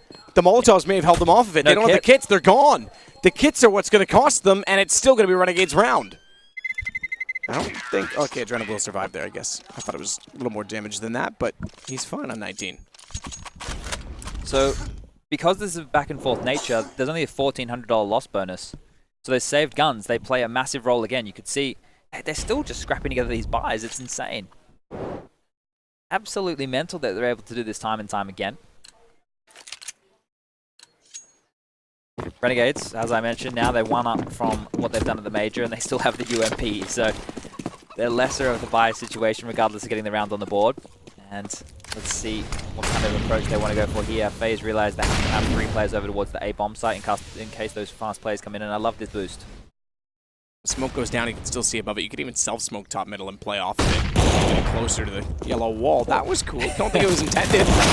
Might have got him onto the atrium with an op. That would have been pretty impressive. I think that was, though, as Liaz is going to get the better of Nico, the top fragger right now. Banana, and then he gets the second. Liaz has done some very good entry work towards this part of the map throughout this game. Even towards top middle, we've seen him find some big openings. 8 kills in half, but a lot of them with impact. Guardian unable to collect through the smoke. Nearly did. It was close. Good attempt. Jacob stays alive and gets inside of the site. 3 in the site, 2 in Banana. And with 3 players left up, round 14, no money left over. Up on Guardian, this is another save. So it's Renegades taking an 8th round, winning the half on the T side of Inferno. Not an easy task. Not at all. Has 8. Liaz has 8. Jacob has 8. JKS has 5. Azza has 4. They haven't actually had to get too many kills. It's just the kills that they've been getting are very efficient. They're very effective. They've been avenues. They've been keys to bomb sites. There's left Faze in a position to save after save after save. There's actually a lot more deaths on the side of Renegades than what there is for that of Faze Clan. Liaz and Jacob both have 10 deaths. There's nobody even close to that. For Faze, we have 8 for Nico, 8 for Adren. And once again, they can drop it all over. Get another buy on the board. Adren's been dropped a UMP, and then with his $1,900 in the bank, he's been able to buy armor and some nades. 2 kits on the board. AWP is still in play, so 7 on the board for FaZe Clan. Considering how much pressure they've been put under consistently here, won't be too bad. Some round they want to get Guardian aggressive. He's in front of the Molotov. He continues to push. He finds a kill on the JKS, and he wants to barrel forward even more. Flash, not going to get him. Gets an opportunity to go again, and Liaz, he'll get the better of that situation. Still, Adren and Nico over towards this side of the map. They can scavenge the AWP. But they're already up mid. This is a quick reaction from Renegades. They want to wrap around the arch side. They realize that Guardian doesn't normally hold that part of the map. They realize that they can isolate this A defense, and by going through to CT spawn, Adren and Nico continue to barrel forward. They get caught off guard. Liaz with the jiggle peek. He's going to spot out some information. Flash is going to come through, and Adren's going to push on that. It's not going to get him. Liaz goes wide and will be traded out eventually, but damage is done, and now Nico pushed back on towards that B-bomb site. He's going to find himself on 8 HP, and now with Jacob in CT spawn, Gratisfaction and Azza coming up Banana, he needs to go huge. Molotov will land over towards the top position. That's big by Nico. He'll get the chance. The second won't be able to finish it off, and now it is a 2-on-2 situation. Bomb's going to go down. Olofmeister and Rain both through Banana here. Fast peek on the flash doesn't work out for them. If Gratisfaction hit one of those shots, very different situation. Jacob smoked off as well, flashing himself back in, but that's not a hold. They're ready for the fight. He knows it. He's ready for it. Dinked up. They'll have called that. 1 HP. I think this one goes Faze's way. They're already on it. So 8-7. He even knows that that's how it's going to go and walks away from it. 1 round between them, but a win on the T side from Renegades puts them in a fantastic position to try and close this out. Once again, I'm just astonished by how much of a low-scoring game it is. Normally expecting to see a lot more frags on the board. But Renegades are very reactive. I think they've done a very good job. Both teams, I think, need to be praised for the way that they applied themselves in that first half. I like some of their plays towards Banana from the Renegades guys. Then when they react when they have the information. Faze knowing when they've been beat, knowing that saving guns is probably the better option. They've been able to do that time and time again. So here, as we move into the second half, remember that FaZe Clan were able to pick up their CT pistol. See if Renegades can do the same. So we have been trading rounds back and forth. It would only be fitting at this point to do the same with such a pivotal one, the starting rounds. Round 16 kicking off here as a defuse kit, 2 flashes. Once again, the utility. Nico this time round, he doesn't have the utility on the FaZe Clan side. It'll be Guardian, smoke, flash, flash. Dren with a Molotov. And he's actually dropped on over to 250 to Nico, who's dueling up mid. We get to see that action straight away. It's left Liaz in a bit of a troublesome position here, I would say. I would agree with that. Down in by the bench. Pistol to play with, but waiting for someone to walk out. He knows how close they are. To his right, but when he walks out, Nico was ready for it. He was worried his gun would stick through if he continued walking forward. Alt middle. Oh, Nico. Overrun. He's not done. He's picked up the USP. He's got 3 in the round, and he's in a position in which he could find a 4th if they wanted to rotate, but they won't. They've got armor, and that's good enough for them to hold on to it. Lots of saves in this game, which means long, drawn-out affair, but close one. And it does, again, determine who goes into the playoffs. Lots of sensible Sams this time round, so I wonder if we'll see similar themes as what FaZe were pulling out on their CT side. Now, you might question, why hold on to the armor? Why save these USPs? You get them for free next round anyway. Well, for Jacob, He lost 3 points on his armor, so he won't be able to upgrade his for free, and he's going to get wrecked anyway. JKS, he did have all the goodies in the bag, but 2 big shots, eventually he will be finished off. So $600 in the bank account from those 2 kills. It's not the end of the world. Renegades now, I spoke about them last time these 2 teams met, force buying in the second and then converting those. This time round, on the CT side, they will force buy. They didn't do it in the first half. They took more of a conservative approach and went for a save, but we can see Azza buying in with a 5-7, some flashbangs. 2 CZs for Liaz. Gratisfaction. Deagle in the hands of Jacob. There's smokes on almost all the players, and JKS, he buys in very late, but he will get himself a Deagle as well. So, enough nades here to delay choke points for a very long time. It's about playing these situations as fundamentally sound as possible, as a quick banana approach from FaZe Clan may force out these smokes earlier than what Renegades would like. Teams seem to know about this. Teams seem to understand, I was going to say, when they need to respect utility, and JKS will throw out his first smoke. So one has been dispersed towards the B-bomb site. One's just gone down top middle towards A. In the hands of Gratisfaction. So this is a stalling tactic. Hopefully going to force FaZe into some poor decisions. That's what they're trying to achieve here. But right now, Boiler holds control. That's in their grasp. So is top banana. And middle should be there very soon. Gratisfaction a little bit cheeky with that mid cross, and Dren's going to punish him right there. So number advantage in the favor of Renegades at this point. Another smoke towards top middle. Hazard can't do anything from behind it. Still 2 players over on the B side of the map. JKS is going to have to rotate over very soon. 40 seconds left on the clock, and they will pick up the bomb. And Azra has made the call to go for a B stack. So Jacob, new box towards the back of the site. JKS will get there over towards Coffin in time with that Deagle, and Azra will be in CT spawn. He has a flash to throw on in if necessary. It will be the B here now. It will be. Nico's got JKS down, Jacob. Still waits out toward new box. Oh, at him, but he's spammed the Deagle, which is not necessarily how you want to use that weapon. So Faze with just Leia's to find. Liaz? Princess Leia? Princess Leia. Can we ask him if he can do his hair like Princess Leia? He might be able to. Get him to dress up in that bikini. Yeah, what? You mean the gold, like, bra thing? Yeah. That's not really a bikini. Well, what would you call it? Lingerie? Just a bra? Like, yeah, I don't know what I'd call it. I'm Googling it now. Well, that means it's going to be FaZe back in the lead at 9-8. So if you search Leia lingerie, there's quite a few options. Oh, dear. I don't know if I want to search that, actually, in China, of all places. Get deported for using Google. Yeah, whatever the equivalent is. Yeah. But I don't know if I want to search that. Still learning the ropes here. All right, FaZe in the lead, 9 rounds. After going down 8-7 in the favor of Renegades in the first half, Renegades will have to take Nico now. That forced by not being successful at all. We get a little look here at Nico on the pistol round, 3 dominant kills, and that secured the round. Simple as that. Moving forward, Renegades are likely to concede this one unless Liaz with that save carried over Mac 10. And head armor can be absolutely beastly.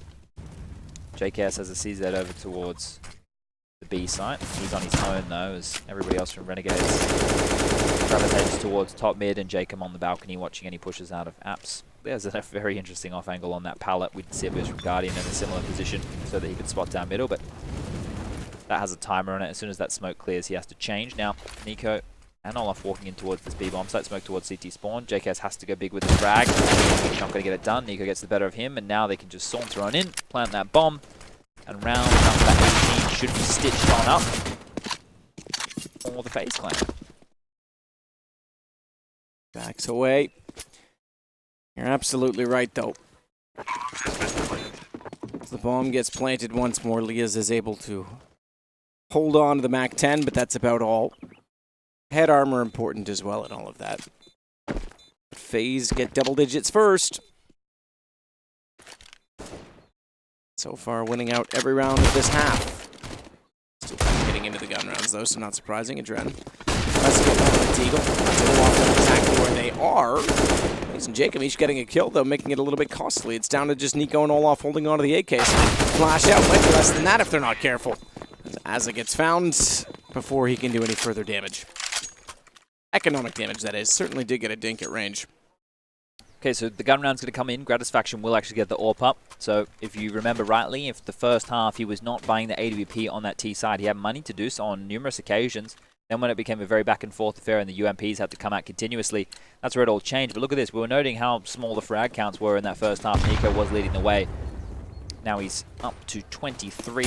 The next closest in the server is indeed Liaz. Now it's moving top of a banana this time round. Renegades get to set the pace. Oh, with the flash, you didn't see what was happening there, and the trades going on as now Jacob rides the ship.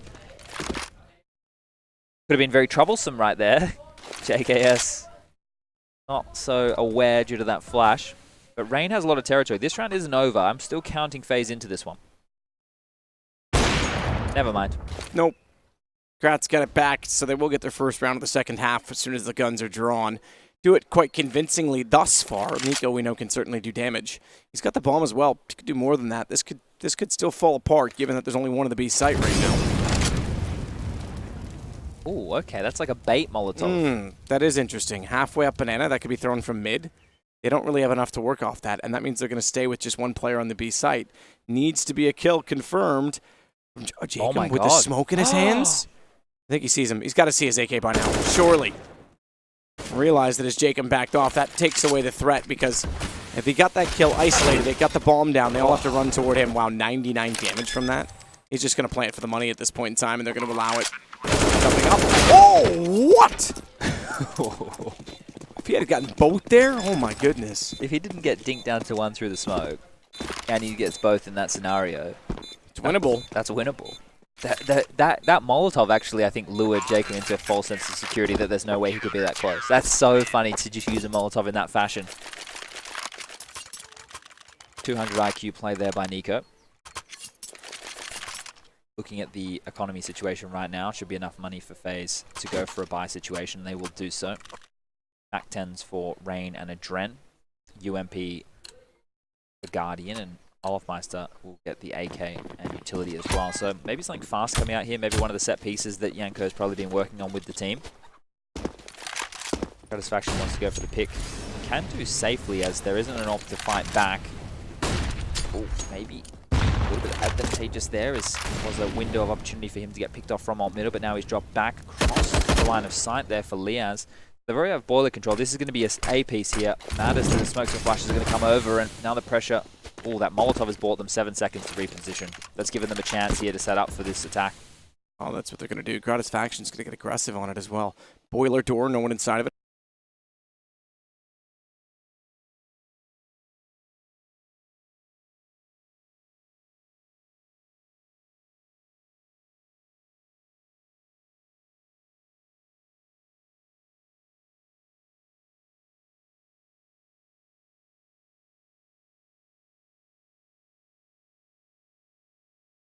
The only one that's not is Adren, and he's got the Mac 10. He wants. We haven't seen one of these at all this round. Yes.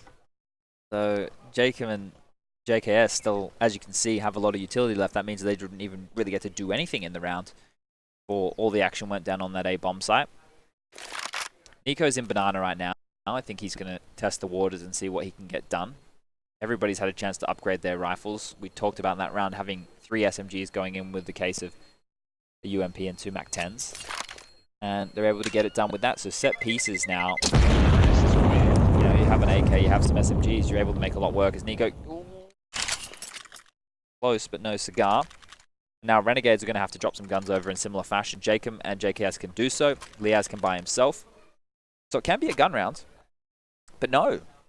Has us called to keep it conservative. I'm curious to see that, because he has a CZ and he's upgraded into light Kevlar, and Liaz and Gratisfaction will do the same. Liaz has actually gone for Julies. I'm really surprised to not see them drop those guns across and go for a buy round here. Should have had more than enough to do so. This is meaning that unless those 2 Borgs and the menagerie of pistols that we can see on the board can play out in a successful manner for that of Renegades, then FaZe Clan are going to go right to 12 rounds. You know that this team has seen Heartbreak on Inferno before, but surely not again. Surely not in this fashion. The pressure isn't applied that hugely. This is just a managed to get through the playoffs. It's a 2-0 game as they're going to scuffle on through into City Spawn. It will be a B split, so Jacob, he's going to have to be huge here. There's one. Has to find 2 more. He's going to get the second and eventually gets closed down on a Dren. Yeah, absolutely will. Y'all gets the return. JKS has it all to do inside of B. Knows they've lost CT. He has the AUG though, mind you. Dren's busy. Does that mean you want to strike right now through rooms, or does that mean you want to watch the front of the site? He goes and pinches a Dren in. Now they know the other 2 are. 42 seconds. Smoke down to CT, but they're already being sprayed inside of it. Olaf tagged to 62. And a Molotov down. Bomb dropped in front of the fountains. They can't go for the default plant just yet as Guardian decides to take matters into his own hands, go behind the fountain. Not spotted yet by JKS, who wants to work his way back in. No flash. He's held off. Guardian can't hit the shot in return. Damage still further done. He's in the molly. He's tagged, but Guardian is in the Molotov. Gets the second kill. That allows Olaf to focus on Lias, and Faze find number 12. Wow, that is a heroic play from Guardian right there. Just taking the fights, not worrying about the fact that he is going to burn to death. And if you hit the shots like he did in that fashion, well, done more than enough. Here we see that likely scenario where Renegades, obviously they only upgraded in with a little bit, are able to buy again. Renegades going for the double AWP setup here. JKS has picked up one of his own. FaZe Clan are looking like they're truly in the driver's seat right now. Being very decisive. Aim is on point. Nico putting in a haul here, 25 kills to his name. Guardian has now gone up to 15, and he did a fantastic job of assisting in that round win right there, even though things did get dicey. Azza only had 4 kills in that first half, so he's only found 2 in their second half.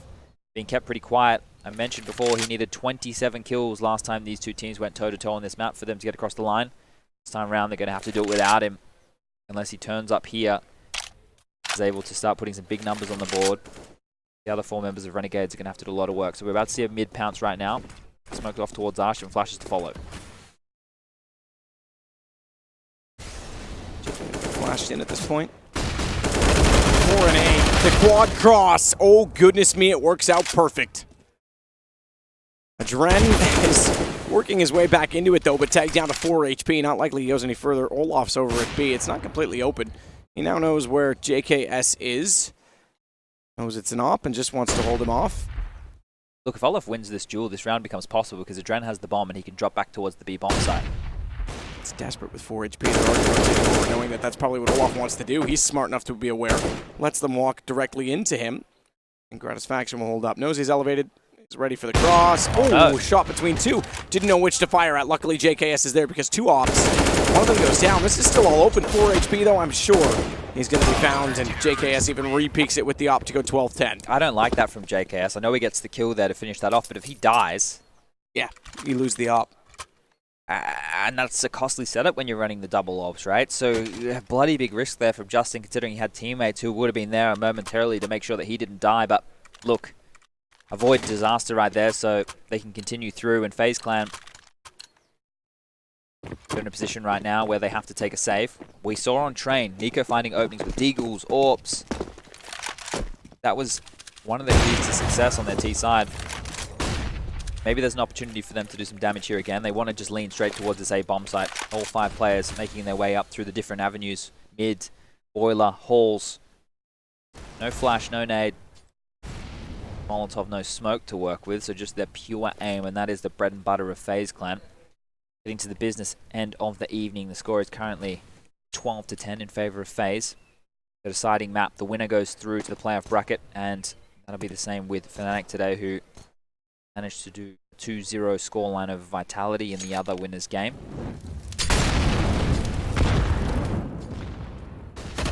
Yaz still holding out toward the balcony, but it's Azza that's doing the work instead. They've only got 2 rounds in this half.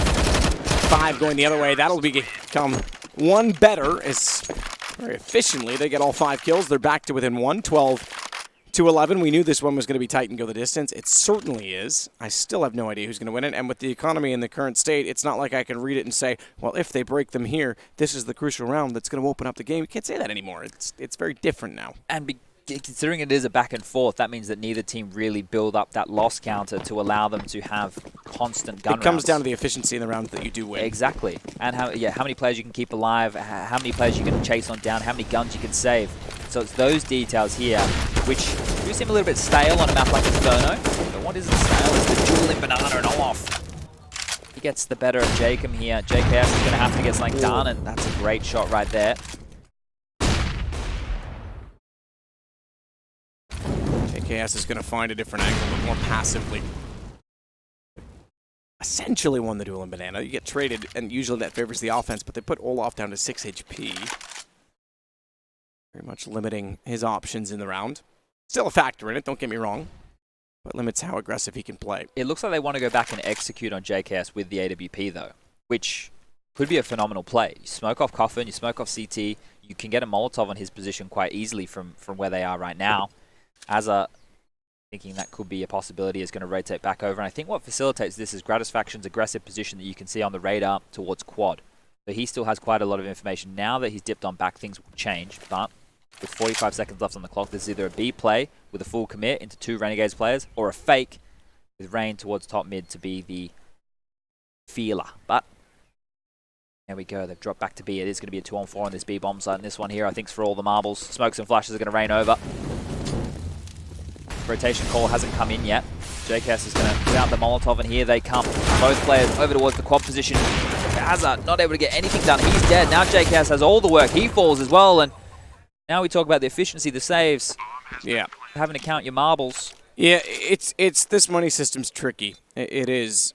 I'm not sure You want to know a fun fact? I'm in love with it yet, but what's that? Asa was learning to become an accountant. I don't know if he finished his degree or not. Well, he might need to with this system. So, back in the day... Return on investments, get your 8% minimum. Only the market's had that right now. Gratisfaction.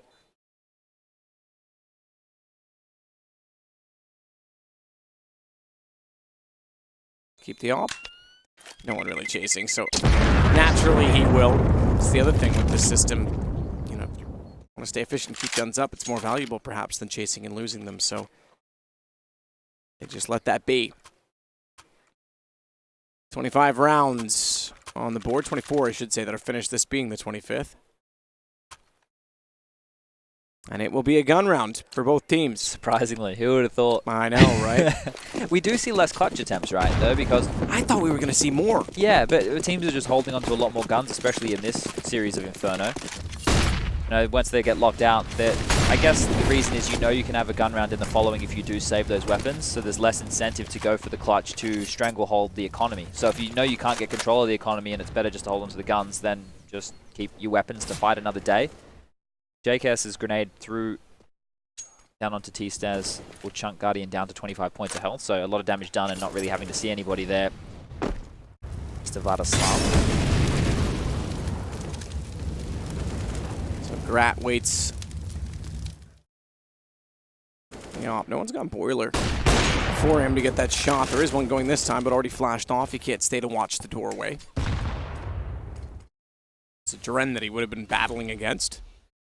They put a lot of pressure on Justin over towards the B-bomb site to anchor this down time and time again. I like it more so now that he has a rifle. Look, he's shown to be proficient on the AWP, but by no means would I ever, even if he becomes the main AWPer for a team, consider Justin to be a primary AWPer. Through the smoke while flashed. And now they hold front library, but Grat goes out aggressively toward top middle. They can have library all they want if he's got the op and a deagle. Yeah. He's got 3. Lias has a chance inside of the pit. They've got to get the rotations over from B, but Lias has done enough. Nico down, knows Rain's gone toward the graveyard. Rain still prevails, has to go get the bomb though. That buys a few more seconds, valuable seconds for Jacob and JKS. A Molotov bounced in, that's going to limit him, force him back 9 HP. Headshot position though from the box. Can he find them? Not at all. It's 13-12. Rat with an amazing 3-piece there. The fact that he knows he can't fall back because Rain has arch side control, he might drop back and go through his line of sight, has to stand, has to deliver, and finishes off with 3 huge kills. And then Liaz, the other youngster, the other new addition to this Renegades roster, with an absolute banger of a shot onto Nico coming up that quad side. Oh my god. Talk about pressure right there. Renegades able to get it done. Rain knew the importance of getting that bomb down as well. Here it is again. One. Oh, there's the third even. Eventually gets traded off. And yeah, so by Rain getting that bomb down, by giving them the supplementary cash of completing one part of the objective, they are able to get AKs on the board again. And it will be a worry for Banana here. Molotov Nade's going to drop on him. The smoke's the counter, and Jacob's spamming away. He's going to get 2 kills. So the grenade of JKS will actually be the assist on top, and the nade now lands on Guardian. So this has been shut down very quickly from Renegades here.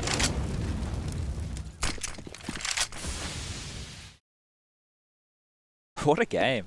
Yeah, very impressive. So back and forth, unlike the first 2 games where it was Renegades clawing back in from an early deficit. They were the ones that had the lead. They had it about 3 different times, as did Faze, because it's just, as I say, been back and forth again.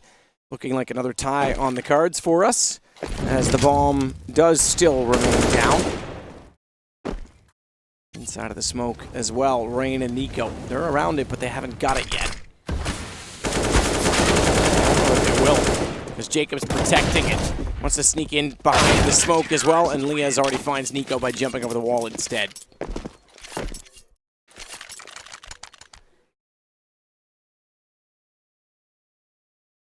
Nice car. Vintage. Very. Wonder if that roof rack standard. That'd be cool. All right, well, you're getting the Orpus toe-to-toe right here, and you actually can see that the impact of Gratisfaction, not buying it on that T side, has been relatively limited. And on the CT side, either they've gone to the opposite bomb side, or he hasn't been able to find too much with it. But those impact kills we highlighted just before have put Faze in the position right now where they only have Glocks, and they're going to run up middle and see what they can do. Stopped by some grenades, they'll reconsider their path and quickness, but definitely towards A they will go. As at this time, the one that's pushed out from the site. Waiting for the chance. PM4. As that arrives now, just barely got that through the wall. In fact, it was a wild spray. Didn't look like it was going to land, but it does.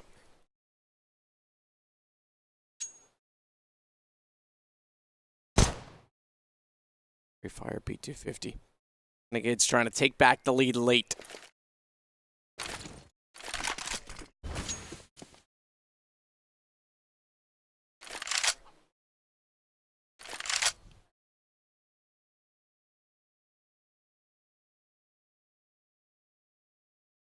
Grunge still just holding on. Yeah, this is a formality at this point. We always talk about these rounds with the Glocks. If they can get anything done, find any kills or get a bomb plant, then that's the best thing that they could possibly look for. But right now, if you were a betting man, which I'm not, Renegades would be up 14-13. They also want to bait out utility. We talked about that. But realistically, that's just a stat padding exercise for Azza and Liaz, who've combined for the last 4 kills of the round. 14 on the board, round number 28 about to go head-to-head, and a pause will come out. Yanko and Nico have to talk through their options. Yeah, no question that they do. Needs to be done, needs to be discussed, because they're running out of time. This is map 3 of a best-of-3. Winner of this through to the playoffs on Friday. Some time off to practice. Or eat hot pot, whatever you prefer. Any type of Chinese food for that matter. It's all delicious. It's good. I know it was Korean barbecue, but still it was in China today. That was quite nice. That was breakfast, and I haven't eaten anything since, and I'm still not hungry. I'm hungry now. I'm going to eat something after this game. That's for sure. And so are Renegades, I assume. Or Faze. I think they'll both probably eat. Maybe we could all go out together. That would be... Wouldn't that be nice? It's almost too nice. I don't think that can happen. Yeah, I don't think so either. But what isn't nice is Adren needing to make a compromise in this round. He has the UMP. Let's see if there's a strategy that's been unfolded, unraveled, and carried out via orders to the troops here. Renegades leading 3 players over towards the B-bomb site to lock down any rush early, but that's going to put a lot of pressure on Gratisfaction and Liaz if they're executed on here. Fortunately for them, this is a slower approach. No AWP for Guardian. Spam back through Banana just to make sure that, yes, we are watching this part of the map. Yes, you need to continue to expend utility down here if you are the Renegades. You're not getting this for free, says